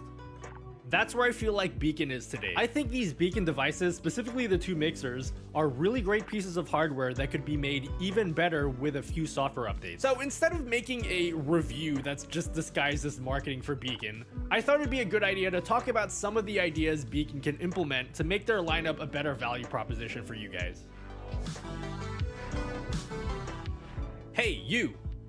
I know you've been listening to Avril Lavigne on your stream. What is this, 2003? You know you're not supposed to be doing that. You're gonna get your stream taken down. And that's why this video is sponsored by Pretzel. Pretzel is a service that has a huge library of music that is safe to use in your YouTube videos and your Twitch streams. You're probably already aware of that huge wave of DMCA takedowns that happened a while back where a bunch of streamers had their accounts suspended for playing copyrighted music. Well, everything on Pretzel is 100% safe to use in your content, so you never have to worry about having a video demonetized or worse, having your Twitch account suspended. As of today, they have over 400,000 songs that are safe to use on Twitch from a range of genres, from lo-fi to EDM to even metal. And because it's a music service designed for streamers, it has a few neat features like no ads and the ability to post a currently playing song into Twitch chat. So if you want to try out Pretzel, check them out and link it down below. The free tier gives you access to a smaller library of 40,000 songs, but if you use my link, you can get access to the whole library of 400,000 songs for 20% off. I think that's it. Okay, cool. Let's do the video now. Okay, so I'll briefly talk about all of the Beacon products, but I'm pretty sure you've already seen like the 50 other unboxings, so I'll try to keep this part short. We'll start with the Beacon mic. Inside the box, you get the most neatly wrapped USB-C to C cable I've ever seen. It looks like a garden hose. There's also a USB-A adapter for your computer and an extension cable for the headphone jack built into the mic. The mic itself looks really clean, very similar to the Shure SM7B, except on the back you have a headphone jack for monitoring your audio and a USB port to connect it to your computer. So this is a standalone device. You don't need a mixer. You can connect it directly into your computer. Oddly enough, there are no dials or knobs to adjust the volume on the headphone jack, which I thought was really weird. And I feel as though they did that on purpose so that you buy one of the next 2 devices. So the first one you got is the Beacon Mix, which is sort of an audio mixer that's designed more for general use and not really for streamers. It's got 4 clickable dials on the front.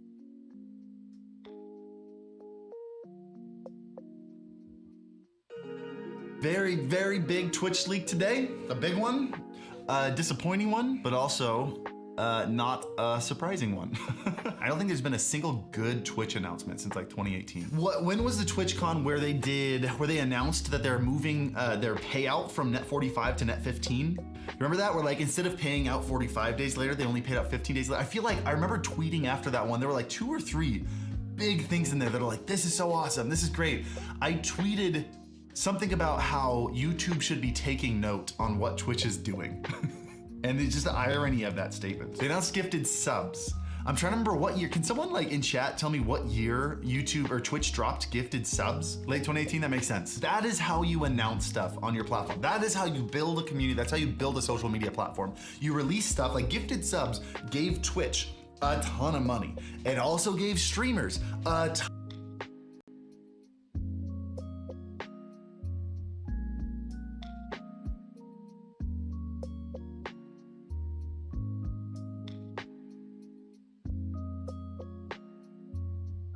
And It's been a while since I last done one of these vlogs outdoors. I just been for a quick.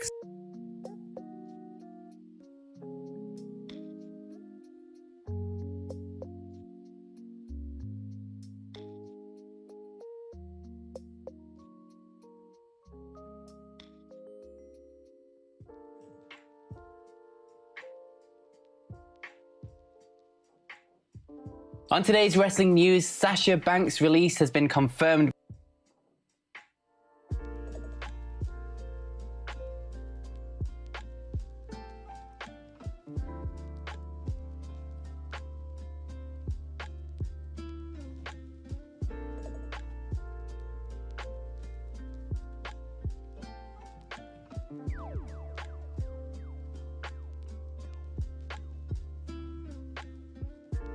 We start today with a major story. The wife of Supreme Court Justice Clarence Thomas, Ginny Thomas, was way more involved in the lead up to and supporting the attempts to overthrow the correct, accurate, real winner of the 2020 presidential election. She was involved in emails with Donald Trump's attorneys. She was involved in emails with Arizona lawmakers who were trying to figure out a way, remember, this alternate slate of electors that they wanted to send to Washington, D.C. Ginny Thomas was extremely involved, and we now know it. Now, we suspected this for months because of little bits of data and evidence here and there. But now, thanks to the January 6th committee, the degree to which involved, and we must wonder, what about Clarence Thomas? I mean, is it really plausible that he has no idea what she's up to and not at all supportive of what she's up to? It starts to become hard to believe. So let's go to the primary report about this from the Washington Post. Ginny Thomas corresponded with John Eastman, sources in the January 6th House investigation say. The House committee investigating the January 6th attacks has obtained email correspondence with Ginny Thomas, the wife of Clarence Thomas, and lawyer John Eastman, who played a key role in pressure Vice President Pence to block the certification of Joe Biden's victory. This is according to 3 people involved in the investigation. Remember, Eastman's the guy who wrote the memo telling Mike Pence, or rather, wrote the memo explaining how Mike Pence could the election results and send it back to the states, as they love to say. None of this is true. None of this is real. None of this is based on reality. But that's who John Eastman is, and Ginny Thomas was corresponding directly with him. The article goes on to say, the emails show that Thomas's efforts to oversee the election were more extensive than previously known. The 3 declined to provide details and spoke on the condition of anonymity. The committee staffers and members are now discussing whether to spend time during the public hearings exploring Ginny Thomas's role in trying to overturn the outcome of the 2020 election. The Washington Post previously reported the committee had not sought an interview with Thomas and was leaning against pursuing her cooperation. The 2 people said the emails were among documents obtained and reviewed recently. Last week, a federal judge ordered Eastman to turn more than 100 documents over to the committee. Eastman was trying to block those. Messages to President Trump's White House Chief of Staff, Mark Meadows. This is Ginny Thomas was in touch with Eastman, Mark Meadows, and to Arizona lawmakers, pressing them to help overturn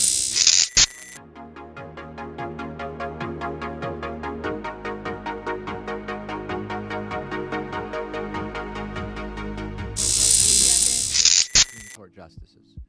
Any new revelations about her actions after the 2020 election are likely to further intensify questions about whether Clarence Thomas should recuse himself from cases related to the election and attempt to subvert it. This is a major deal. One other piece of this that I wanted to mention to you. Dress, such as the dresses styled by Cobb's Corners. Element. She was in touch with 27... here we go. In the weeks after the 2020 election, Ginny Thomas repeatedly pressed Mark Meadows to overturn the outcome, as if he can do it. She told Meadows in a text she was disgusted with Pence, who didn't block the certification of Biden's victory. She said, "We are living through what feels like the end of America, And then during the same period, she was pressing Republican lawmakers in Arizona to help keep Trump in office by setting aside Biden's popular vote win and choosing their own electors, which is completely and absolutely bonkers. So this is truly madness. Now, there are reports that Liz Cheney, who's on the January 6th committee, has been hesitant or resisting really pulling in Ginny Thomas into part of the investigation. But these are absolutely questions that Americans deserve to see answered publicly, particularly if elements of the January 6th riots may come before the Supreme Court. I'm not sure about, it would be a waste of time to bring Ginny Thomas in. Well, I don't know about that, but the involvement of Ginny Thomas needs to be looked at completely. And it's damning that Clarence Thomas did not recuse himself on the January 6th document production case that made its way to the Supreme Court. Think about it. On the one hand, his wife is out there involved in trying to make certain things happen on January 6th, and also is mentioned in all sorts of the documents that are at issue. So his wife is she is a party to many of these documents and communications. And he then gets to decide whether it's appropriate or not, whether it's legally justified or not for documents to be released and turned over. It's completely outrageous. And just think for a second. Imagine that it was Sonia Sotomayor's husband who was in a similar situation, who had been texting and emailing and pushing for the election to be given to someone other than the person who actually won. Do you think Republicans would be silent? No. It would be 24/7 on Fox News. The Hunter Biden laptop story, which is almost nothing. Look at how much coverage that received. Imagine if, a family member was it. It's outrageous. And this has to be explored. Many extremists, listen, they're not just close to the government, they're in government as well. But even on the periphery of power, they are everywhere. And it is very difficult to believe. Here we're making a judgment call. I don't know that much about Ginny and Clarence Thomas's relationship. But do we really believe that Ginny Thomas is this involved? She's contacting lawmakers. She's in touch with John Eastman. And Clarence Thomas knows nothing, has no opinion, and is completely neutral about what she's doing, right? Like, imagine that. I'm in touch with Eastman. I'm in touch with Meadows. I'm trying to keep Trump in power. I'm trying to push for a different slate of electors to be sent from Arizona. And Clarence Thomas goes, oh, that's really interesting. I have no idea about what you're doing. Give me a break, guys. And I know there are some weird relationships in Washington, D.C., but it is very difficult to imagine that that's the case. Now, at this point, we talk about taking the high road, taking the low road. Democrats should do what Republicans would do if the situation was reversed. Go to them and go to Thomas and say, listen, Clarence Thomas needs to go. Clarence Thomas should resign. We'll have Joe Biden pick a right-leaning justice so it won't change the balance of the court, and then ram through a progressive in the middle of the night. This is what Republicans would do, okay? And this is what Democrats should do. If you disagree with me, let me know. As many of you know, I'm a busy person. I don't always have the exact correct nutritional plan for my meals every single day. And that's why I also take a multivitamin and a couple of supplements. But doing them all separately can be a little bit time consuming, which is why is just fantastic, and they're one of our sponsors. I've been using the Athletic Greens since last year. It just really simplifies nutrition. I just do a scoop of the AG1, and I'm getting 75 high-quality vitamins and minerals and my probiotics, and it's all from whole food sources. I drink it in the morning. I know I'm good. I don't have to be messing around with different pills and supplements or whatever, or spend time planning what time of day do I need to take each one. I just get it all with one scoop. You can put it in a smoothie. You can drink it straight. It tastes great. And then I'm just good for the day.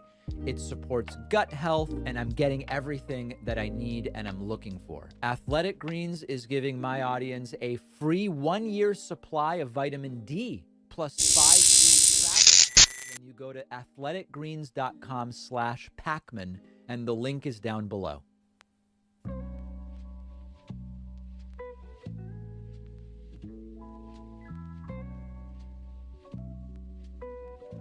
We got more bombshell revelations from the committee investigating Donald Trump's attempted coup on January 6th. Today, the committee released new evidence that Trump and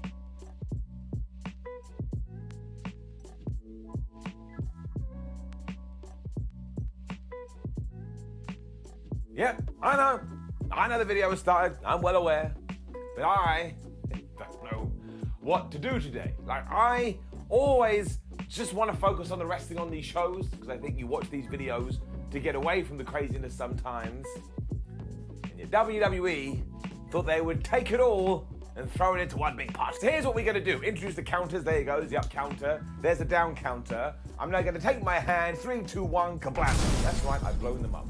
I've blown up the counters for ups and downs because wrestling has gone too crazy and we're on a train and I don't think we're ever coming back. But yes, hello, I am the crazy Simon Miller. Welcome to Ups and Downs for SmackDown. You ain't going to believe any of this. You are not going to believe any of this. If you don't know what happened on this show and I am the person that's going to recount it to you. Standing up is weird. No, it's not weird. Maybe on a bus. Let's up those downs.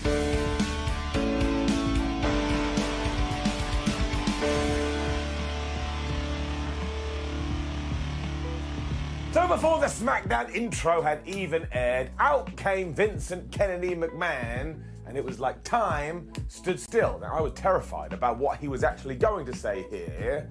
As it turned out, it's just really weird. He said hello to the fans, and he referenced that WWE Forever Together, whatever it was, but really emphasized the forever part, because WWE...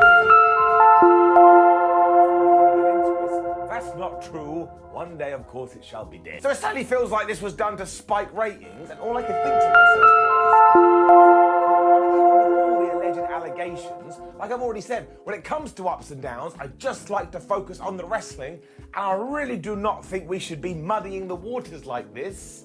It just feels so damn disrespectful. But no, decided to stir the pot here and just put all the ingredients into one vat, and look, we're not going to give it an up and we're not going to give it a down because that is just a stupid gimmick and there are far more important things going on here, and I feel like all forever. Now before he said hello to the fans, terrified about what he was actually going to say here.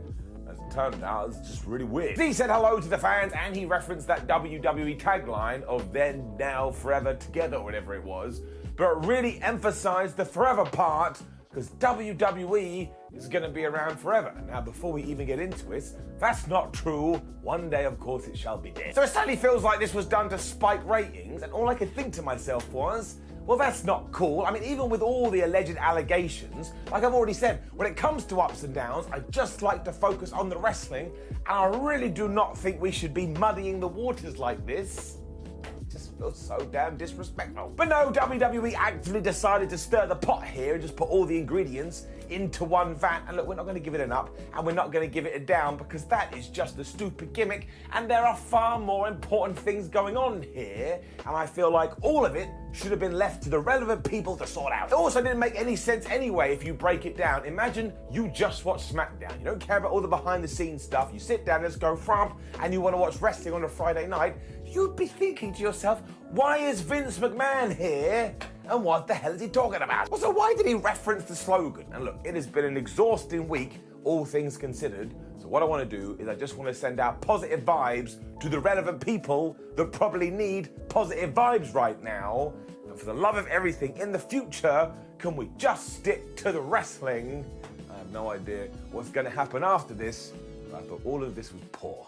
Very, very poor. Right, okay, now let's fix those counters. I don't even know what that was, because when all this was done, out came Rhythm. You know, a professional wrestler who was there to promote the wrestling show. The fans absolutely love him now, and really we should have found a way to give him the WWE Raw version of the WWE title. I don't know what I'm trying to say here, because we desperately need it. And then we went straight for a video package recapping everything between Roman Reigns and Riddle, and given everything we just seen, I'm not gonna lie, I could have done without that. Once again, the crowd went nuts for the man though when he was done, and he also told us that Randy Orton's back injury is way worse than we originally thought, and he may actually have to have surgery. This also means that I can only assume Randy was doing all of those matches. Riddle said he also missed his friend, so I was gone and got everybody to do the whole thank you Randy chant, and then he left to Randy Orton's music to Randy. So if he ever does turn on him now, my heart is going to shatter into 1,000 pieces. Although even if he does, Riddle is basically Randy Orton now anyway. But all this was good. Set up the main event. Give him up. More recapping next because wrestling fans are stupid and can't remember everything when it was time for Happy Corbin versus Madcap Moss in a last laugh match. Now I have two questions here. One, does this mean whoever lost is never allowed to chuckle again? Or two, does the person that gets defeated, do they get killed or something? Because, you know, when you're dead, you ain't doing a lot of laughing. So why I was called this, I don't know, especially as it was just a regular match, but I will tell you this, I will tell you straight up, WWE should use this as a template for things going forward, because it hasn't outstayed its welcome, they built it well, the right guy has now won and is hopefully going on to become a star. I mean, just do this a lot and everything would be okay. Moss booted Corbin right in the face at the start of this too, but Baron knows what he's doing, so he threw Madcap into the ring post. And when you listen to the crowd, everybody was going, Corbin sucks. So as ever, he's done his job. He also knocked Moss over Barry Barricade, so all our friends were here, and then he got a near fall after the deep six, and he got another near fall after the choke slam. This is when you could start to see what was going to happen. Now, we did do a count-out tease here, and that would have made me laugh, which would have been ironic. But no, when Happy did get back in there, he didn't just get hit with one punchline, he got hit with two. Moss then pinned him, 1, 2, 3. And look, there ain't no two ways about this. Ever since WrestleMania, Madcap Moss has been kicking Happy Corbin's ass. He is now done, and hopefully he's going to the top. I did kind of have this thought at one point, wouldn't it be good if we had built all of this around the end of days and the fact that nobody had kicked out of it? Drew McIntyre has mentioned this once. And after this, Moss got into Corbin's face and he just went, because I guess he's now like, look, I can laugh, but you cannot. I mean, I've totally made that up. I'm sure that Happy will giggle, honestly. I think Moss has all the potential. So damn underrated. He always does his job so well. Street Profits were then at SmackDown because they're going to be taking on the Usos soon.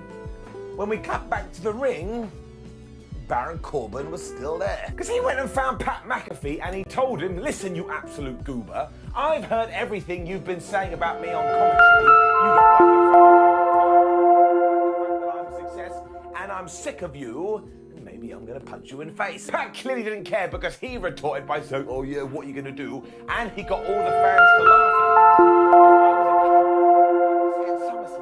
We're going to get Pat McAfee versus Happy Corbin. I crossed my arms and I thought about it and I thought about it. And I think that would be absolutely terrific. On a human level, I love both of these guys and I think they've absolutely smashed it.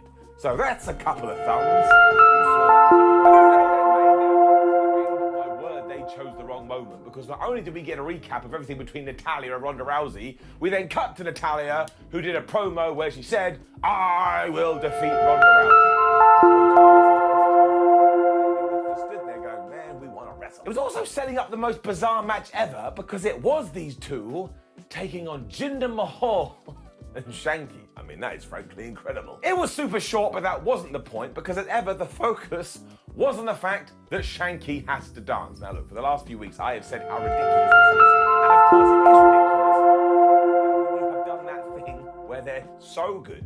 They drive something into the ground and they make it so silly, my immaturity sparks off. Now I think it's the greatest thing ever. Jinder was just yelling at his buddy to stop wiggling his hips. And yes, at one point, Xavier got his trombone and started to go brr, brr, brr, and because it is Shanky, he was just over dancing, I suppose, if that's a thing. So Jinder tagged in. He got hit with the Trouble in Paradise basically straight away. 1, 2, 3, and he lost because of dancing. And do you want to know what the S-Dog did after this? He danced so he could not give a shit. This was the greatest moment of my life. I'm not even kidding. I can't believe this happened on a television show, and I can't believe that it was greenlit, but I was so damn sports entertained. Once again, for all the wrong reasons, but sometimes wrong can be right. It just feels so damn good. We then got another Viking Raiders video, and I was a little bit worried because sometimes WE will run these and run these and run these, and then they vanish and we never hear anything again. So fingers crossed that doesn't happen. When it was time for the fallout between Sheamus and Drew McIntyre to see which one was going to go into Money in the Bank. If you've been watching WWE for a while, you could have written your guesses down, and you would have been exactly correct. The whole idea was that Adam Pearce had to decide who was going to go into this match. And if you were a normal human being, you would have gone, well, look, given that you both got counted out or double DQ'd last time, we're going to have a no holds barred, no DQ, no count out. There must be a winner match.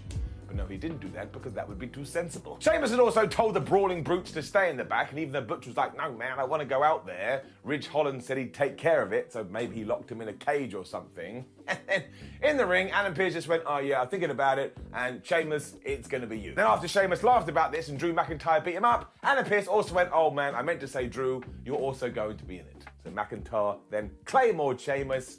That was it. And look, I was fine with this on one level, but it went 10 minutes to get absolutely nowhere. I don't understand why they didn't do the rematch. And you can now say, yes, but Simon, they wanted them both in the Money in the Bank, so they had to do something else. Well, if that's the case, don't put them in a qualifying match to begin with. Go and take two other people and have Drew McIntyre and Sheamus win. Otherwise, you're basically undermining your own damn tournament. I mean, when you do this, the whole thing just seems silly. And look, let's face it, wrestling is silly enough. Seconds before this, I saw a man win a match because he was dancing. So while this wasn't actually that offensive at all, it just felt a bit like a waste of time. Down. Kayla Braxton then found Sami Zayn outside the Bloodlines locker room and basically asked him, do you think they're going to kill you? Because basically Roman Reigns only has his championship match tonight because of you. Sami was like, no, that's not going to happen. This man was definitely lying. We also then cut to Raquel Rodriguez, who told us that she will qualify for Money in the Bank, and this poor lady had the worst scripted verbiage you have heard in ages, and she had to say it like this. Imagine I'm talking to you now, and I'm smiling all the time, even if I say things like, and then the fire burnt the hospital down. You're like, this guy, I don't want to get away. And I was baffled for a second, but then we did learn it was Raquel taking on Shayna Baszler to see who was going to go and try and win the briefcase. Raquel Rodriguez just won. Lacey Evans was also on commentary, but look, this was all right. It was fine. It had a basic story because Raquel is really strong and Shayna Baszler is a bit of a loon, so she tried to rip off all of Rodriguez's limbs because she thought that would be a very good idea. We also saw Aaliyah and Shotzi watching in the back because they're going to have their big match next week to also see who's going to qualify, so that was good. And after Shayna tried to choke Raquel Rodriguez out, she rammed her into the post, gave her this choke slam thing. I don't know what it was. She beat her for the 1, 2, 3. And a small part of me was like, man, we don't treat Shayna Baszler very well. She's better than they think she is, but I'm still giving it up. We then saw Shinsuke Nakamura pumping up Riddle, because of course they are buddies, when we cut back to the ring and it was all dark and there was a spotlight on it. And I was like, man, I'm worried, what are we about to do? And it was stupid, because as it turned out, this was meant to be the big reveal of Max Dupree's first client, but instead he was in the back telling Adam Pearce, I don't like the way that you've set the ring up, so now we're not going to do it. So it's quite clear that WWE doesn't have a plan with this, and this bums me out because I actually quite like the idea. I've been wanting to see what's going to happen for 2 weeks, and now we're into week 3 and we've got nothing. Now the good thing is it hasn't been scrapped, and I'm terrified that's going to happen too, but I shouldn't be pumped up to see a segment and then have it stripped away from me twice in a row. Getting it down. An interview with Gunther followed, but Ludwig has been speaking for Bowser for many years, so he did the same here, and basically said, look, he's a new Intercontinental Champion, he a damn warrior, he's gonna bring prestige back to this belt, everyone that wins the Intercontinental title has to say that, and also, no American, not Riddle, because this week to all is a bit of a loon, she tried to rip off all of Rodriguez's limbs, because she thought that would be a very good. I don't understand why they didn't. You could have written your guesses down. Immaturity sparks off.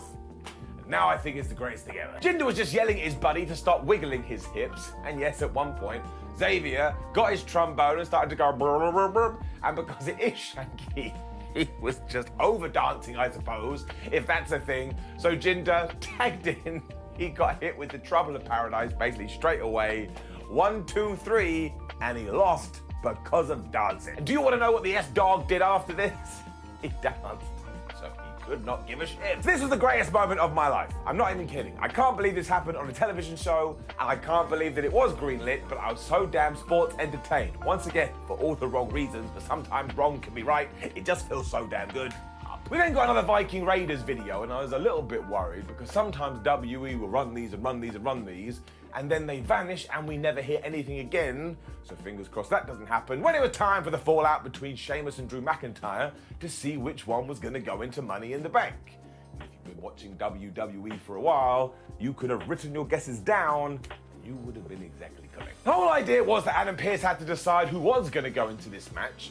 And if you were a normal human being, you would have gone, well, look, given that you both got counted out or double DQ'd last time, we're going to have a no holds barred, no DQ, no count out. There must be a winner match.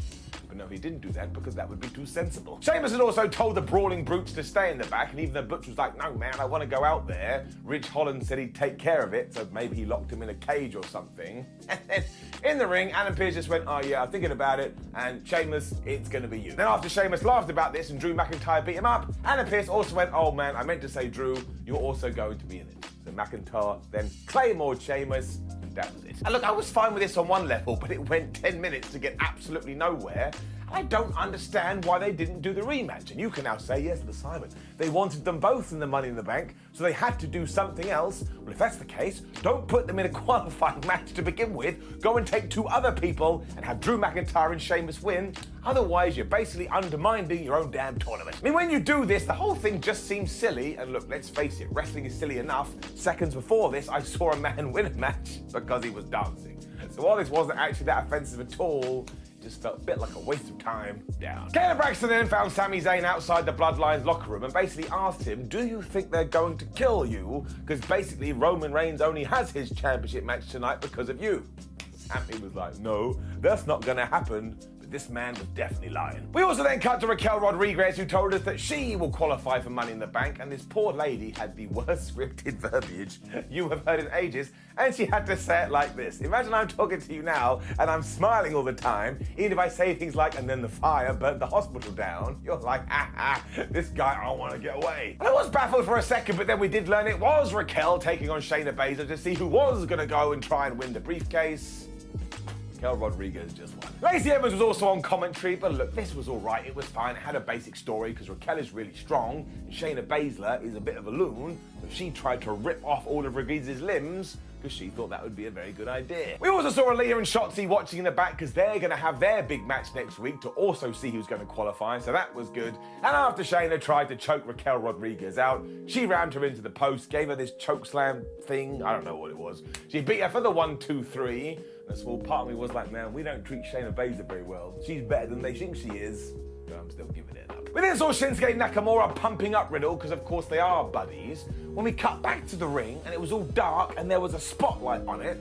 And I was like, man, I'm worried, what are we about to do? And it was stupid, because as it turned out, this was meant to be the big reveal of Max Dupree's first client, but instead he was in the back telling Adam Pearce, I don't like the way that you've set the ring up, so now we're not going to do it. So it's quite clear that WWE doesn't have a plan with this, and this bums me out because I actually quite like the idea. I've been wanting to see what's going to happen for 2 weeks, and now we're into week 3 and we've got nothing. Now the good thing is it hasn't been scrapped, and I'm terrified that's going to happen too, but I shouldn't be pumped up to see a segment and then have it stripped away from me twice in a row.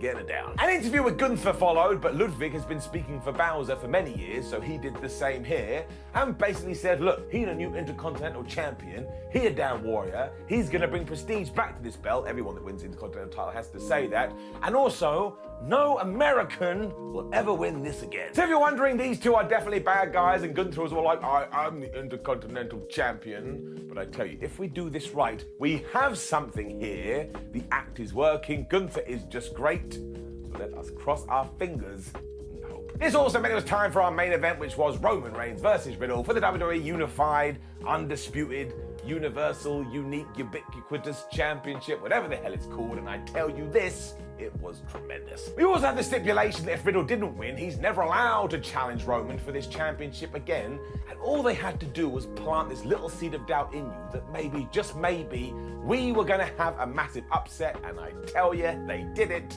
and a few times I actually believed. Fans are also desperate for this too, which really helped, and we remembered the story here, because Riddle hates the head of the table because he's more into chairs, so as soon as the bell went ding, ding, ding, he was all over him and he was kicking his ass. When he messed up his hair, he scruffled up his beard, he hit a floating bro to the outside, and you were like, yes, Riddle, get him. Roman does have fists of steel though, so he just smacked Riddle at one point, and then he got the ropes and he tried to choke him. And let's not pretend otherwise here. I don't think we addressed this enough. This was Roman Reigns trying to murder a man in the middle of the ring. So if you take a rope and go, eventually they're gonna die. Riddle still went crazy and hit another floating bro for a near fall, but then when he got up, he got rock bottomed. So there's that move again. And then Roman did the stupidest thing he could have done, because they were back on the outside. He gave Riddle the Randy Orton back suplex into Alan the announce table. And you know you can't do that. As soon as you start mimicking Riddle's friend, he goes crazy. And then when Reigns went for the Superman punch, Riddle was all like, no, because Riddle instead smashed him with a big knee, and then he was going for the draping DDT, but he wasn't able to do that when they were back on the outside, and now it was Riddle giving the back suplex to Reigns and him pretending he was Randy Orton. This was really fun. When Reigns eventually did connect with the Superman punch and Riddle kicked out at 2, everybody erupted, and then it got even better because Reigns went for the spear and he got hit with the RKO, and this is when I bought in, my friends. I actually thought we were gonna do it. Of course we did not. 1-2 up. Smartly Riddle went for this again, but after some springboard action, he did fall down to the mega spear. You could just tell from a million miles away that was it. 1, 2, 3. Roman Reigns is still your champion, but this gets a round of applause. What a main event. Getting it up. Reigns grabbed the microphone afterwards, and you can tell Riddle was super over because everybody was happy to boo him, and said he had done exactly what he said he was going to do, wreck everyone, and then leave. And yes, he's done that literally. He then wanted Minnesota to acknowledge him because he does have a self-worth problem, and just as he was about to leave, you will not believe who interrupted him, although not per the interruption counter, he just came out to confront him, because it was none other than Shanky. It wasn't Shanky. Actually, if only it was Shanky, but no, it was Brock Lesnar. Now, it does have to be stated the audience went crazy for this because we were in Brock's hometown, and of course, he got in the ring and he F5'd Roman Reigns and he F5'd the Usos. And before all was said and done, WWE announced, oh, at SummerSlam, I believe this is correct, they're going to be having a last man standing match. I was like, where the flub did that come from? Now, I do admit I got an adrenaline rush from this because who wouldn't? And I also do understand because it was meant to be Randy Orton versus Roman Reigns at SummerSlam, but now we can't do that. But why does that mean we go back to Brock? I mean, Bobby Lashley is right there. I joked about Shanky, but I would have taken it. And also, why can't you do something out of left field? Sami Zayn is probably looking, going, well, I could have turned face. I've got a little story going on with the bloodline, and I get that's experimental, but it's just more creative than this. When the feud is over, it's done. It culminated at WrestleMania, and also, if we're acting like wrestling is all legit, Roman would just be like, I beat you fair and square, then you ran away for 2 months, you don't get no title shot. You just can't keep going back to the same thing over and over again, and if you do keep looking over your shoulder, you will trip up. This also just makes it feel like the last couple of months didn't happen, so while it was a good moment within the context of how it was presented, does have to get it down. Which brought us to the end of SmackDown, and why I actually thought there was some really good wrestling on it. I am going to give it a down, mostly because of everything that happened at the start of the show. Because all that happened is it just sat in my brain for 2 hours, and I was like, well, this isn't fun. This isn't entertaining. This is just really, really sad. We don't even know what's going to happen with this. I tell you, it was a terrible, terrible mistake. Now, please do leave a comment below and let me know what you thought about last night's episode of SmackDown. Like the video, share the video, and subscribe. Head over to whatculture.com. I mean, you may as well live on there. There's going to be so much news. Same with the YouTube channel. Same with social media. Go follow them all. My name is Simon What Culture. Remember that Rampage Ups and Downs will be up later or may already be live as you are watching this. Please go and watch it. I appreciate it. Goodbye.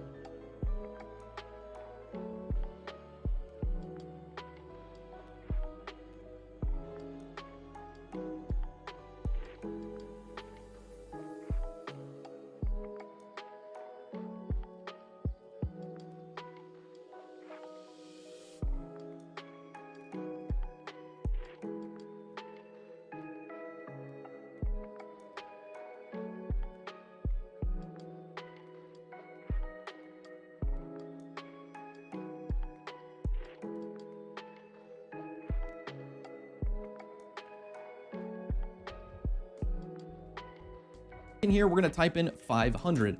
Now when I hit OK, and when I hit done, you can see when I swap scenes, it has a perfect transition and you don't see any hiccups at all. Now, if you set this up wrong, and if I come back in here to the edit and I switch this over to 1500 seconds and I hit done, now when I switch, you can see there's a little bit of an extra delay in there that you don't want, and you want to make sure to hide that transition perfectly. So going back inside of the transition settings, this time I'm going to select frame, but I don't know how many frames I'm going to need here. So if we went back to 500 and I hit done, you're going to see that that's the wrong time. So what you want to do is you want to go back into your transition folder. So at the bottom of this folder, you do have the image. And if we open that back up, you can see both for Streamlabs and OBS. Now we got to look for frames. Now over here, if you're comfortable working with frames, you can go ahead and select 20 frames. So back up into here and inside the transition settings, I'm going to go to transition settings, set this to frame, and we're going to switch this to 20 because that's when the transition needs to be happening. So I'm going to go ahead and hit done. And now when we switch, it is a perfect seamless transition. Maybe I'm thinking the audio is a little bit too loud for me. So if I go back into my browse, I can actually choose the lower audio version.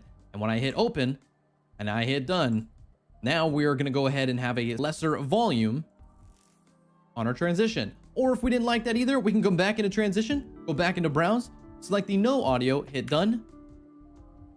And now when I switch scenes, no audio at all. And maybe that's something you're looking for. So choose the one that best works for you. For me, I'm going to choose the one with full audio. And that's looking pretty good. Last thing that I want to do here is I want to go back into these settings and I just want to name this. So I'm going to go ahead and hit the little edit icon, switch this over to, we're going to call it Cubics Stinger. So now that I've set this to Cubic Stinger, I know exactly which stinger that is. I'm going to go ahead and hit done. And now my transition is fully set up and it is ready to go. So this covers how to set up your brand new stinger and transition. I hope this helped you out. Thanks for watching. I'll catch you guys in the next video. Happy streaming, stay safe, and I'll see you later.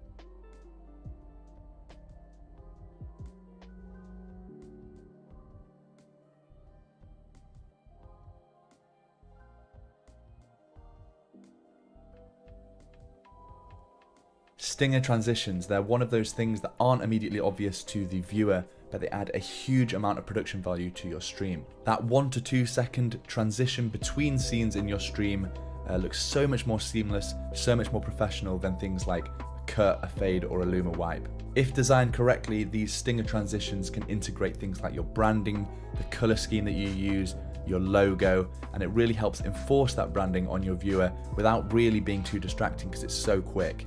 A couple of months ago, I uploaded a video talking about the basic transitions that are included inside of streaming software like OBS and how you can use them. And the overwhelming response from you guys, the gaming careers community, was that you wanted to learn how to create your own stinger transitions in some video editing software. So that's what we're doing today. In this video, we're going to be walking through step by step how you can create your own stinger transition that integrates a few different colors from your brand color scheme as well as your logo, and will work with all kinds of streaming software. So it doesn't matter if you're using OBS Studio, Streamlabs OBS, or Stream Elements OBS Live, it will work with any of those. With this knowledge, you'll be able to customize the stinger transition to use different colors, different shapes, different directions, speeds, add your own logo, change text, all of those kind of things to really make this stinger transition unique to your own stream. All of that coming up after a quick message from today's video sponsor. The new Stream Deck XL from Elgato offers a massive 32 customizable keys that you can use to control all the different aspects of your live stream. Get studio level control with more access to time-saving integrations directly at your fingertips. To find out more, visit the link at the top of the description. Now, a word of warning, this tutorial is going to be a little bit more complicated than usual, but I'm going to do my best to walk you through step by step so that you fully understand what's going on. Since the idea behind a stinger transition is that it is a video that plays between two different scenes so that it seamlessly switches between the scenes with the graphic coming over the top. The idea is that the video that we're working with needs to have some layers of transparency because that's actually how you see the scenes behind it. And to be able to work with transparency in video, we need to be using some slightly more complicated video editing software, and the main choice that people use is After Effects. After Effects is part of Adobe's Creative Cloud, which is a subscription package that includes things like Photoshop, Premiere Pro, Audition, as well as obviously After Effects. Now, just because I've said subscription model don't close down the video just yet, because there is a free 7-day trial that you can get that allows you to use After Effects completely unlimited, so you can create your own sting transitions with me in this video. As long as you do that within the first 7 days of installing the trial, then you'll be able to render it out and use it in OBS. Yo, Nano, what up? What up? What up? What up? I didn't notice you were here. I'm sorry. I'm sorry. I've been going ham on this stream. I'm trying to take over the internet. After Effects, I know that it's a big file, so it might take you a little bit. Let me see what's up. I don't know where the bot went. You should arrive at a screen like this. I've been going so crazy on transition in the studio that I don't even know where the bot is. Hang on, let's find this damn bot. My man Nano came through. My fault, Nano. I've been in the fucking zone. All right, where is the bot? You know what? They might have signed my ass out. Let's go find his ass. Come on, bot.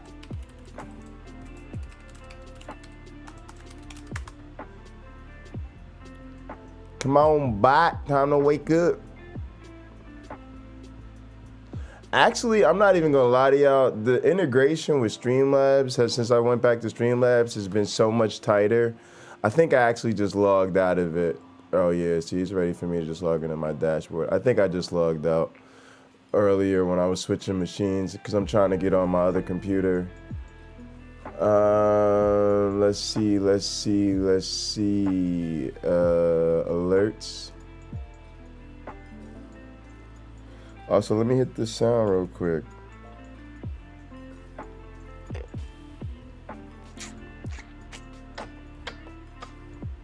God's about to come on me. There we go. Now let's go to the alert box. Oh, we gotta add our alert widget. I knew something was fucking. It was like I was like, what is holding me up? The alert box. We gotta add the fucking alert box to the damn overlay. We got some real streaming software in the house. Oh, y'all don't even know the shit I'm about to hit y'all with. All right, let's get a test. I'm not hearing the goddamn thing. All right, that's because I probably don't have the alert box open. Oh, I guess I restarted the computer and everything, so I needed to get my shit together, huh?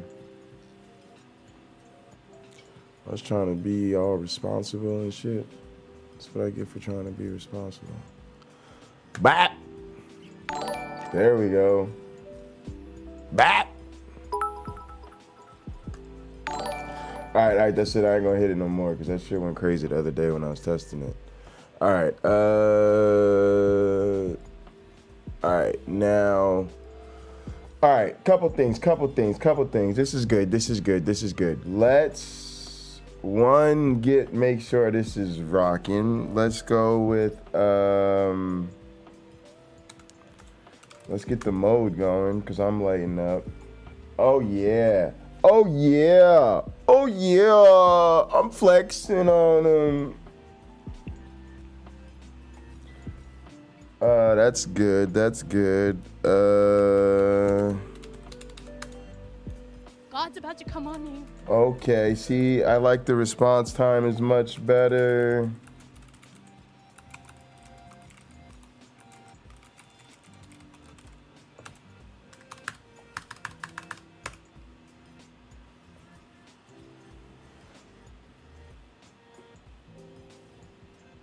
Bye.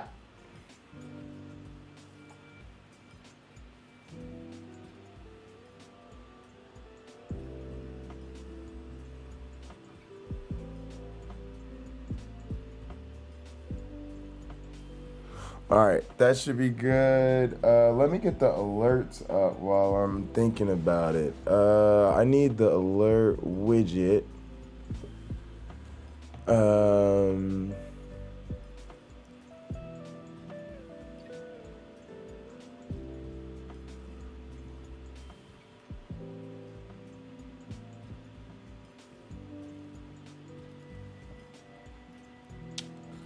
Streamlabs OBS alert widget. I want it on my overlay.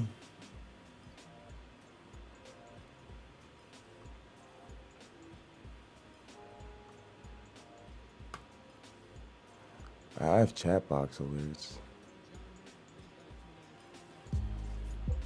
If you're new to the channel or new to the series and you're wanting to learn the stream, be sure to go ahead and take a look at the channel. And if you're enjoying the content, don't forget to subscribe. So for today's video, I'm going to be talking about the alert box. Now, I'm going to be going over the settings, but if you feel more comfortable with using the website version, then you just go to streamlabs.com, sign in, and you'll be able to adjust all the settings on there as well. So what we're going to do is create our scene. Once your scene is created, then we're going to go over to sources, click on the plus, go to your alert box, and this is where you're going to be able to have like donations and follows and bits and super chats and all this other different stuff that you guys use depending on where you stream. It's going to be different for every different platform depending on whichever one you're signed in for. So once you are ready, go ahead and either double click or click on add source and give it a name. And that's everything you're going to see here. So I already have some of my stuff already pre-configured. All right, let's go. Let's go. I'm with it. Let's do it. I guess we're doing Streamlabs first, then we'll do OBS. Oh, I got the big news. Oh my goodness. I was gonna make a joke, it ain't easy being this good, but it really isn't. All right, let me add a alert box.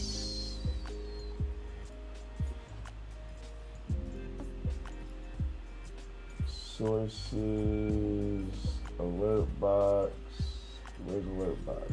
Alert box. Alert box. Yay. Oh.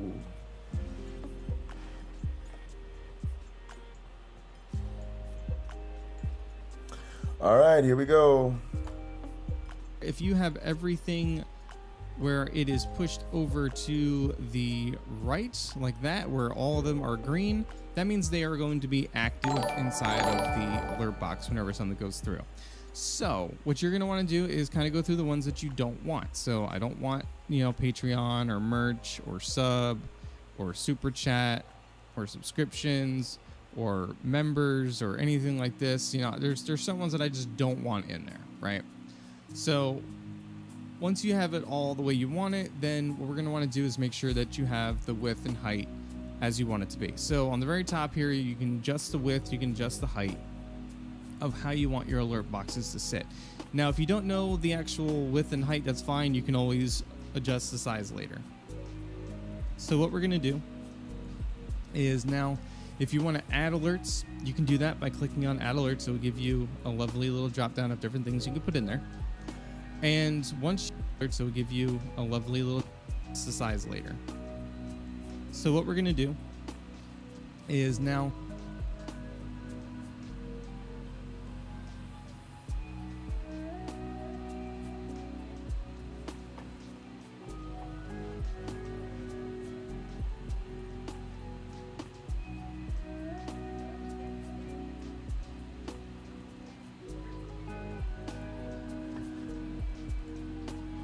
if you want to add alerts, you can do that by clicking on add alerts. It will give you a lovely little drop down of different things you can put in there.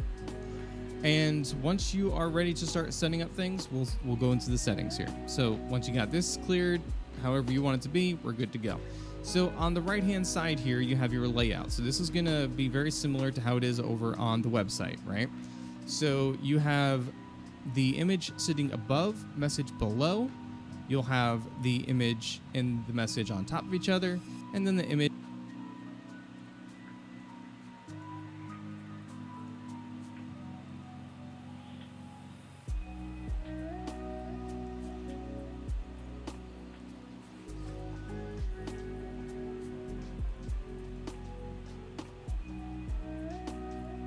to the left, message to the right. So it matters on however you want it to be set up. And then you'll have general settings, moderation tools, and your source, as well as having a background color if you need one, and then the alert delay if you want to have the actual delay for the whole entire alerts. So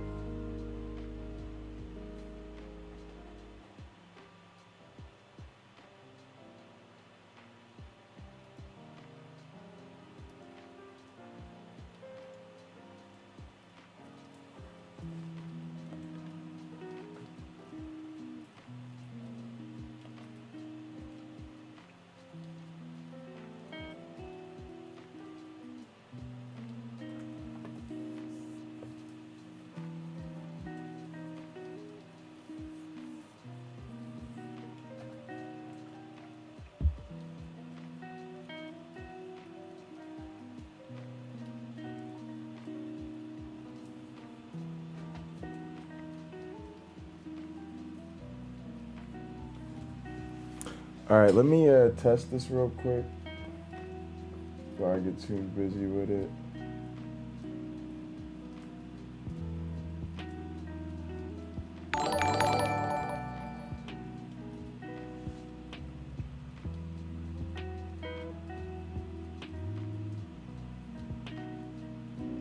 I almost think you should go up top.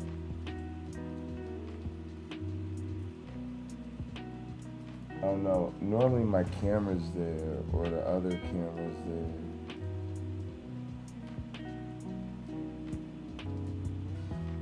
Maybe on top of the live box.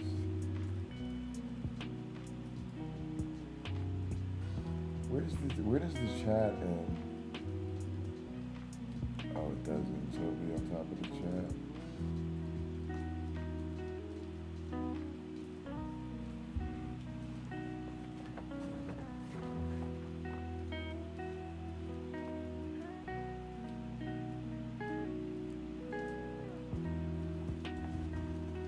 Yeah, alright.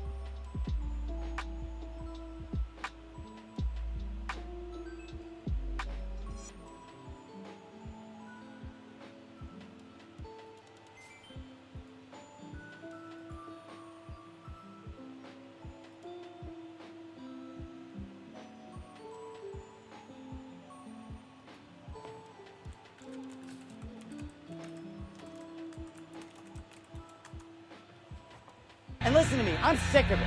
I'm taking the gloves off. And listen to me, I'm sick of it. I'm taking the gloves off. Alright, why is it repeating?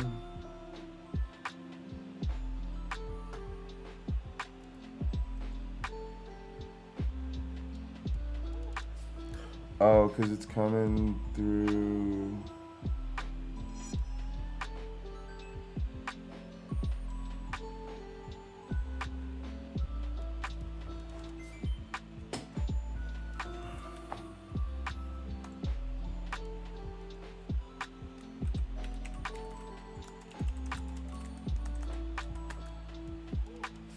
Again, I don't know what the hell I'm talking about.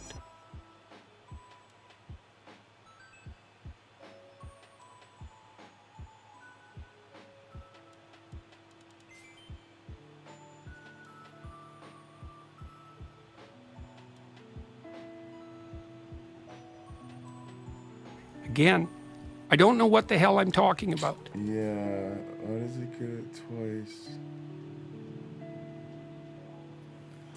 Alright, oh, maybe I need to close the alert box now. Now that I have it, where's the alert box there? Here. Alright, so we close that.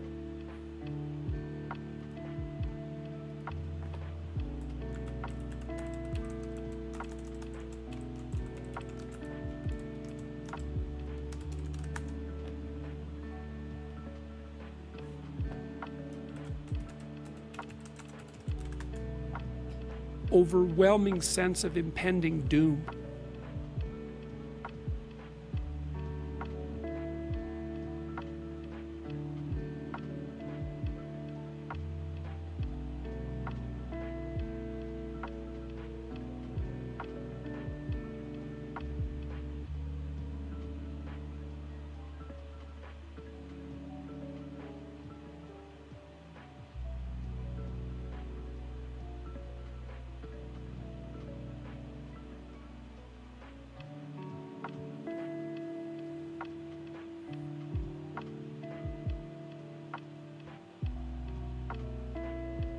All right, I don't even know what that comes through. I guess just through the system audio.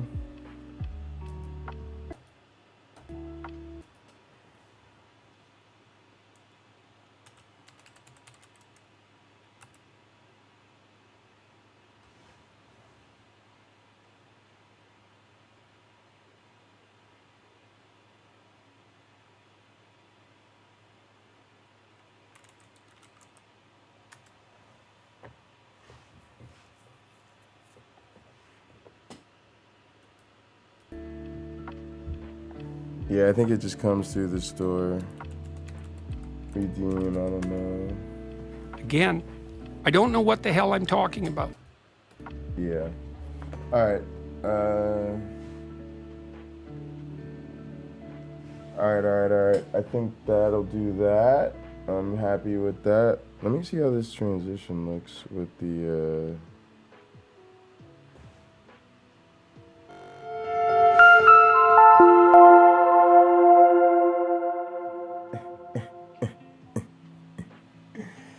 Yeah, I'm slicker than the rest of them. Hang on, let me see though. I don't know. I gotta actually scrutinize this timing here.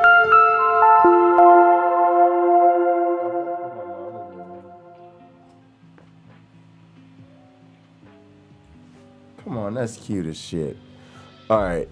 So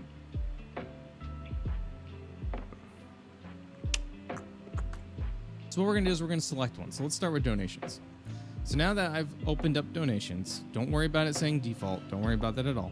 What you're seeing here is you're wanting to figure out the layout for how you want the alert to appear.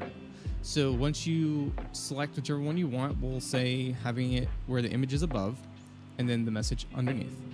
So then you'll be able to give it a title message. So now here's all the properties for the selected settings up here.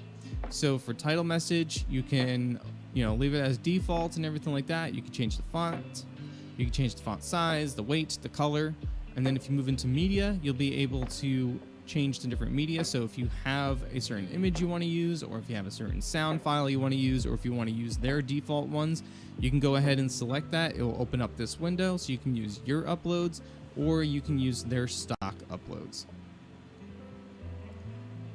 Now, if you go over here, you can adjust the volume. For animation, you can adjust the animations, you can adjust the durations, you can mess with all these settings. Like, this stuff is all very self-explanatory stuff. So for the actual donations, if you have a certain amount that you want people to spend before it shows up on the stream, you can do that. Same thing with the text-to-speech. So if you have a lot of trolls that come into your and you want to have the number to be pretty high for people to have to donate before it actually reads out it over stream, just to avoid any type of bad words or anything like that that you don't want to be on there. So you can always adjust that stuff right there too. And then for your alert settings and everything like that, you can have it for the minimum amount to trigger the alert. So how much people would have to go and do for the minimum amount and everything like that to get it to actually trigger the alert. So it's very, very self-explanatory stuff. Same thing with follows. So follows is going to be the same thing. You can adjust all these different settings. You can add media, you can add buttons. For hosts, it does the exact same thing. Now, for people who stream over on Mixer, you have the ability of adding effects, rallies, and stickers. So for effects and rallies, it's going to be the same type of stuff. You can adjust all these different settings, media.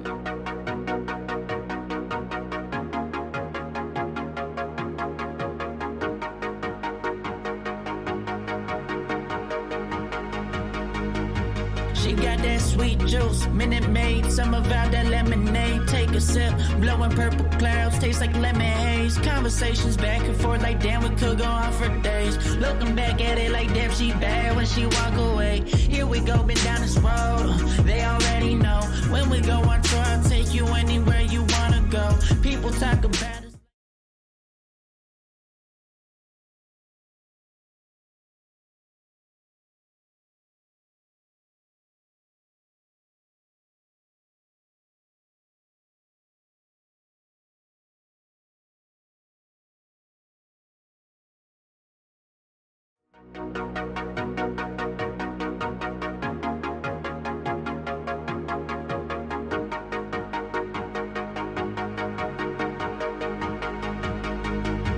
She got that sweet juice, Minute Maid, some of out that lemonade. Take a sip, blowing purple clouds, taste like lemon haze. Conversations back and forth like damn, we could go.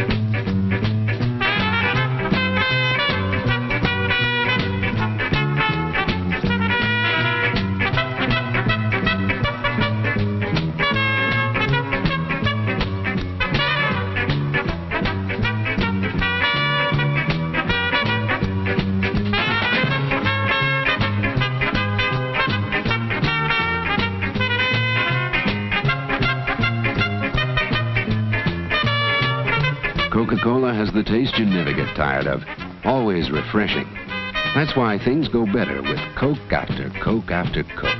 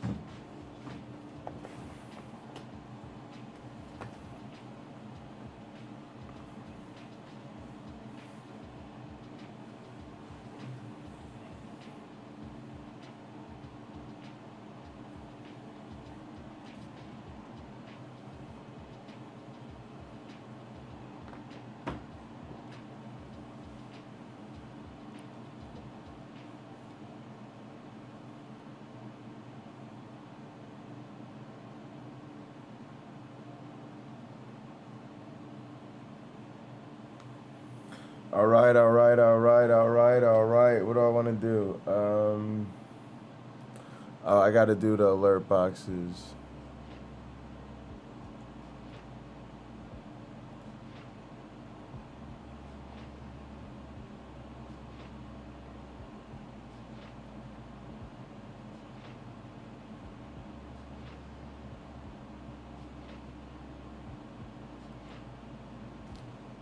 Yesterday, we brought you the story about how GOP Senate candidate Herschel Walker actually has a secret child, a 10-year-old that he was apparently hiding from the public. Since then, though, we've learned that Walker has even more children he was hiding from the public, although he denies that. Now, first, some context for anyone who might have missed the initial story on this. Walker has a second son who has apparently been estranged from his biological father since his birth a decade ago.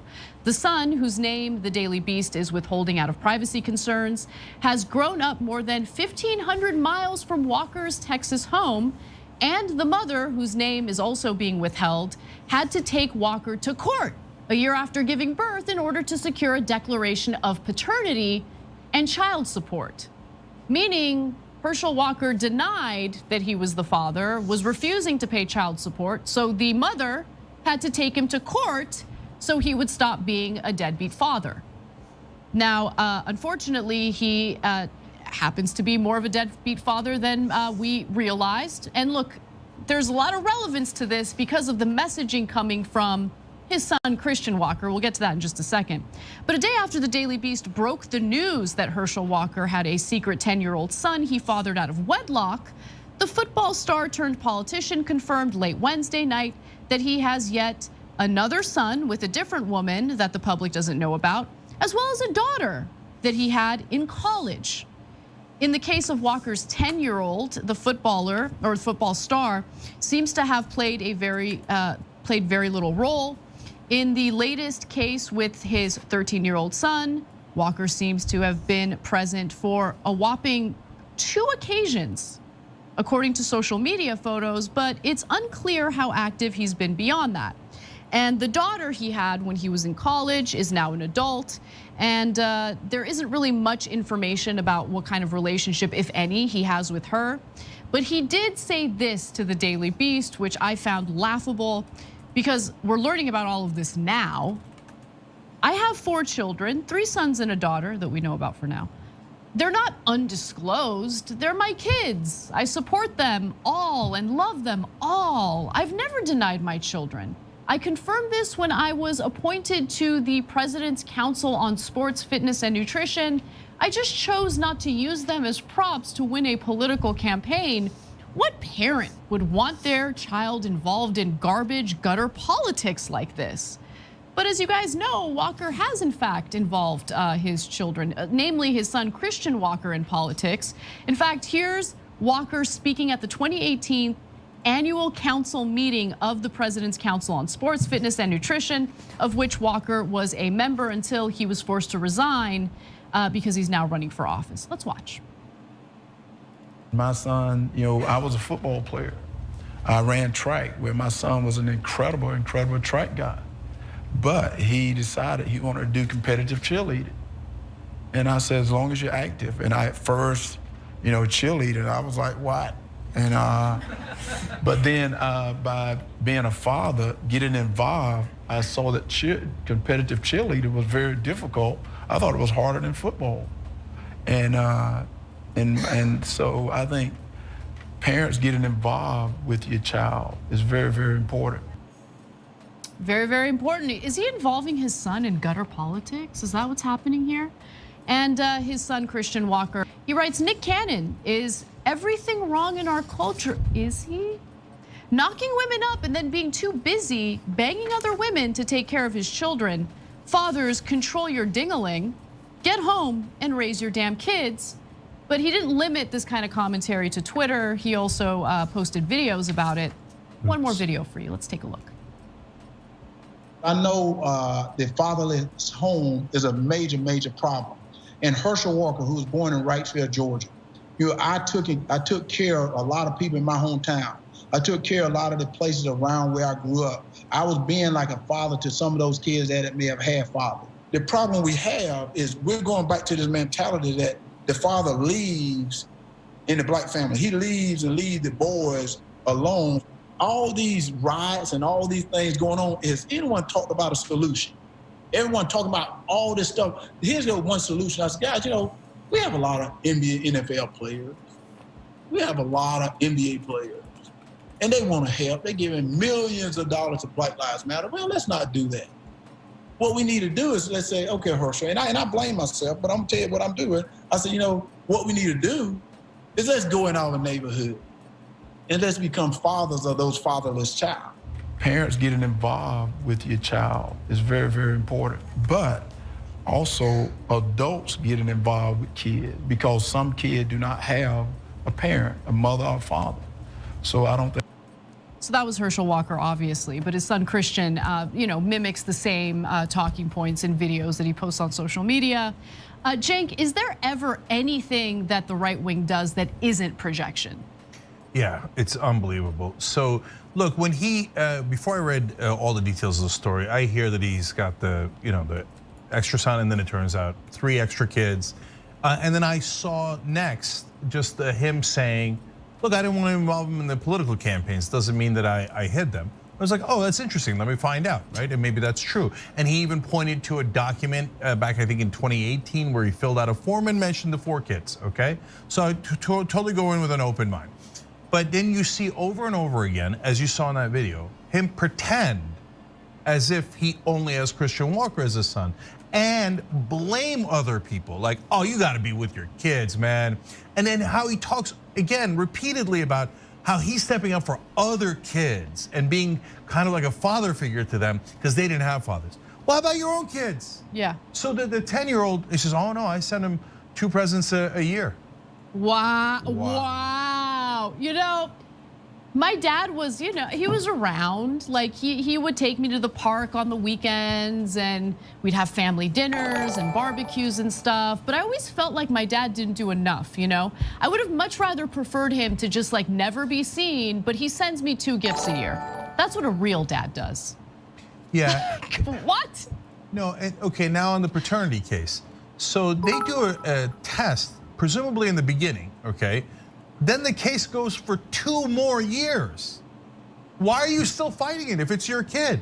What happened to, oh, you gotta stick up for the fatherless kids? Have I slept yet? Not really. It's your kid. But I'm about to go to sleep soon. Pay. And later, what you, to soothe your conscience, I'm about you to eat some Chinese food and pass out. Look, guys, sometimes people split up. I'm not judging anyone, but you don't come around I gotta here fuck with my mixer and tell a little every bit. other black father, oh, it's your fault, and you tell all black people it's a culture's fault. Oh no, and by good, the way, bro. why? Good. For your own benefit, because you know right wingers are gonna love that. So you're making a living off of blaming other black people. Meanwhile, you're not even going to see your own kids. I'll give you. Yo, I think I could get an interview with Gin and Truth. I reached out to him on a comment and asked him if he would do an interview. He said if we could link up. And he said he might start doing live shows. He just needs to figure it out. I think I can help him with the tech. And I want to apologize to the African American community because the fatherless home is a major, major problem. Okay? And he said that he had been, quote, like a father to some of the kids that never had fathers. How about your own kids? How about your own kids? And I don't believe that he was like a father. No. Like that. Yeah, would be dude, He's doing the same thing Ben crazy. Carson does, which is what do the racist right-wingers want to hear? Totally. Whatever it is, well, I'll take it. I'll take your money. I'll take for speeches, books, whatever else. I'll run for office. What do you racists want to hear? I'll serve it up on a silver platter to you guys and hide my real identity. And I'm just testing out all the these alerts are important and issues, stuff. but that you should know. I just switched over to I didn't know. That's why I'm Streamlabs. sharing with you guys now. 2 different girlfriends. I'm gonna switch over to OBS, Herschel Walker said but that he I tried want to to make blow sure their I have brains. Streamlabs OBS as a fallback. So, no matter what you think of what he did or didn't do with his kids in raising them, that is seriously troubling. Of course, it's Yeah, I could tell. But that's easily won that primary. Oh, you know, I think that's kind of the charm of his content. So, what's the big deal? you know, if he was interested, I wouldn't mind helping him out with the tech. his own therapist. Get a load of this. I'm quoting the Daily Beast. All right, I think The most of therapist who these, the diagnosed alerts are Herschel Walker, fine. Dr. Jerry Mungadze, claims that he has dissociative identity disorder, which means that he has several different Yeah, it's on, personalities, as long as it's alter on. egos, that he becomes a different person at different times. Sorry, We're I'm gonna just elect this checking guy through for the these Senate. Which scenes. guy? All right, Herschel they're all Walker? done. I'm not making fun of his health issues. Go get. All right, got that done. I felt bad once I realized I didn't have an alert box done. I felt really bad. I meant to do that. That's one of the first things I should have done. Also, I should add the fucking donation bar. Product of satanic demons. But I might do that tomorrow. I want to fuck with the. I want to fuck with my mixer right now. I just want to get my hands on my mixer. And right now, I think he's leading in Georgia. I just want to mix. Come on, we have to stop electing actual lunatics, like honest to goodness, certifiable, clinical lunatics. Yep. Jesus Christ. All right, now what are we doing over here? All right, we're gonna have to pause, you guys. We just need like some background music, cause I got things to do. Actually, let's put something on that's kind of long for. Yeah, you playing games, homie? I'll watch a gaming stream. Yeah, I think there are some issues. Are they more Hey guys, cultural relativists? I got- Oh, this that girl. I like this girl. She's sweet. She probably gonna play like some computer simulator or something. I gotta put on some music and I shit. do have the new Sims pack. The new Sims pack. On my gaming channel, KDG's Games, on YouTube. I'm making some videos for that. I have a few videos coming up with that new pack out. I have some other things planned. I plan to do a setup tour soon. Setup tour. Definitely plan to do a setup tour very soon. So be on the lookout for that. If it don't come out today, it will probably either come out tomorrow or Monday, because I want to make sure it's. Actually, yeah. Let me switch to the. Let me switch to the. I want to try something different. I saw this YouTuber Low, how he did his setup tour. I kind of want to do something like that. So Yeah, let me switch to there's this that. view. What else? I'm trying to think if that's all. What would his title be? Oh my goodness. We had to make him a pastor, because he has a channel. Katie Uncensored. So there'll be some. Yeah, I might try to get him I posted to. 2 videos this week. I'm trying to get every day. It's just that my schedule is so weird for work. I might try to see if he'll let me. If he'll let me do a 24/7 channel for him. Cause if he just played his videos and had like, I could hook up like a chat bot and shit for him, so his community could hang and shit, and they could be there hanging out waiting for him when he do his show. He already does his show. His show is so easy. He could do his same show so easily live.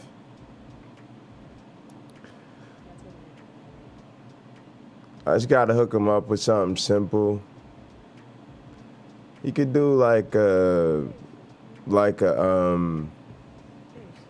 StreamYard or Restream free or whatever.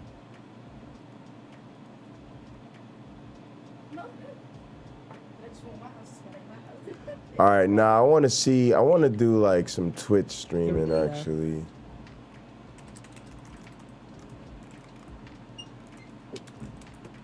Here she comes. She coming on camera.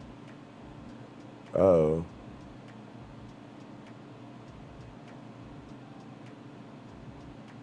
Banana, almond butter, cinnamon, and water. Do you have a cute date night outfit? Okay, Allspice, so I actually don't have a cute date.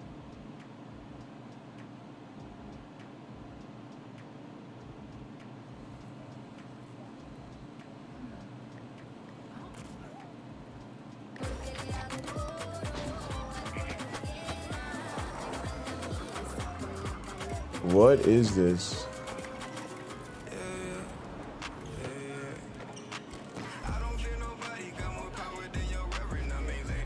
Yo, this commercial is crazy though. Really? You're able to handle them earlier in the group stage, and that's what you're going to lean on if you're OG. Oh, this shit crazy. Got 3 teammates on the OG side, so missing 2 of them right now. And then hopefully they'll be... All right, we ain't really even fucking with y'all right now, though. We ain't really fucking with y'all right now. We over here. We over here on the other machine. We over here on the other machine. Looks like we over here on the other machine. T side. What do you, hold up. make of that? I mean, normally we would say the T side's the one that controls the pace, but it seemed like now we were doing that on the CT side too yesterday. Yeah, well, I mean, this is what they opened on yesterday against FaZe, and I think on a map like Dust 2, it doesn't much matter a whole lot to me at the moment. And I mean, certainly the way they played it. Actually, you know what? Y'all could look. You could look at this. This is more interesting right now than what I'm doing. FaZe, I mean, just able to work the map, and that really just kind of shattered them before things could even begin. So all right. I need to see. I need to dig into the setup that I had over here today. Okay. Wait, why does shit look different though? Yeah, ready to do it again. And no. Oh, I'm on a different page. Okay. Let's get in this mixer.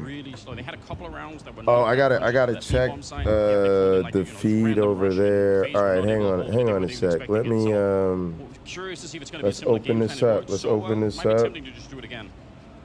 I don't think anything's coming to it right now. Check. To what's going to happen yesterday, and that would be, I mean, man, if they've opened even just a fraction of what they were at yesterday. I think the interesting thing for the OG side as well is, I mean, bringing in 2 new players, Fiku and Neofrag, it's going to be like a really cool test just from an organizational standpoint to see what those guys are going to bring on the stage. Obviously very inexperienced in that regard. A tough test, like you're thrown right into the flames right out of the gate.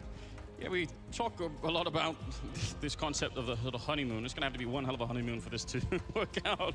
Yeah. Or it could be the best honeymoon ever. Best honeymoon or really quick divorce. Check. Ooh, that works. Check.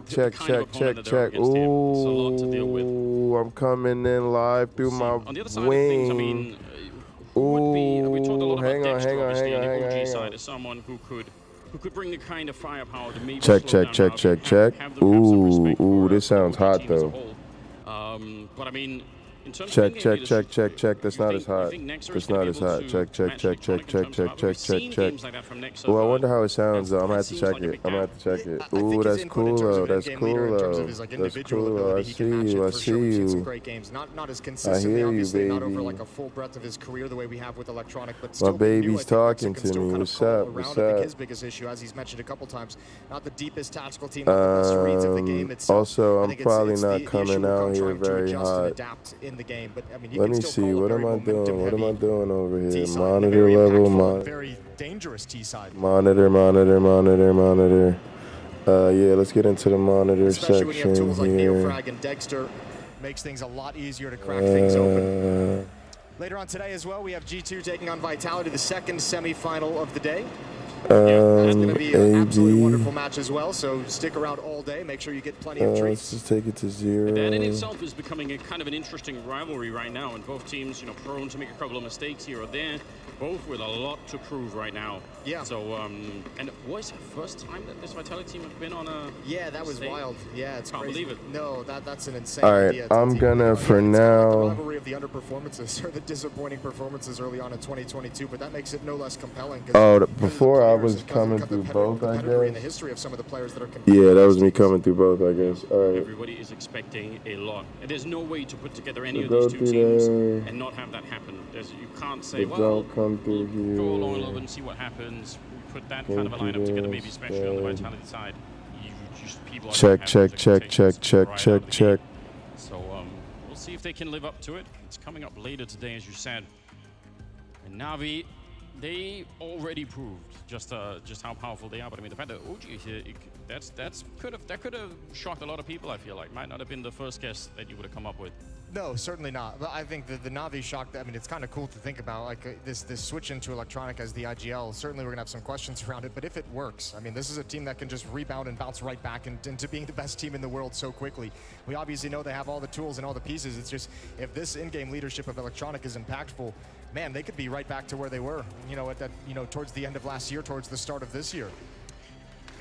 Jason, if you were watching that game yesterday on Dust 2, Na'Vi versus FaZe, and you were a strategist for OG, you're seeing that slow style that doesn't really allow you to push a lot. It's hard to run in and take fights. It's very likely someone's holding almost every single corner.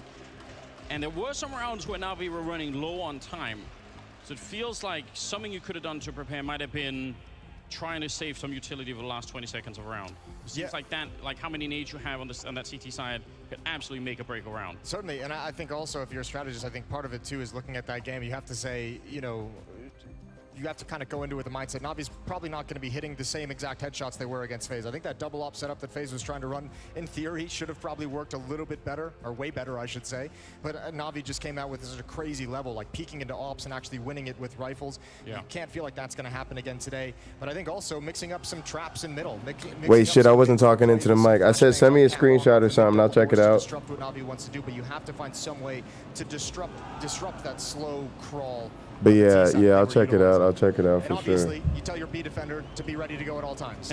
All right, I'm getting into this other computer over here. So just to keep everyone up to date now, I'd say maybe the upside, if you think about it. Actually, for right now, I'm gonna pause this. If you trust that Na'Vi are going to probably be executing in the last 30 Actually, I'm not gonna pause. I'm just gonna mute it, so that I can go to my other screen here. I think I want to go to 3 right now. No. Yes. And then go to 1. All right. Yeah. Yep. That's what we want. And for right now, just give me this. Make it full screen. Installation complete. Don't know what you're talking about, but okay. This looks fucking amazing. All right, let's see what we're looking like over here.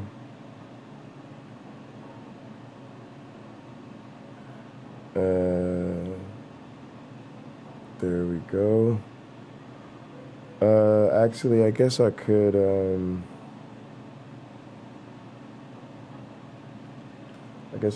that back on for a second. Let me see if I can see it.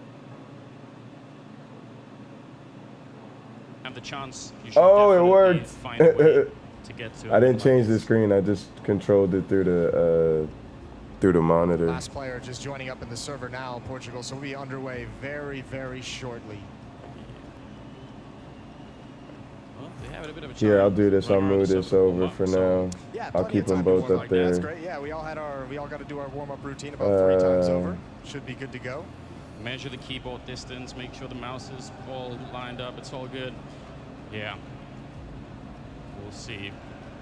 It's going to be interesting to test the mental strength of OG. If they don't get that really hot start, all right, the leadership on that side is going to be important. Well, it looks like we are about to find out, ladies and gentlemen. It's Na'Vi playing against OG in the opening game, and it is starting right now. All right, so now the deal is I need to make that basically the basis of a theater mode.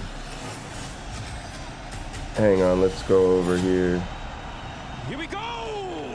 It's Na'Vi versus OG, and we are on Dust 2 for the opening semi-final.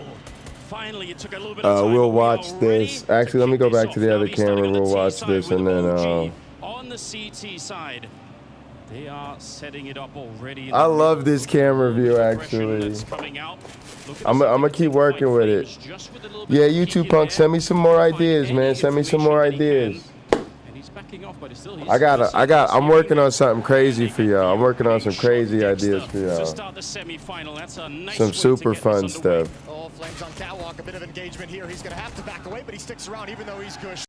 Brought down. And Bit going to be moving forward on catwalk.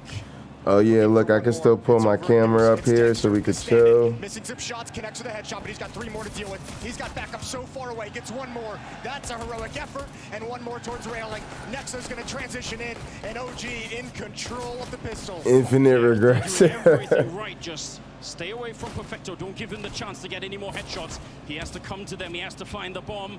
This is a 2 versus 1 that they should win almost every single time. They're giving him a couple of chances here for some shots, but so far not hitting it. There's 1 more headshot. Oh, and now it's scary, but there's the return.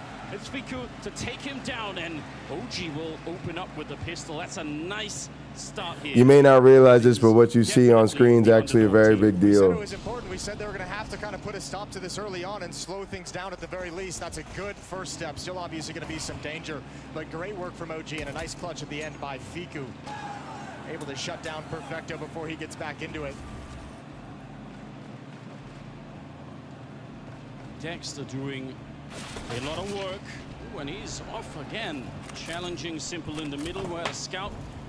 I'm not afraid of that one. Look at this. Some aggression behind it. Yeah, this is what you want to see. Even though Na'Vi don't really have much to work with in this round, just show them that they have to respect you. Oh, wow. That is a nice shot from Perfecto. Yeah, respect this.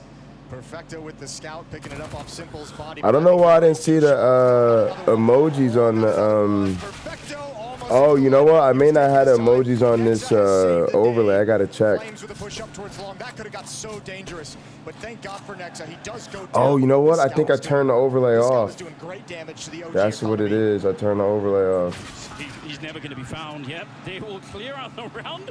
Oh, but a moment of absolute All right, let's try something terror. else. You could have seen that coming. Yeah, nice shot being typed out. Yeah, there we go. There we go. There we go. Dexter Neofrag there. And why not? Yeah, these are some great hits from Perfecto. And I swear he almost had Nexa as well. He was lining it up. The aim punch is the only thing that stopped him. Yeah, if he'd been able I need to change the screen back to the other screen so I can see it. To fall back a little bit, but with those 3 kills, Na'Vi going to come in with the 3rd round bye. There's 4 AK-47s, the Galil on Simple.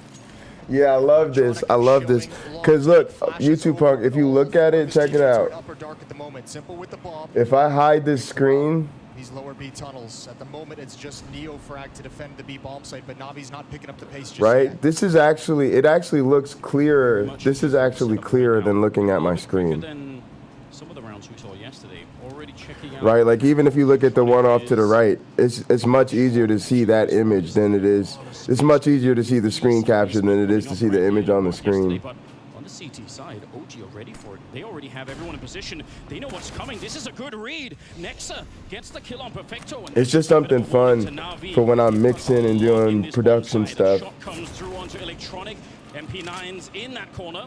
Sundial with a little bit of a return, but they're so low. They've been denied this B bomb site. Yeah, but Electronics made a great. And I'm gonna start introducing my wheel. Not enough kills came out to force that rotation, so he drops out towards mid where he knows support is going to come up in Neofrag, pushing through the smoke. A huge risk. Back into a 3v3. And Electronics That's why I like this angle. It's gonna be great when I bring out the wheel. at the B bomb site. It's Flames though. He might be the laugh off right now. He can get there. But at some point you're going to have to stop. Oh, and they get a straight headshot from Simple. That's an opening. What That's did I what they do with needed. this Navi, they slowed cable? it down to a crawl, and somehow they're able to come back in the round. Even though that should have been probably almost an auto loss. As soon as you get that double kill on the OG side, that's probably it most of the time. Now instead, do you want to go for this retake? Electronic Yeah, hasn't let's done get anything this in this round except gather information and be a presence in middle, and he's Yeah, had there such a we huge go. There impact we even go. without any There we kills. Dexter go. and Flames don't want to go for it. They haven't been able to find Electronic, so they're going to concede the round on the board. First gun round for Na'Vi. 2 kills for Simple, 1 for SDY, and there's Electronic finally getting his chance. It was a very well-played round, and that is the kind of scary round that makes you respect Na'Vi, even in a round like that where kind of a terrible Boom. start, they walk into a really well-defended B-bomb site, but they manage to slow down the game, get a couple of kills, and then they come back for more, and they win it. Well done. 2-1. That's this is the push right here. This is the push Neofrag's going to want to have back. Yeah. And that's what I mean, maybe being a little bit too keen, a little bit hopped up because of Young Doug, yeah, I saw some Young Doug shit earlier. Speaking of that energy. Those are the plays that are going to be punished by this slow style from Na'Vi, this slow pace that we see them bring out, and that's what they have to be careful of. So Neofrag punished early, trying to make a play. We'll see how he adjusts his game moving forward. All right, I gotta keep moving on this test though. And very little utility. Can't be watching this whole match. That scout round was just so punishing to the economy. Yeah, that really hurt a lot. I love the overlays they use for this shit though. I got some software I can make scoreboards and stuff. On the OG side. Oh, they're starting to creep out a little bit. They're not quite sure. Again, getting the information is really what the issue Oh, I is. like them highlights. They can guess the economy on that OG side, so what they're doing right now makes a lot of sense. I actually love competitive gaming streams. These streams are so much fun to watch. Position on the map, that's going to be so easy to just clear out with grenades. They can smoke it off. They can avoid most of the damage here. And there's not going to be that much utility on the other side. So good setup right now for Na'Vi. This is a pretty smart move. And they should be able to get a clean bomb plant. Yeah, as you mentioned, without the Molotovs towards It's the I call it the one-hit wonder. It's straightforward. Electronic with the opening kill over the top of the smoke. OG falling back. It's called Nug Life, N-U-G-G. Absolutely filthy. Simple shot. Look at this place. He just wanted more. Every single kill. He's like, I could do it again. Oh, he's... God damn. Artist, isn't he? Wow. Yeah, sure. Why he bully everyone else? Yeah, I wouldn't want to even try. Well, pistol's back. OG. And it's going to be a change of pace. And even if there had been more people, it probably would have been very hard. But the fact that there's only Nexa outside of the bomb site to make it a little bit difficult. Dexter with a nice kill. That's an AK they can run away with. I'd definitely be happy about that right here. Winning the round is not going to be an option, obviously, for OG. So whatever they can do in terms of damage to the Na'Vi side, especially if they can steal the rifles, that's pretty much the name of the game for the rest of this round for them. It means Na'Vi are going to be in the lead, 3-2. Yep, they take it over real quick. Flames of the AK-47 backed all the way up. Na'Vi already know it's Common designer. Lazy God. Yep. Yo, that's what I think. Like, I've decided that certain people in the community, like, I think they're really disingenuous. Like, I just think a lot of these people are really just intellectually lazy.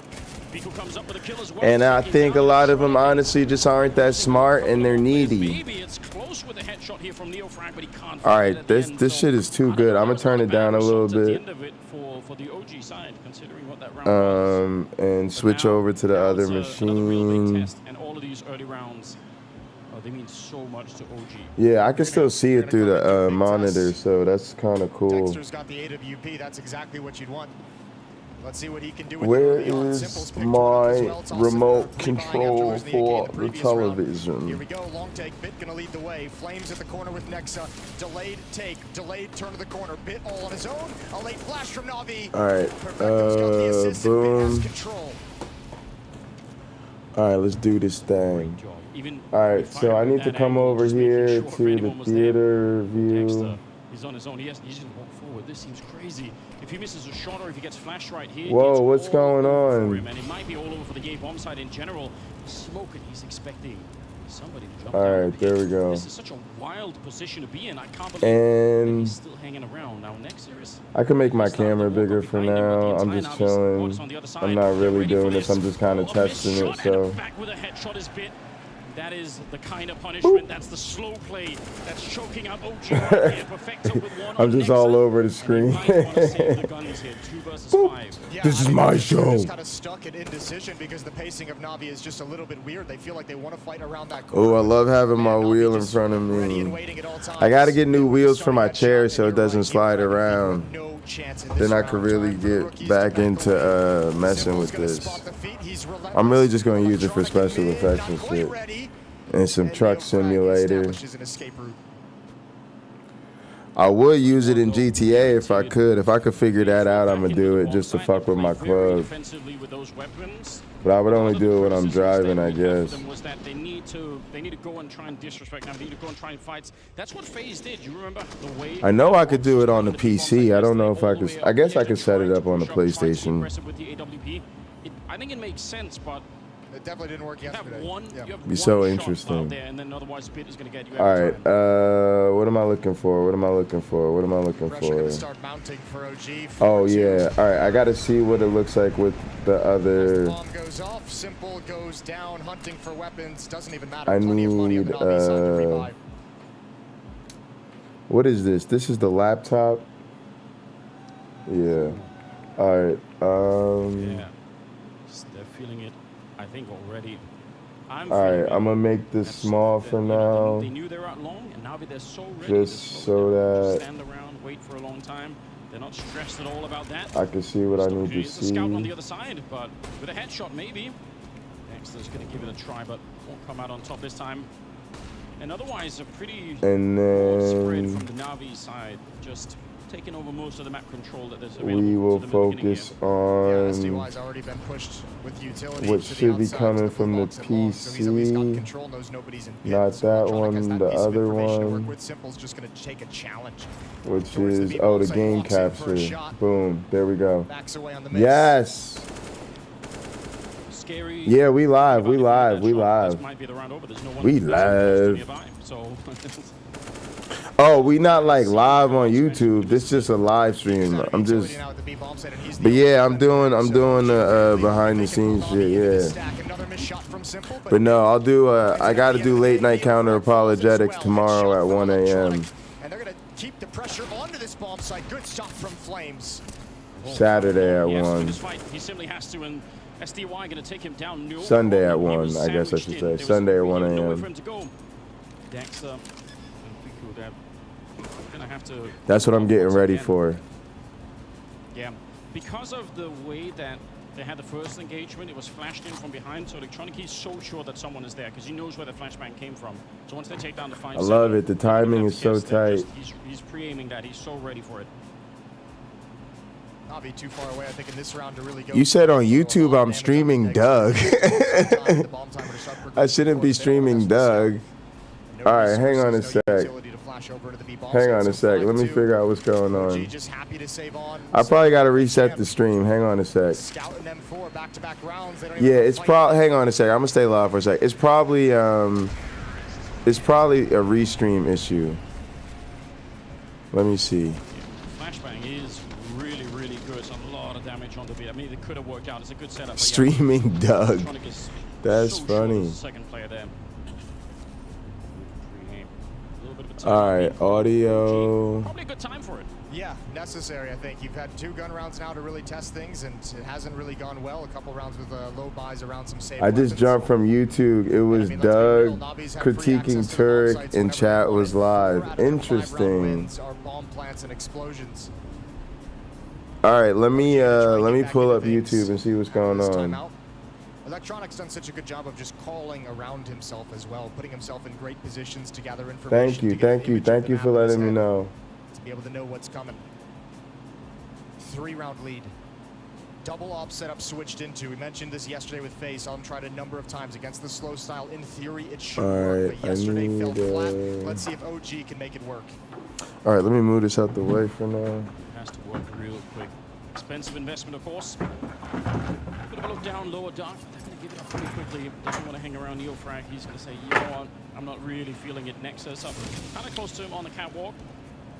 Effecto's taking control on his own, which is kind of a rare sight, I guess. We'll see what they want to do with it. Yeah, that corner smoke actually forced Dexter to rotate over towards middle. He doesn't want to mess with anyone jumping in towards pit when the smoke clears, but happily with Perfecto in this position with that control. Navi's going to shift across the map. Neofrag aggressive in lower dark. Him and Nexa can have a crossfire on any kind of a catwalk play, and it looks like Navi want to split this A-bomb site. The setup that they have right now, OG, would be amazing for it. They're not even in the B-bomb site. They're just... They're already gravitating this way. Neofrag's checking up a dark Nexa. Oh, nah, I wasn't ignoring you. Nah. Yeah, I don't know what's going on. I'm trying to pull it up. They need to slow Navi down. We know what happened yesterday, and it can't happen again. I should change back to the other computer real quick. Where's my remote? Be a little bit aggressive there, and it's a 3-on-3. Still 40 seconds on the clock. And Dexter, he wants to help out. He wants to save Flames. I haven't juggled computers in a minute. I'm rusty. From OG, and they needed it badly. They saved the double orb.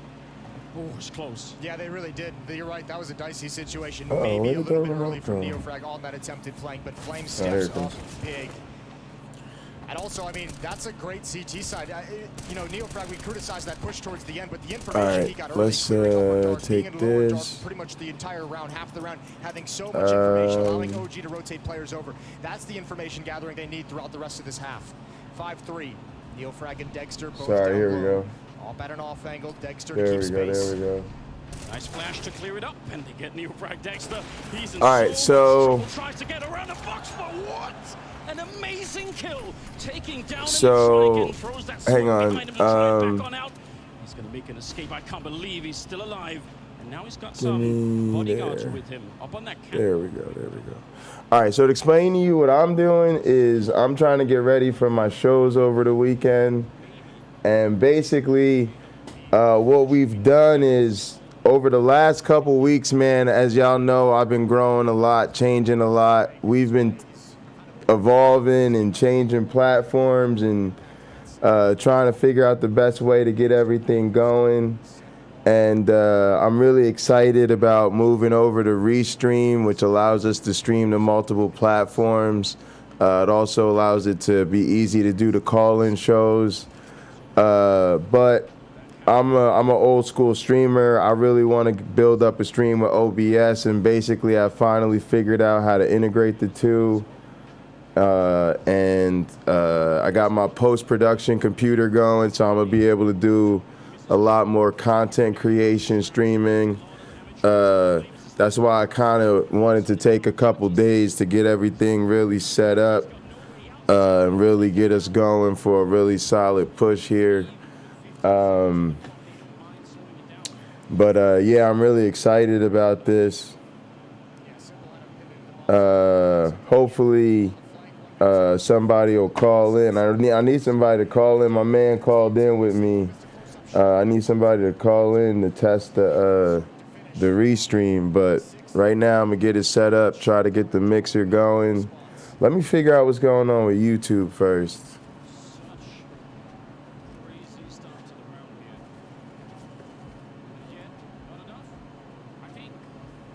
Let's go with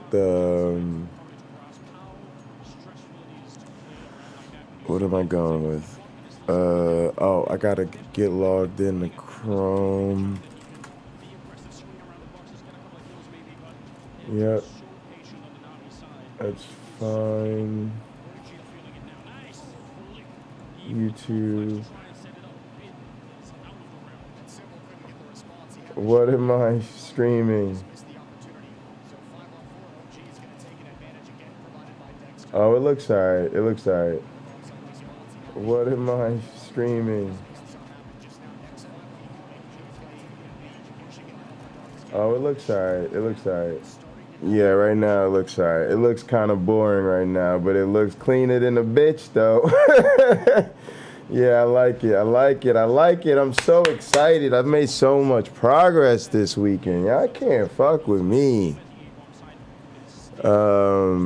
I am not a slouch. That's one thing they will not say about me. I'm on my grind. Yeah, I'm grinding and leveling up, YouTube punk. You better let them know.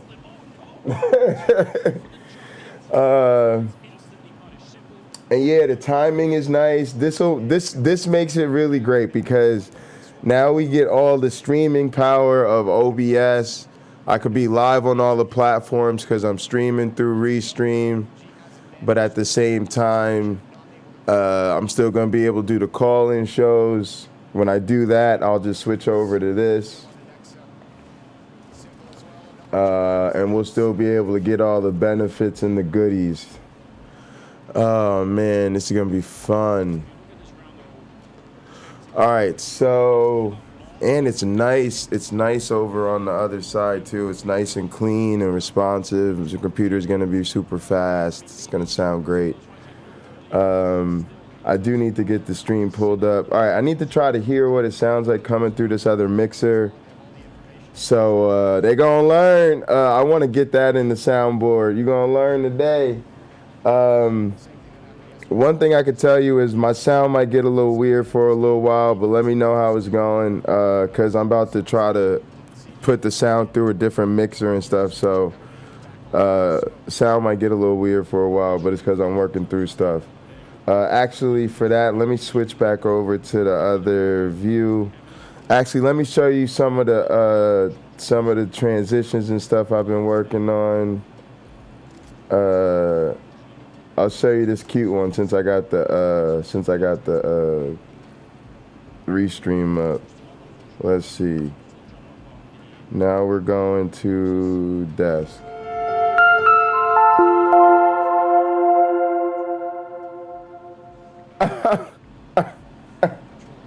And it's like that. And it's like that. You know what I'm saying? You know what I'm saying? You know what I'm saying? You know what I'm saying? And if I'm like, you know. All right, so let's see here. Y'all go ahead with that. I gotta do some stuff.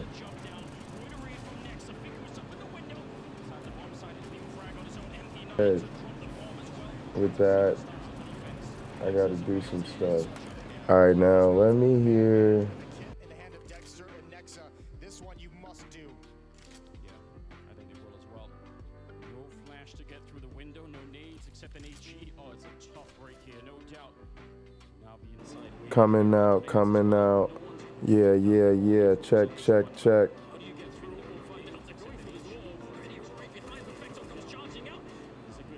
Coming out, coming out. Yeah, yeah, yeah. Check, check, check. Ooh, that sounds kind of lovely though, but I haven't even touched it. I haven't touched her. Coming out. I haven't done anything to it though. I haven't done anything to it though. That sounds kind of lovely though, but I haven't even touched it. I haven't touched her. Ooh, it's echoing. I haven't done anything to it though. Oh, it's echoing through the stream. That's why. It sounds kind of lovely though, but I haven't. All right, I'm gonna fix that. I just wanted to see if it sounds all right.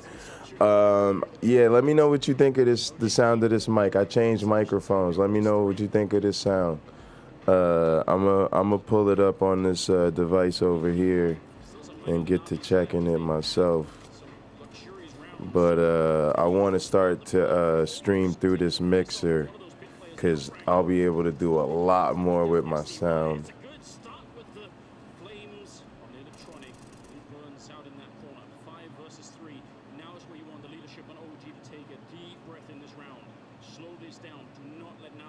Like this and like that and like this.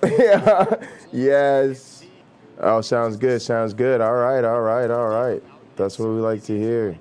Yeah, this is my mixer. This is my baby, my wing, my Behringer wing. Y'all about to see me spend a lot of time over here doing studio things. Yo, I feel good. I do need to sleep, but y'all gotta know, like I'm a studio rat. So sometimes I just get fixated on something and I'm like I gotta just grind right now. I'll sleep. I just sleep it off. I sleep and then I'll feel fine. After I sleep and I wake up, it's like it never happened. But yeah, I'm really excited about this. Really excited about this. All right, let's get up in this mixer. Yes, sir. All right. Oh, we got to calibrate the speakers. That's what we got to do. Let's go. Let's calibrate these speakers. Let's do that. All right. So we're gonna go one. All right. So let's go ahead and open up Reaper. Let me show y'all what I'm doing. Let's see what Jay's doing. What is Jay doing? Let's get y'all a little wall going. Let's see the PC. There's the PC.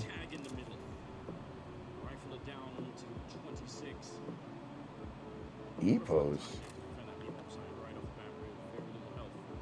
Hang on a sec. Let's see. Where is it? Oh, there we go. All right. Oh, I'm looking at the stream. That's what messed me up. I looked over and I didn't know what was going on. It's because I was looking at the stream and not my monitor. I'm sorry. All right. Here we go. Let's take this PC. Screen one, front. Yeah, this one. Yeah, let's put that down here for them. Cool. Yeah, get your little wall going. Get y'all little wall going. And yeah, I don't know. I'm raunchy. I have like so many screens in the studio. I have 3 screens right now, and I'm down 2, and trying to get more. And I'll be using my tablets. I have 2 tablets that I use as screens.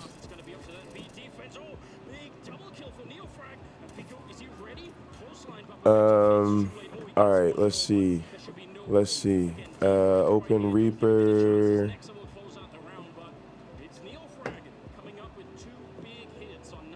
Yeah, create new project. Yep. Yeah, download the new one. Let's upgrade it. Let's update. Oh, this bitch looking clean right now. Ooh, I like this.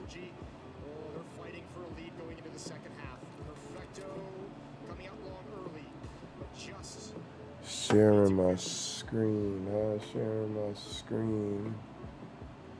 Yeah, let me go back to the other screen. Now that I know the stream is okay, I could go back.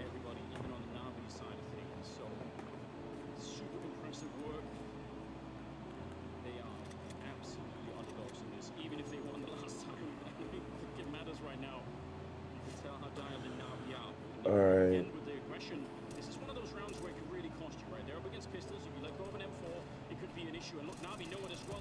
Yeah, I think so. It's all right. Yeah, I thought so. That sounded like something I was doing earlier.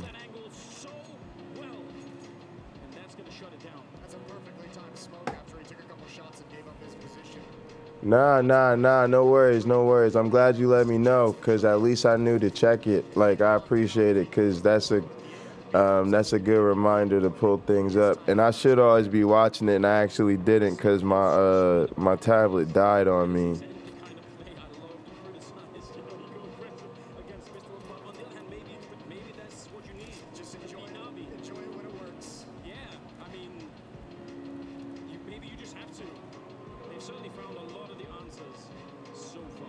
Why doesn't it say it's charging?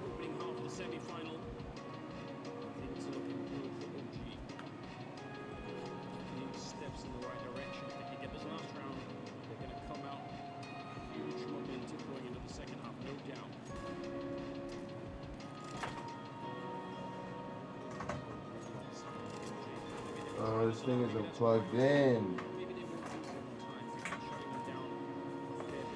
Terrible.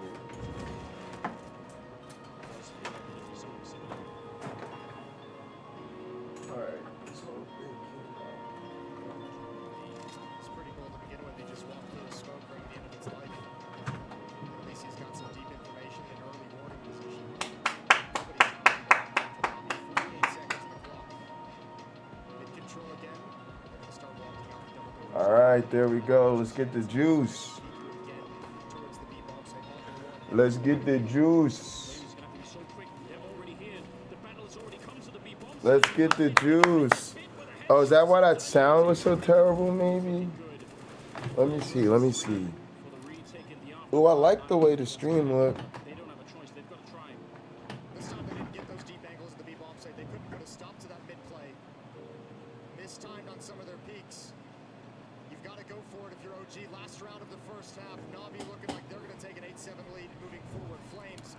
All right.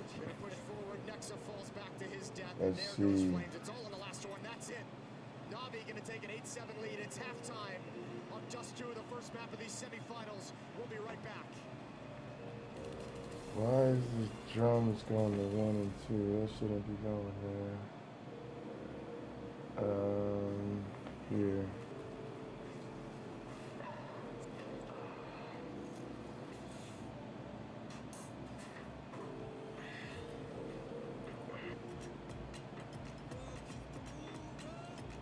All right, that's better. I could hear myself now.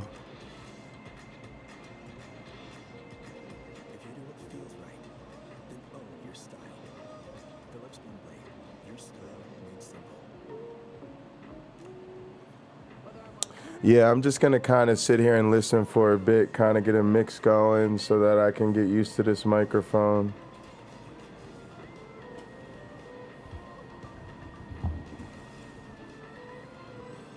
Let's turn up the music and stuff. Because whatever I was, I guess I was doing that stream here. All right, let me get used to, I gotta get used to commanding this thing again. All right, I can go till, I can go to whenever I want, I guess. But I need to go to sleep soon. What else do I want to do? Oh, I got to do the speakers. If I do the speakers, I can go to sleep. I'll be good. All right, so let me go to 2. We're here. We're good. All right.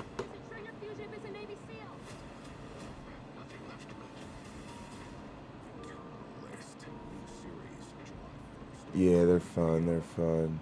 All right, yeah, I was listening to this. I turned it way down. There you go. But you are an expert, right? Definitely not. I'm not an expert, and I don't need to be. All I need is all right, FTX, let's get a place to learn about crypto. Can you at least teach yeah, me I how can to see shoot my free level throws? though. This is really nice. Yeah, it's a pretty accurate representation coming in too. Okay. Yeah, we just got to get the speakers done. We get the speakers done, we good. Okay. Feeling like I'm in my big boy seat. Let me listen to it.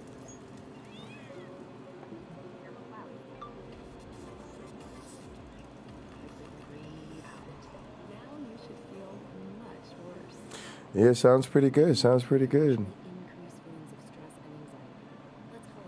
I need to turn the other stuff up though. That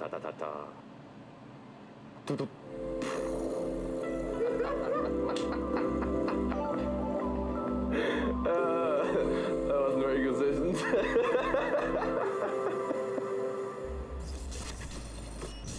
I flash in front of Two window. more mid. Can you flash above long? No, I don't have. Bound B tunnel and 1 window. Okay. You sure? Yeah. Yes. Inside. We are sure. They don't have a Come flash. with me. Tunnel and window. I'm reloading. Come clear window with me, okay? Yeah, I'm holding the doors for you guys. Clear, I'm reloading. We have kids, I can go first. I'm gonna check the window. I take him floor. Blind. Heavy window. No one picks. I can run into the door. Just go together. Come Dexter. Yeah. Okay, I'm ready? coming. 3, 2, 1. Xbox. The window last. No defuse. Nice! Door open. Oh my goodness. All right, let me go back. Nice, clean communication coming out from the OG side is part of what landed them 7 rounds in the first half. And we're back into it. Second half is coming up. Lisbon, let me hear you! It's beautiful. Navi now on the CT side. OG, and they're playing on the T side. Wow, it Still actually first map sounds here at the really different. semifinals. And we are ready I think to it actually go. sounds a Neil lot Frank, better. He was one of the big That's reasons why they crazy. got I those 7 haven't rounds, and he touched wants it. to I get haven't off put to the any start here. processing on Little it bit of at attack coming all. out, It's but just no my kill yet, mixer. and they've got a This lot of digital mixer control. I got But last coming down year lower sounds dark already is the so rest good. of Navi, so they're going to be here quick with a big I mostly force. use it for post-production, but I just figured I'm going to start using it on stream too. I'm going to start using it kills for more. Nexa. That's unfortunate, but here it comes. They're out there. They all have Glocks, so a little bit of a range advantage. Perfecto. One more headshot. Oh no! Navi, they're back with a vengeance. All headshots for the retake. That is so well done. They made that look easy. No hesitation, no slowing down. One flashbang over the corner, and everyone is fighting. Those USBs do work, and everyone from OG, you're set up to protect against a multi-pronged retake. Man, I'll teach you how mixers work, man. Too Watch much me for long one man enough. to defend against this. Everybody Finds can out. mix. Everybody can mix, man. I'll be explaining a extend the lead lot. again to 2. And I'm always talking about the basics. I mean, playing that bomb site as a retake is not unknown. And this is the reason why you could do it, right? Especially in pistol round, there's just no need. Oh yeah, this shit sounds sexy. Let's go. My God. We take that. Do Neofrag and Fiku want to pick up some aggression? All right. We're Molotov gonna early, be double routing the nades from different Bit to prevent things into any the kind of a mix, punish off into of the that wing. pick, Let's do and this. he Let's do succeeded. this. Let's get busy over here. All right. First things first, Simple though. We electronic gotta have do been the brought over. speakers. All right. So I need Probably to not for too much longer. They just want to see if there is going to be someone pushing afterwards. It's a start A for media OG. file. I just got to import a noise file. I just got to get some noise files Like we're going. here anyway, so let's just try it. Insert If they did go media aggressive and got wiped file. out, it's possible there'd be a rush anyway to go into the bomb site. Fiku with a nice headshot. Could be bringing down Bit, but there is a return. media. Still, it's an advantage for OG right now. Yeah, unfortunately for them, they're still spread across the map in a default, so they couldn't take advantage of finding 2 players pushing upper dark. Nexa is going to pull everyone back towards T-spawn to rotate back to the my B hard bomb site. drives are Electronic, connected to the timing other on this computer peak. here. Look at the read from Navi. I Yeah, think he it's has just this the peak hard drive's 100 not times here. over. Switch All he them needs to over. do is pick his head up over There the we box. go. Yeah, there's the chance. Took a minute, but One he's going to be button. able to get it. And Navi, they're already in position. They're already leaned this way. Oh, and they jump over to the other computer. I like it. I like it. Everybody's working together. I like it. Go team. Go team. Simple being a distraction up in the window.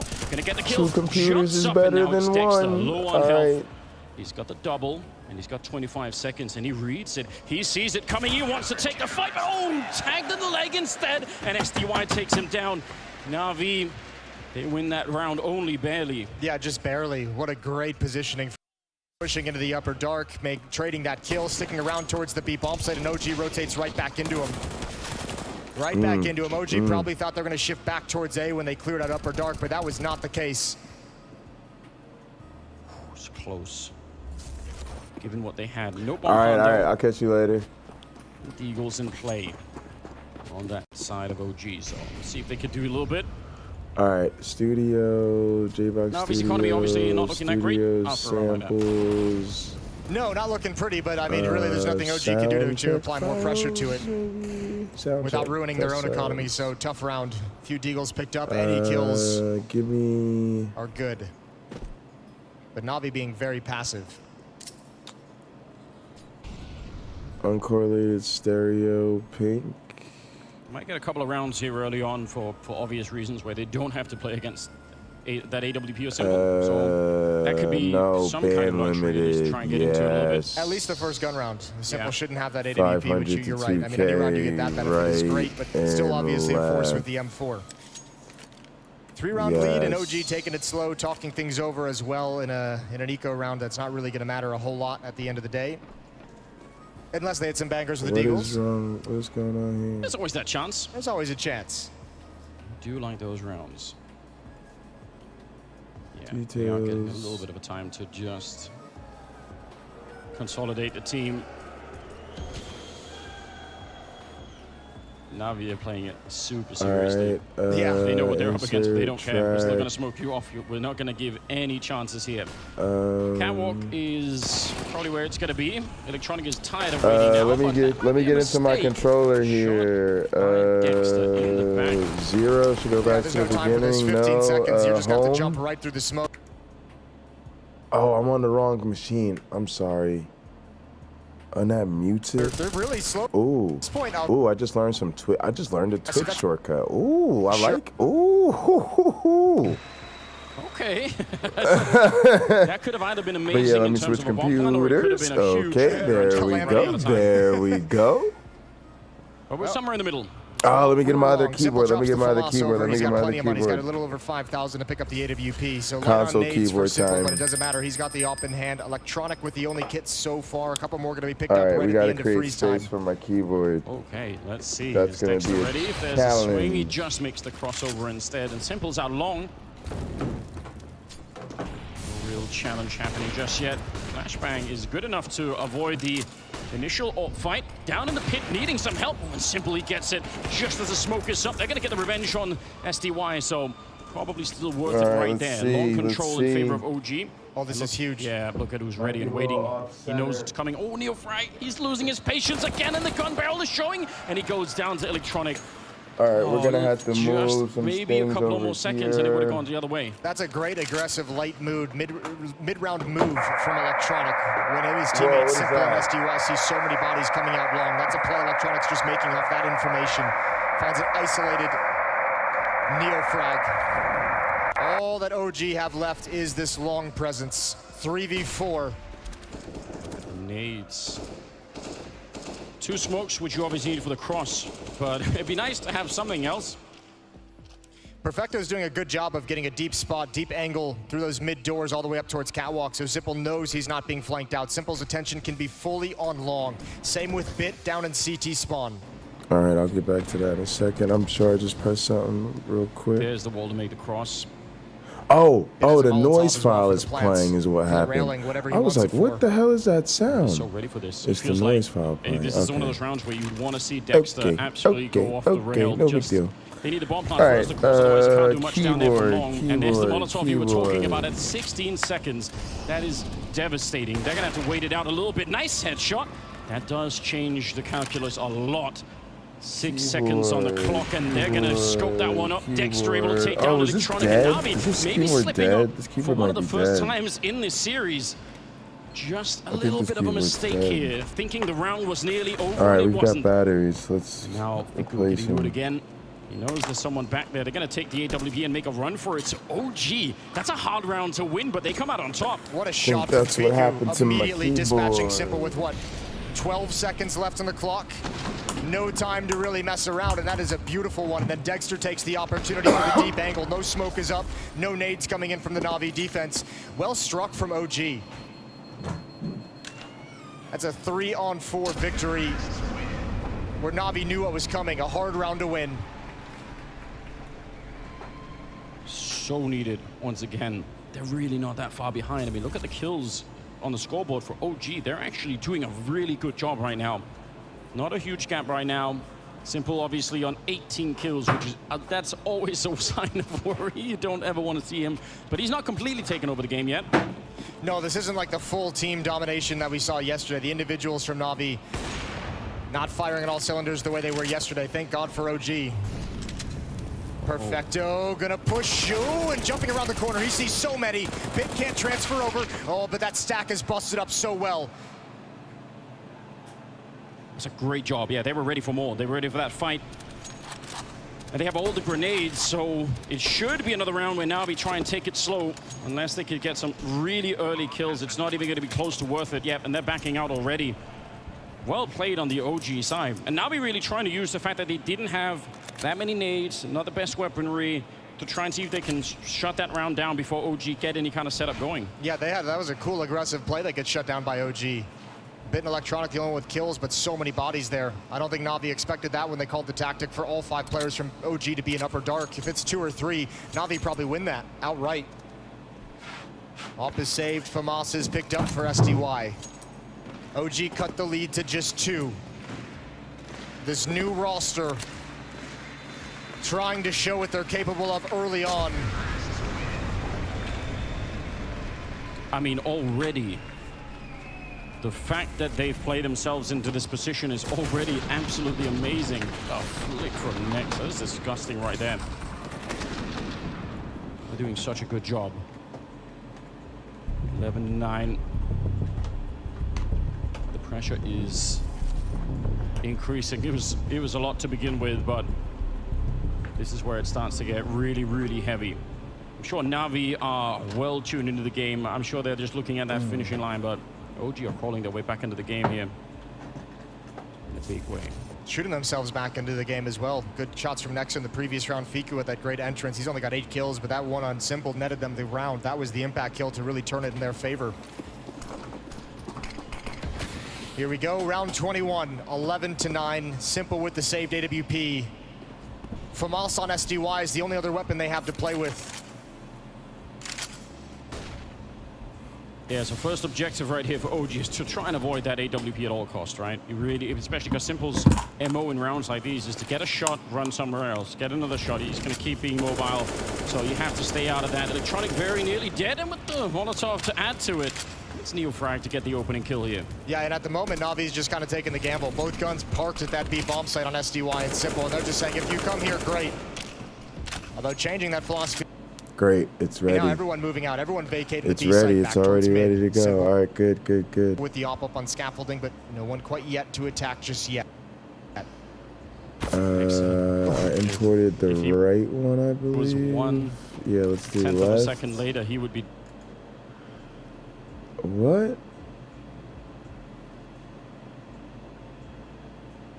dead, I think. But the door caught a little bit of that damage. Doesn't look Stay right. alive for now. Molotovs. Yeah, it's a smart move. Back to SDY at the mid doors, looking for the drop down, looking for the jump up over the top. Oh, the FAMAS gets one, but you're not escaping that. You're not going to be able to win against the second one. But Simple slides back into position, and there he cleans up Nexa again. He was running. How did he get the scope up in time? They wanted to go quick, I think, to that B bomb side. I think Nexa had the right read, but now they've been slowed down, and Bid is listening. He knows, can he get the shot with the FAMAS? It's an instant blowout headshot, and this is looking real good for Na'Vi here. 2 versus 3, and the bomb plant.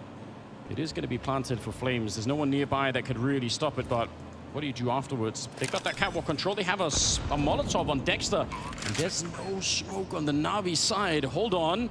This could get a little bit interesting. Oh, they're going to use it already, and they already passed, so that Molotov doesn't really help them at all. Flames fighting at every angle, but it's too much. Simple and Bit to fight their way back into the round. A double kill on each, and Na'Vi extend their lead. That was the exact way you don't want that round to go. Never really kind of making a decision, just getting picked apart every step in the way as you're trying to gain control. Simple with that kill. He had another one in the round, but constantly harassed by a player in this position. That Actually, FAMAS let's just undo recycled. that. Let's leave And it OG like could that, never get a and grip we'll on the just round. loop a part of it. Oh, that one hurts. That one hurts when the comeback is underway and it's looking good to get stopped stone cold in that fashion. Gotta get used to this, baby. Real tough loss right there. Now on the upside, they did get the bomb plant down, and they can still buy. It's not like Na'Vi's economy is completely out of control, so a lot to still fight for right now. AWP on Simple, one on Dexter on the other side too. Oh, they are pretty much the same. Like, I don't like Bit of a this setup here for on me. OG. All right. A little bit careful as well. You can see they're clearing, the double clearing, lower All target. right. They Also, really I need don't to want to take my mic caught off out guard of by anything there. right now. It is out of there. Okay, that's loud as F. All right, let's see. This guy should be, okay. Number 1, you should be all the way right. You should be all the way left.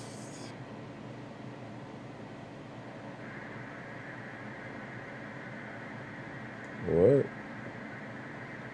Oh, that's volume. My bad. All the way left. There you go.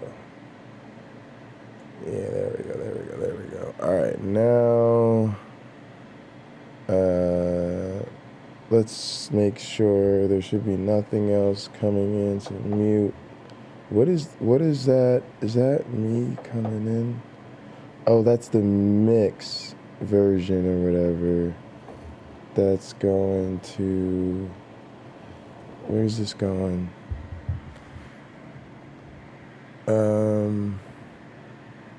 Where's it routed to? Alright, I'm gonna just leave it. Mute all of that. None of that should be coming out.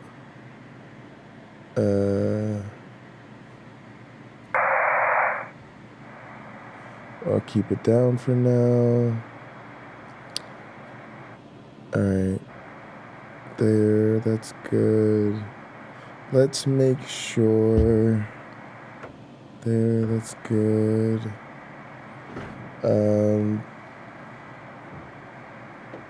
Only thing I'm thinking is let's make sure everybody's at 0. Let me see.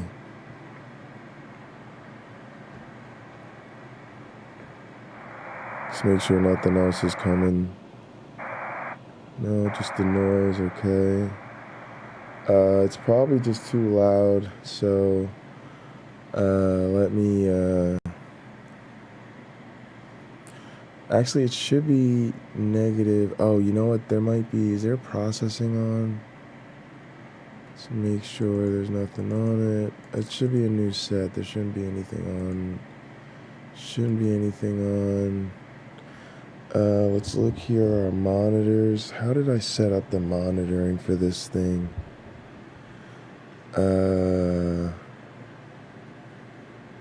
Routing, monitor A, B, 1 right, 1 left, 2 right.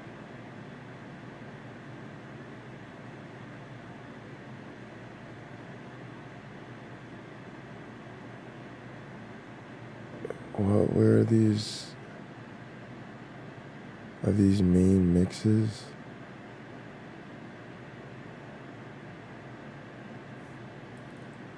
USB audio.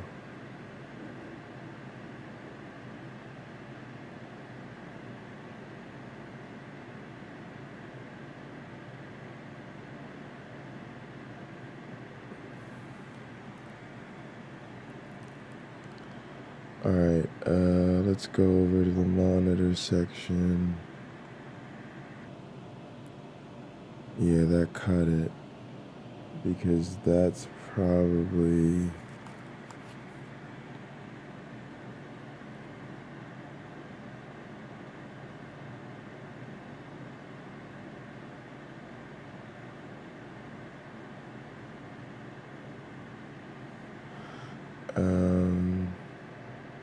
Let's go back over to routing.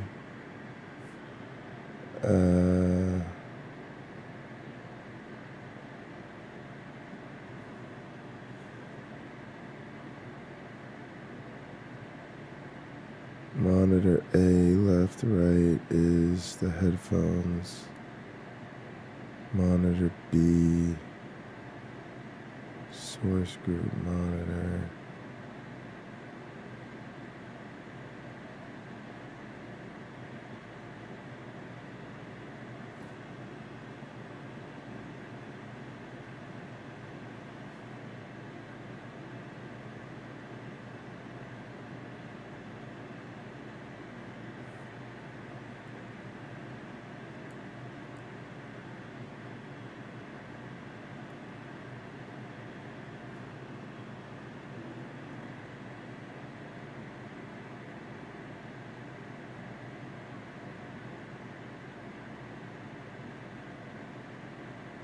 All right.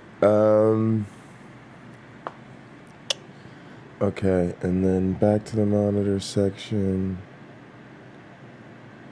I want it going to A and B. A is my headphones. B is the actual monitor. Should be set to 0, 0. Whoa, what was that? Oh, I hit the wrong button. That's my bad. All right. 0, 0. Nice and easy to dial in. Perfect. God, I love digital controls. All right. Let me hear my headphones too.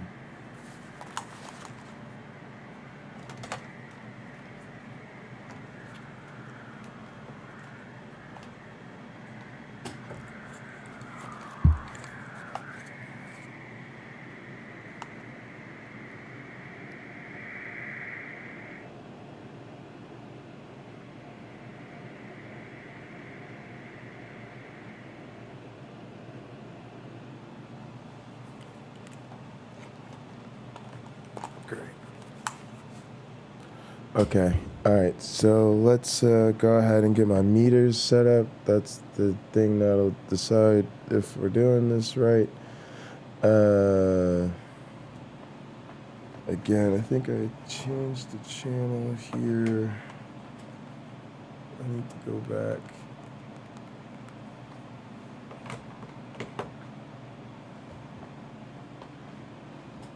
Oh, you know what? See if they get the swing and they have the timing. Oh, they're coming at simple and he's ready. All right, there we go. Sorry about that. I needed to think for a little bit. I like the bravery. They wanted to take the fight to them. They got a little bit more than they asked for. Fiku will take down Simple at the end, but 2 versus 4 right here. Too little, too late. Simple has already done his damage. Yeah, my mic still sounds Fiku pretty and good though. Neofrag on opposite sides of the map.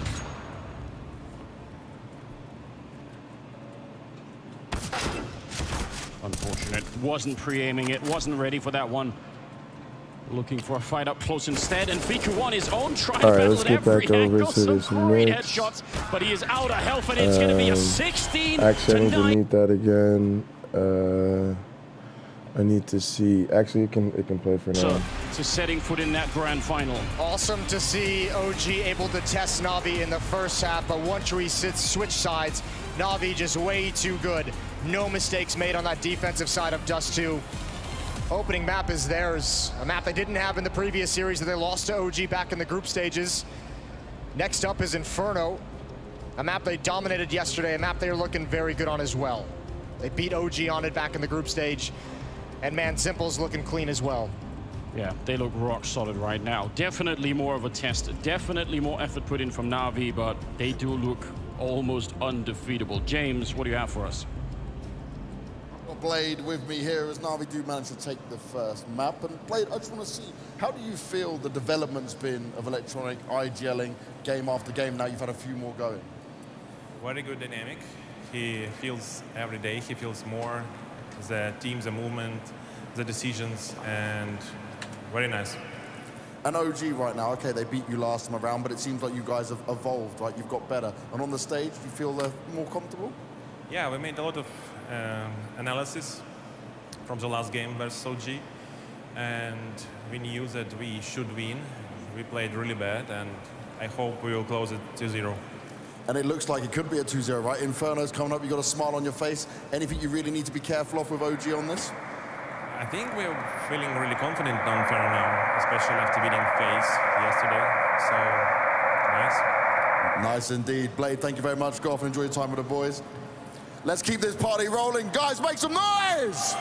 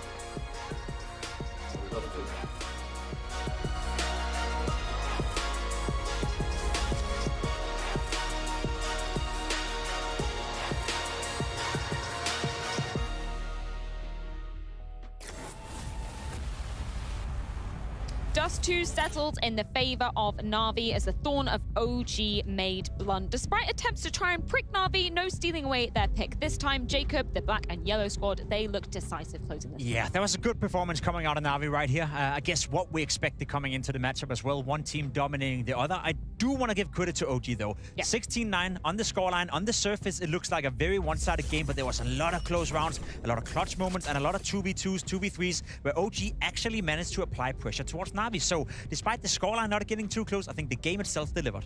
Yeah, and OG was actually able to withstand the pressure from Na'Vi at the very beginning. Remember, that's what we talked about. We said, do they have the shoulders to keep up with the pace? Na'Vi from the get-go were pedal to the metal. Simple had that crazy 4K around them before, and we were watching the green room thinking, well, this is it. I mean, that's the clip we're showing to you guys right now, and I am aware that the financial situation of OG at the time is not that glamorous, I know, but just think about the mental effect it has on you if you are OG and Simple is doing this to you round 4 in the game. I thought they had lost at that time already. Yeah, you're talking about the financial situation for OG. They could have had a bazooka in their hands and they wouldn't have done anything about Simple right there. When you have a player who can pull that off on a stage, as you said, it took, what, 3 rounds to activate Simple. At that moment, I thought, all right, game over. Yeah, looking absolutely incredible from Simple there. Let's keep the clips rolling, as I believe we do have Danny on the line with a moment from that Dust 2. What have you got for us, Mahone? Yes, that. And some.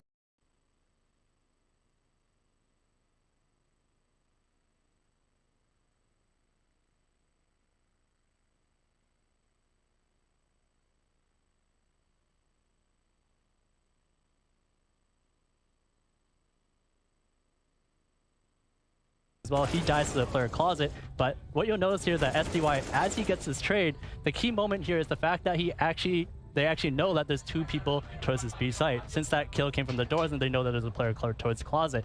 And the big thing here about Na'Vi is that they understand when the team is in an unfavorable situation during a hit. So what they decide to do here is they decide to cancel. They cancel the hit, they fall back, and by falling back, it allows them a chance to reset in this 3v4 situation.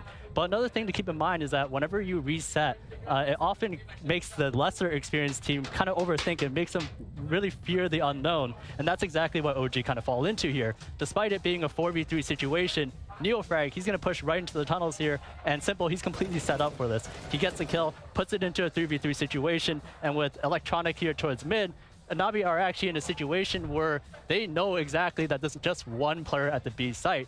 Electronic has the rotations cut off, and these 2 players are going to group up towards upper B to hit the B site. You see, that's exactly what happens. Electronic, he just stays put middle.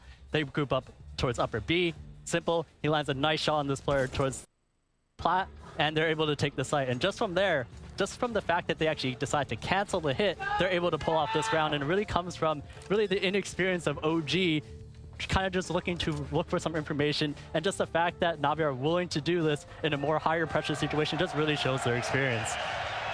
Fantastic insight there from Mahone. Flipping from the beginning of the game towards the end, though, a crucial kind of turning point for Na'Vi to really be getting that momentum and closing out in round 21. Yes, indeed. Round 21 is the beginning of the end. If you're an OG fan, it's the beginning of a great time for Na'Vi.